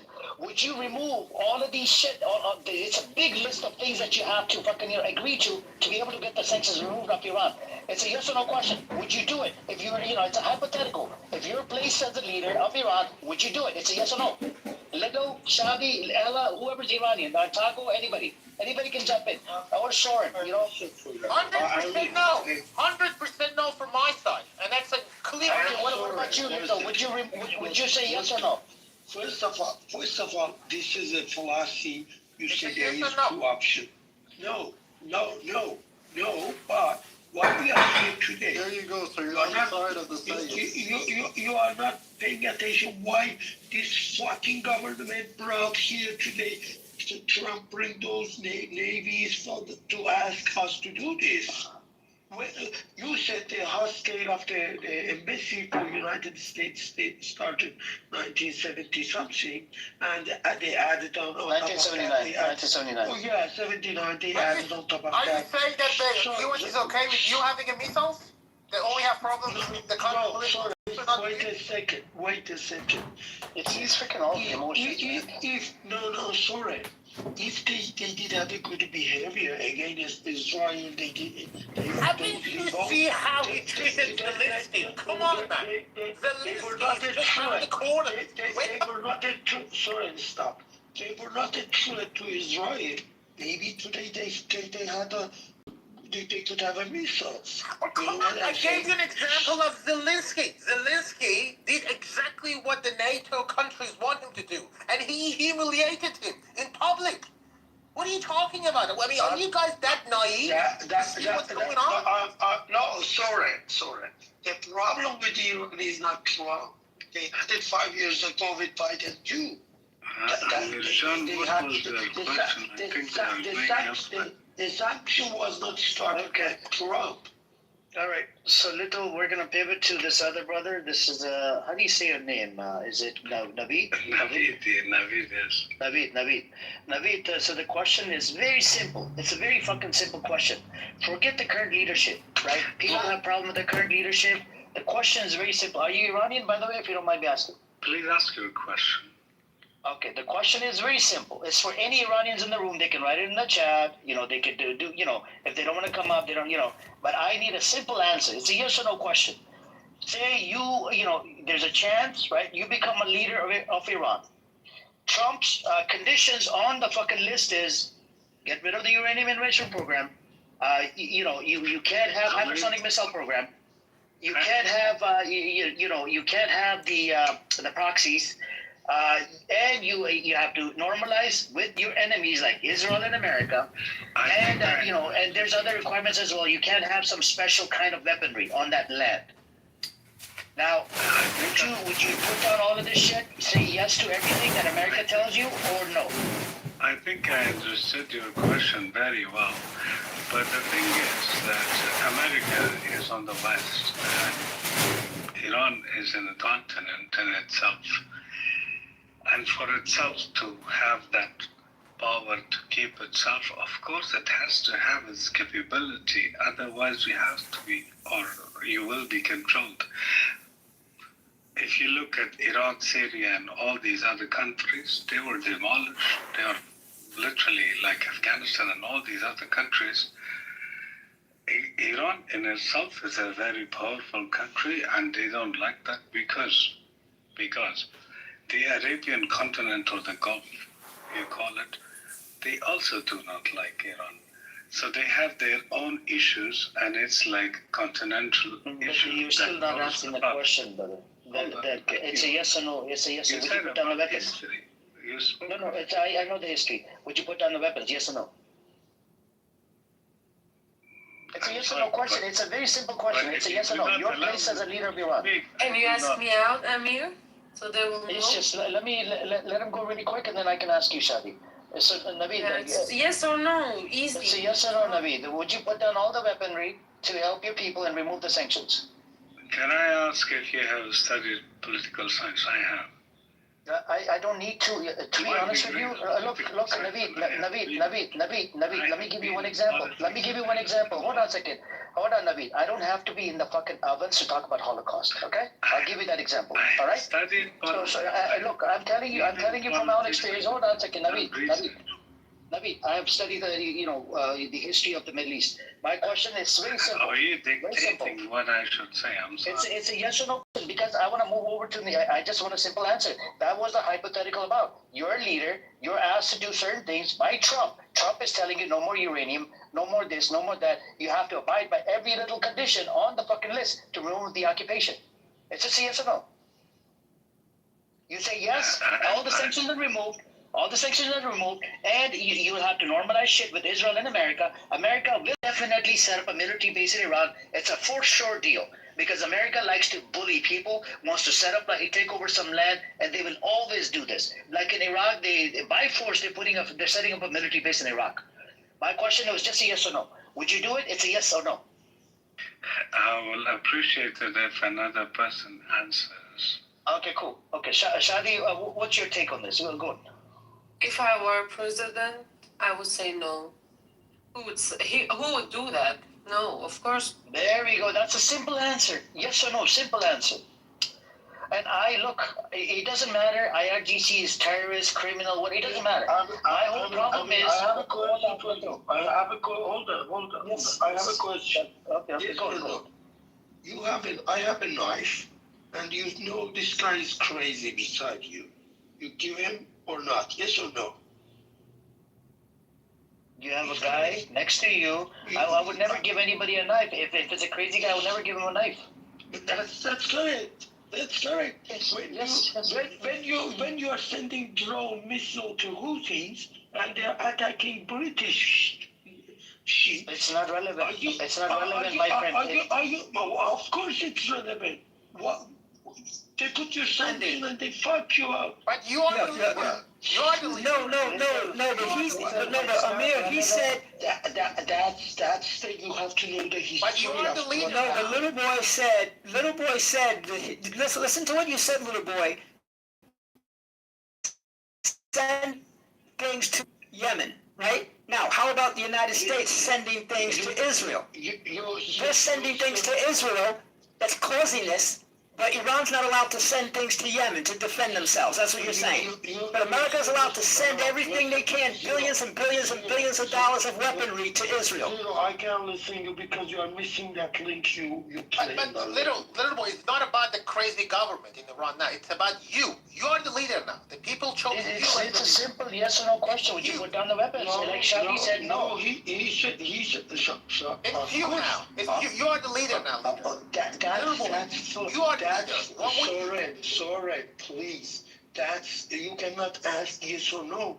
This is the referendum. It's not because of you. It's a fact. You are the leader now. What are you talking about? Forget about Listen. Have you seen that in African countries they give the gun to the monkey and he's killing all of them? Focus on the question. There's no IRGC. There's no Islamic Republic. You are the leader now. Focus. Power. Focus. Okay. You are the leader. Okay. What would you do, little boy? Hold on. If I am the leader, okay. I will give you a chance. If I am the leader. It says World Affairs Forum. It says World Affairs Forum. So we need to be respectful to each other's opinion, to be honest. Because it's World Affairs Forum, right?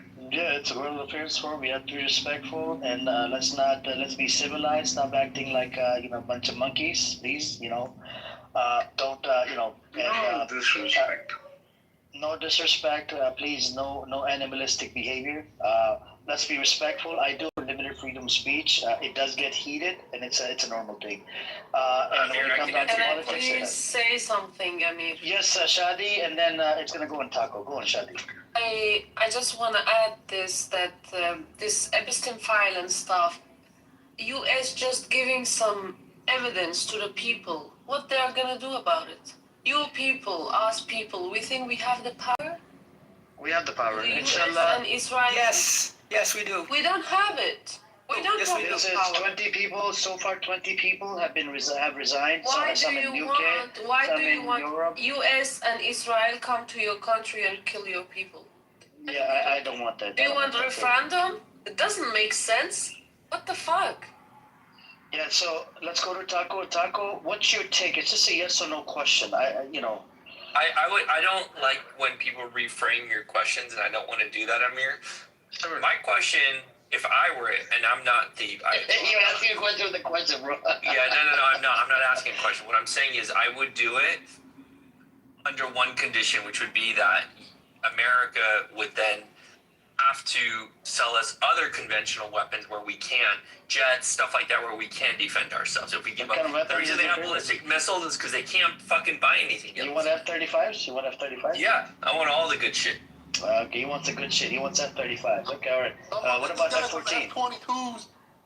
How about J-16? Those Chinese ones, they're good as well. China makes pretty good, and it's cheaper as well. They're bullshit. Let's go to Mazi. Mazi wants therapy all the time. Mazi, what's your take? It's a yes or no question, Mazi. Ella, you could not answer the question. It was a very simple question, right? And I'm asking other Iranians. We have Taco, Mazi, welcome guys. Question? Benny Gay could Benny Gay could not answer my question last time. The question is simple, Mazi. I don't know if you've seen the list of conditions that Trump has put out that you have to do to be able to remove the sanctions. One of them is hypersonic missile program. Another one is uranium enrichment program. The get rid of the proxies. And you can't get your hands on any type of advanced missile system or any type of and you have to sign the Abraham Accord. Yeah, and you have to sign the Abraham Accord with your enemy, which is Israel and America. Right, and you're given the position, the leadership position in Iran. You have the ability to do whatever you want to do. The question is just a yes or no. Would you do it? And it will remove the sanctions. And keep this in mind. After you say yes, there is highly probability chance of America setting up a military base inside Iran, just like in Iraq right now. They're setting it up by force. So go on. No. Okay. So look, Shadi and Mazi and Taco, they gave answer, but little, I'm sorry to say, and even Naveed. He studied yes. He studied politics and he couldn't answer me with a straight face. Now you're saying something. Can I say something? Yes. Let's talk to Ella now. Ella, you want to say something? Go on, Naveed, really quick, and then Ella, it's going to be on you. Go on, Naveed. So U.S. is never going to be able to have a base in Iran. That you should put. That wasn't the question. I mean, you should put that in your mind. No. That wasn't the question. Go on. There's no point. You could not answer the yes or no question. It's really hard for you to answer the question. I'm sorry, but the Mazi, even though you studied politics, right? You could not give me a simple answer. I've studied the politics, and I could give a simple answer, yes or no. But you, on your other hand, do you know anything about the Dunning-Kruger effect? You tell me, Benny. Go ahead. What's the answer on you? Yes or no? Is it a yes or no? Would you do it? I'm answering you. Do you know what the Dunning-Kruger effect is? It doesn't matter if I know or not. No, it matters. An experiment that everyone gets wrong. Literally, everybody misinterprets the Dunning-Kruger experiment. But anyway, actually, no. It's actually relevant to this topic.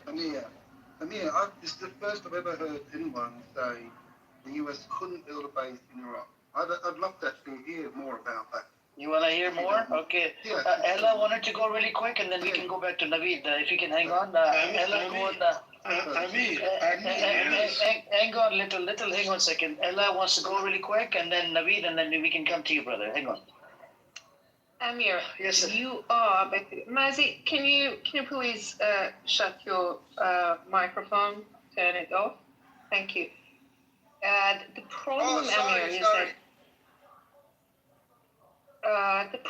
is that for me, as an Iranian, you are ignoring my wishes. What I'm trying to say is that if the leader of Iran is eliminated, the threat is going to be eliminated.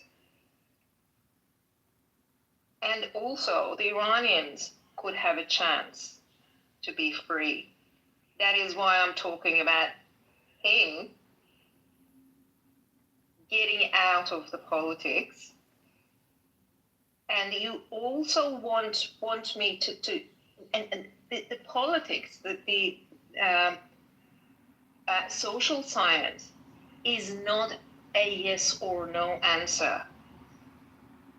The explanation is the answer. You can't put it like in a multiple options questions or yes or no questions. It's qualitative, not quantitative. You can't say yes, no, black, white. The politics doesn't work like that.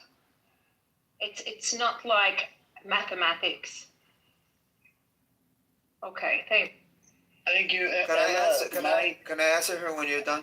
I just wanted to tell you one thing. Yes, Naveed wants to go. Hang on a second, Naveed. Ella, it wasn't yes or no in the real situation. It was in this hypothetical. It was a yes or no. But you could not answer the question, just like Little. Go on, Naveed, and then Mazi, it's on you, brother. I'm gonna get on the. Okay, With all due respect to everybody, I'm pretty sure everybody have their own opinion. But as per Amirjan, the question he had was like whether the choices that were put forward into the negotiations of having nuclear and the other hypersonic and all that stuff, it's not something to do with anyone else, to be honest. My understanding of geopolitics is that because there was a lot of issues around Middle East and all that stuff, therefore Iran had to develop itself, and it had developed, and therefore nobody have the opportunity, or they don't find it easy for themselves. Israel is trying to put America into this context, but they know that they cannot put America into war with Iran. So all of that in itself is something to be considered. So it's nothing to do with other countries, but Iran can develop it whatever it wants to protect itself. We agree. So, can you please let me speak? Well, yeah, all right. I'm trying to stay awake. Carry on. Hey, go and finish, Naveed. You got 30 more seconds, and then I think Mazi wanted to jump in as well. Go on. Iran in itself had its powers, and it's been there for more than like thousands of years. Nobody have taken over it or colonized it. So it's something that they think about it, but you know what I mean? So when you think about hypersonic or these little stuff such as whatever uranium development, these are all political excuses as such that they made this excuse with Iraq. Okay. So therefore they want to do it with Iran. But that's not going to happen.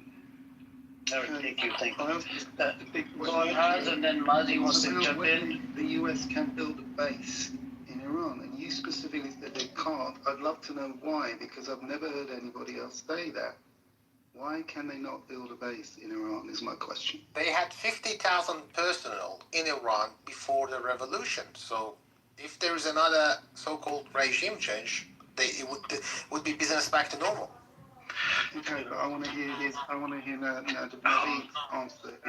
Naveed, quickly, and then we got to give it to Mazi really quick. And then Little to you as well.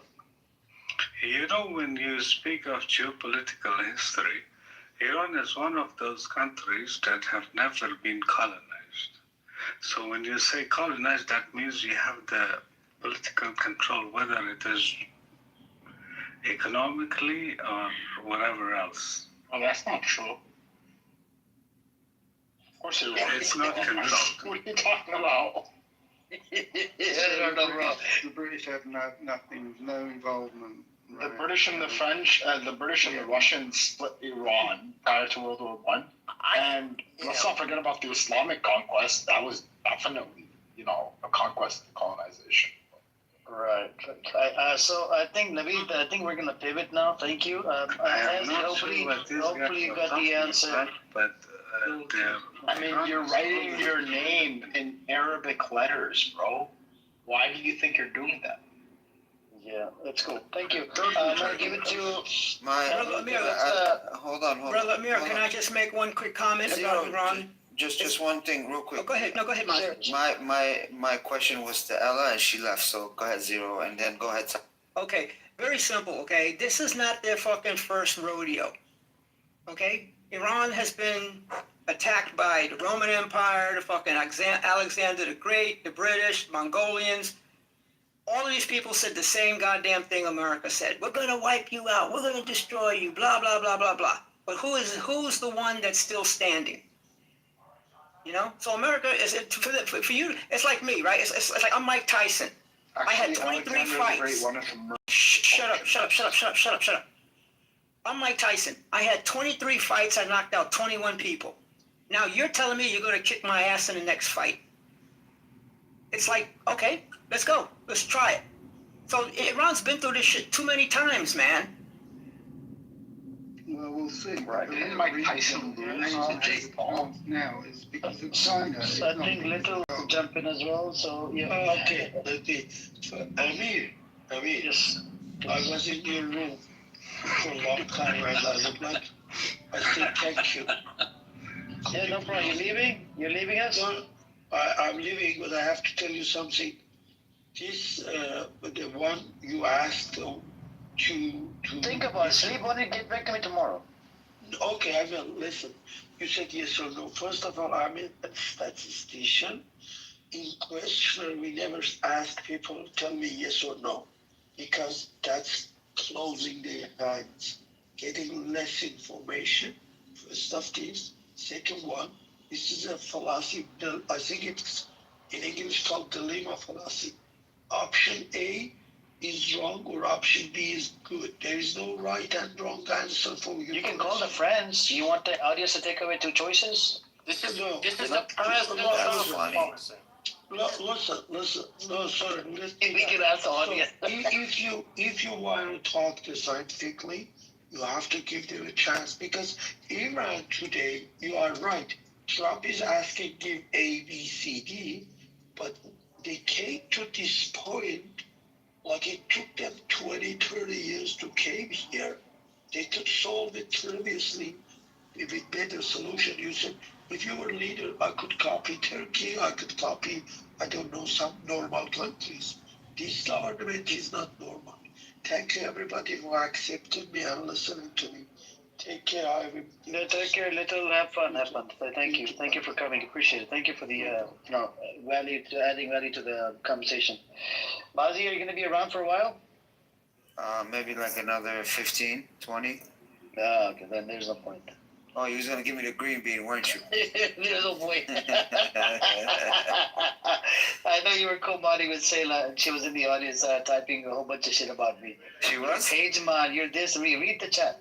You're page man, you're this. She's comparing me to page man. Oh my God. Because I was having a serious conversation about the. It was an easy yes or no question. Shadi, she answered the question really clearly, and even you answered it.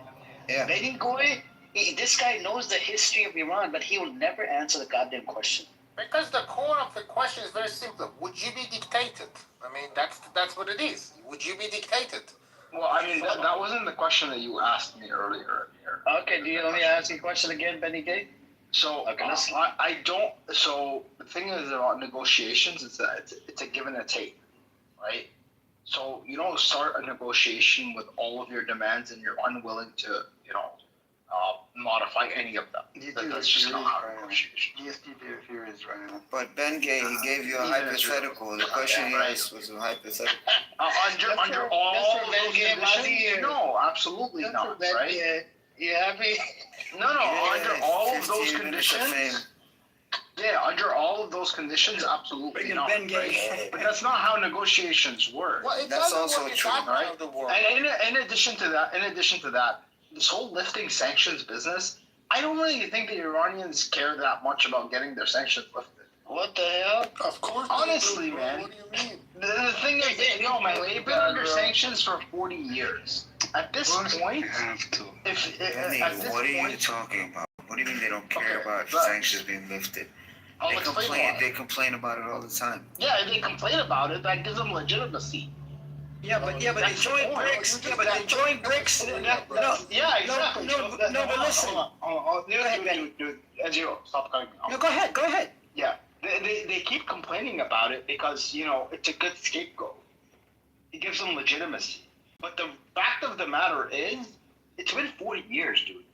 If you can't get around sanctions after 40 years, you don't have the right to. Look at what happened to Russia.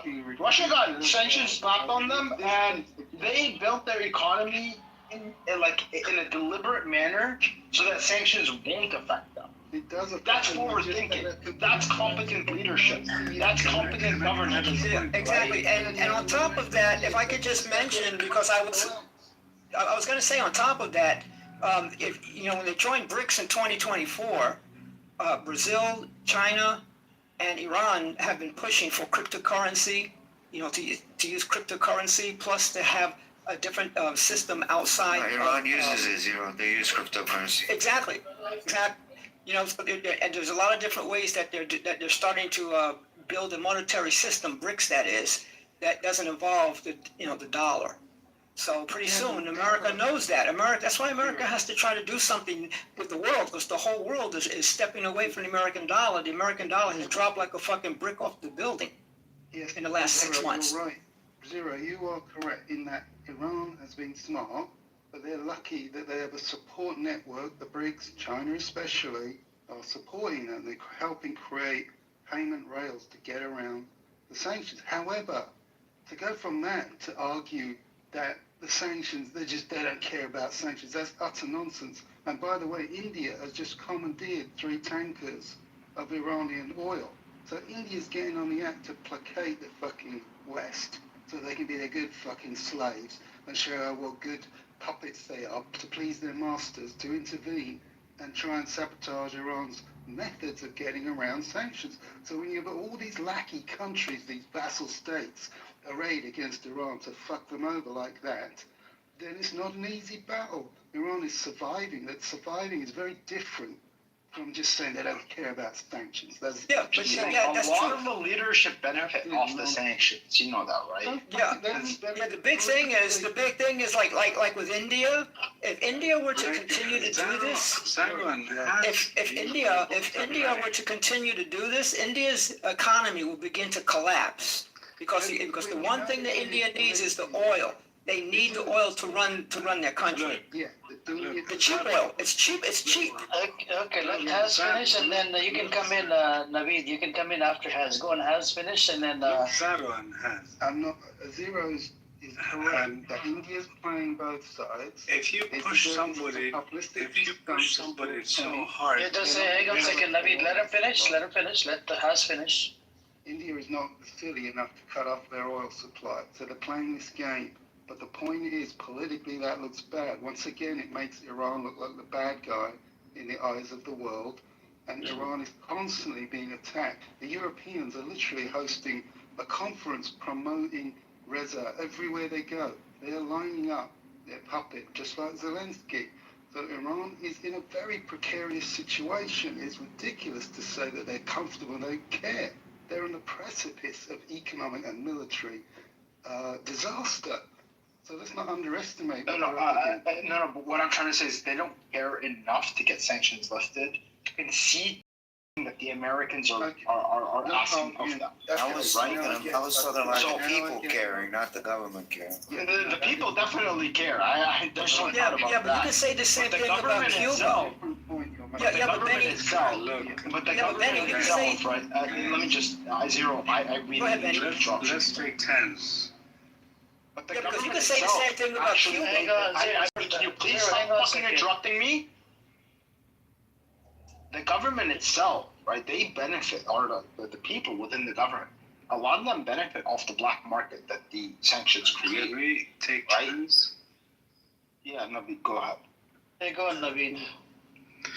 Look, let's not do the biases between ourselves and say whether this country is right or that country is right. But in terms of like me and you as a human being, you want to live a good life, right? It doesn't matter where you're from, right? Iran in itself, as I see, to be honest, it's like your voice is very soothing. I am not Iranian, but in of the sanctions that it has been placed, it's too much, and it has to negotiate, right? So you need to come to a negotiation term. It's not about like war, so that America or Israel should come to war or whatever, or whatever else. Okay, Amir, if I could just quickly say, it's not about America, though. America is a failing empire. America is done. America is trying its best to try to prove that they're worth something anymore. They're not. See, so they don't have to debate. They don't have to. No. The whole world, thanks to Mr. Trump. No. Let me just say it. Thanks to Mr. Trump. Okay, and Carney, the Prime Minister of Canada, made the big speech, and he said, and matter of fact, in Munich, the guy from Germany, whatever his name is, he just said the same thing, that everybody has to get away from America and do their own thing. So now that's where we're at. So really, Iran, right. So Iran is in a position where it can start dealing with China and the EU and other things like that, whereas America is going to be the one on the. It's like let me just finish this. Let's say you're playing basketball. There's 10 of you guys. No. Okay, let me just quickly say this. Let's say there's 10 of you guys playing basketball. The one guy who owns the basketball says, well, if you don't let me play, I'm going to go home and take my basketball. So the other 9 guys put in a couple of dollars apiece and go to buy their own basketball. That's what's happening. Okay, go ahead. Zero, what line of work are you in, real quick? Look. Well, I'm retired, but I do real estate primarily, and then I also do my own stocks and stuff, but I'm retired. Are you sure you're not into audio engineering? Because you have the loudest, most crispest mic on Clubhouse, bro. Yeah, I was gonna say, like, Naveed is very meditative. Thank you very much. Not medication. Thank you, very much. You're yelling, man. Yeah, Igor's reading, Igor, go on, Igor. Igor, how do you say it? Every time he talks, I have to calm him down. Yeah, me too. I gotta turn it down. Yeah, Naveed, hang on, bro. Hang on, brother. What you say, you're putting me to sleep, man. Hang on, Naveed, please hang on. Let Igor go on. I agree with him, on him. I think in long term, Iran will, like 15 years from now, Iran will be in a stronger position because of the position he is standing for today, The tendency is for the other countries to grow in comparison to United States. So but they want the sanctions removed. Benny Gay said, or Ben Gay said that no, they don't want the sanctions removed. So we can ask the Iranians in the room. Mazi, you want the sanctions removed? Shadi, I'm sure you want the sanctions removed. Who else is Iranian? We will have a proof of that very soon. On the last election. I don't want it to be removed by America and Israel. Hold on, Naveed, I'm talking to Iranian, bro. Shadi, what is it?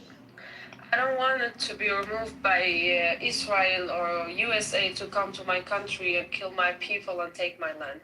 No, I hear you. Look, I stand with you, but please, I heard that you attack, the religion. Can you not do that? Can you promise me you're not going to attack the religion? I didn't attack religion. When did I attack religion? I don't know, somebody texted me on my back channel. Rio. He's just trolling. Just because I said to him, shut the fuck up. But Oh my Hey, God. Mozzie, I turned down my mic. Does that sound better? So much better, yo. Thank you, Zero. Okay, thank you, man. Are you Kurdish? Look, in terms of Yes, I am. nuclear power, Russia has a lot of nuclear. Come on, Ben Gay, stop it. Please go. Ben Gay. Ben Gay. That is beautiful. Ben Gay. That's right. Be careful with the moderator Mozzie now. No, I'm calm, but everyone better stay in line. We're cool now. It's not my opinion. It is what. We're cool now. This Naveed is putting me to sleep. Naveed, I swear to God, I got love for you, but I swear to God, I don't know what you're talking about. You guys. I turned my mic down. He needs to turn his up. No, yeah, he does need to turn it. Maybe he needs a lesson in audio engineering, but. Okay, he left. Bro, I can't. I didn't you're mean to out hurt of his oil, feelings. bro. I think you're out I'm of sorry. oil. I hear the thing, bro. You're out of oil. You heard No, his I'm not feelings, putting man. my seatbelt on. That's what it is. I'm a rebel. Yeah. He thinks he's somebody. Mozzie thinks he's somebody while driving. I couldn't understand either what Nareet was Okay, trying so- to say. I didn't understand either. Like, I don't know. Anyways, I think that was a very good practice. And Shadi, you know, you were number one. You did say, give me a straight answer. I like that straight answer. Mozzie, give me a straight answer. You know, the other people, man, oh my God. Wait, Taco gave you a straight answer too. Taco left. Otherwise, I would have told him. You don't want nuance in here? Benny Goy or Benny Gay, Bengay, I gave you a very simple hypothetical. You failed. You know the history of Iran, ins and outs of it. You could not answer a fucking No, goddamn I question. answered the question. What are you talking about? Okay, just say yes or no. Would you do it? Would you put down your weapons for America? Or is it to get I sex already criminals? answered no. No, just say yes or no. Yes or no. I already answered no. But I gave you an explanation as to why the hypothetical is not really sensible to start. He likes to expand. He likes to expand. but on if we speak also about history, which country who had agreement with America, let's talk about Ukraine. What happened to them? What happened to the oil in the Ukraine, yeah. What happened Ukraine to is the very country? shitty place. Nothing. Nothing happened to them. People just being refugees, and they lost their lives and their homes. That's all. Wait, do you support What happened to the the president? PKK? Nothing. You support PKK? No, I don't. You support I don't the support Barzani? any Kurdish parties. what No, I city- don't support what- Oh, okay, Barzani thank either. God. Okay, we can be friends. I'm Kurdish. I'm just Kurdish. I don't Shadi, support We can be friends, Shadi. That's the case. Shadi, what city are you from? You can do Shadi with her, I'm Bengay? from Well, I'm gay, so I Chicago. You know what Shadi means, From right? Chicago. No, Let her I'm not, speak, man. I'm Let not, her speak. I'm not from Chicago. I'm from Mahabad city. It's a Kurdish city, but I just born there. I didn't grow up in Gotcha. Iran. Gotcha. Okay, I think Bengay wants to do I think, but he's gay. I forgot about No, he's not gay. Bengay is just that He thing wants grew to up make with. Shadi with Shadi. You know what Shadi means? Happiness, joy. No, Shadi means like, you know, actually in Hindi, and Urdu it actually means like marriage. Anyways, yeah.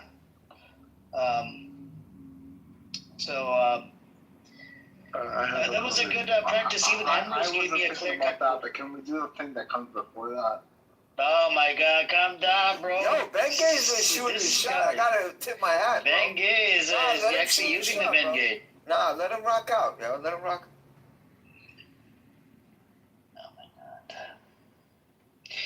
So the hypothetical was very simple, right? Only few people were able to give me the answer.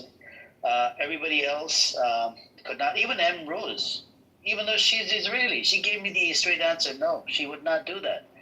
Now, Mazi, would you blame the when Sela was running a room earlier? Did you tell her about we should blame the fucking sanctions first? Bro, and then leave me it? and Sela and Taco were going at it. We was going.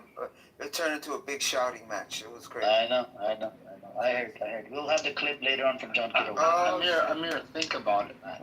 40 years of sanctions and you're still blaming the sanctions? Really? Really? Really? Dude, think about it. Seriously, man. Russia knew what was coming, right? and they were part of the global economy and the free trade and all of that jazz. They got sanctions slapped on them, and they, shifted. They adapted right away. It's they were 75 predicting years 30%, 40%. They were predicting 30, 40%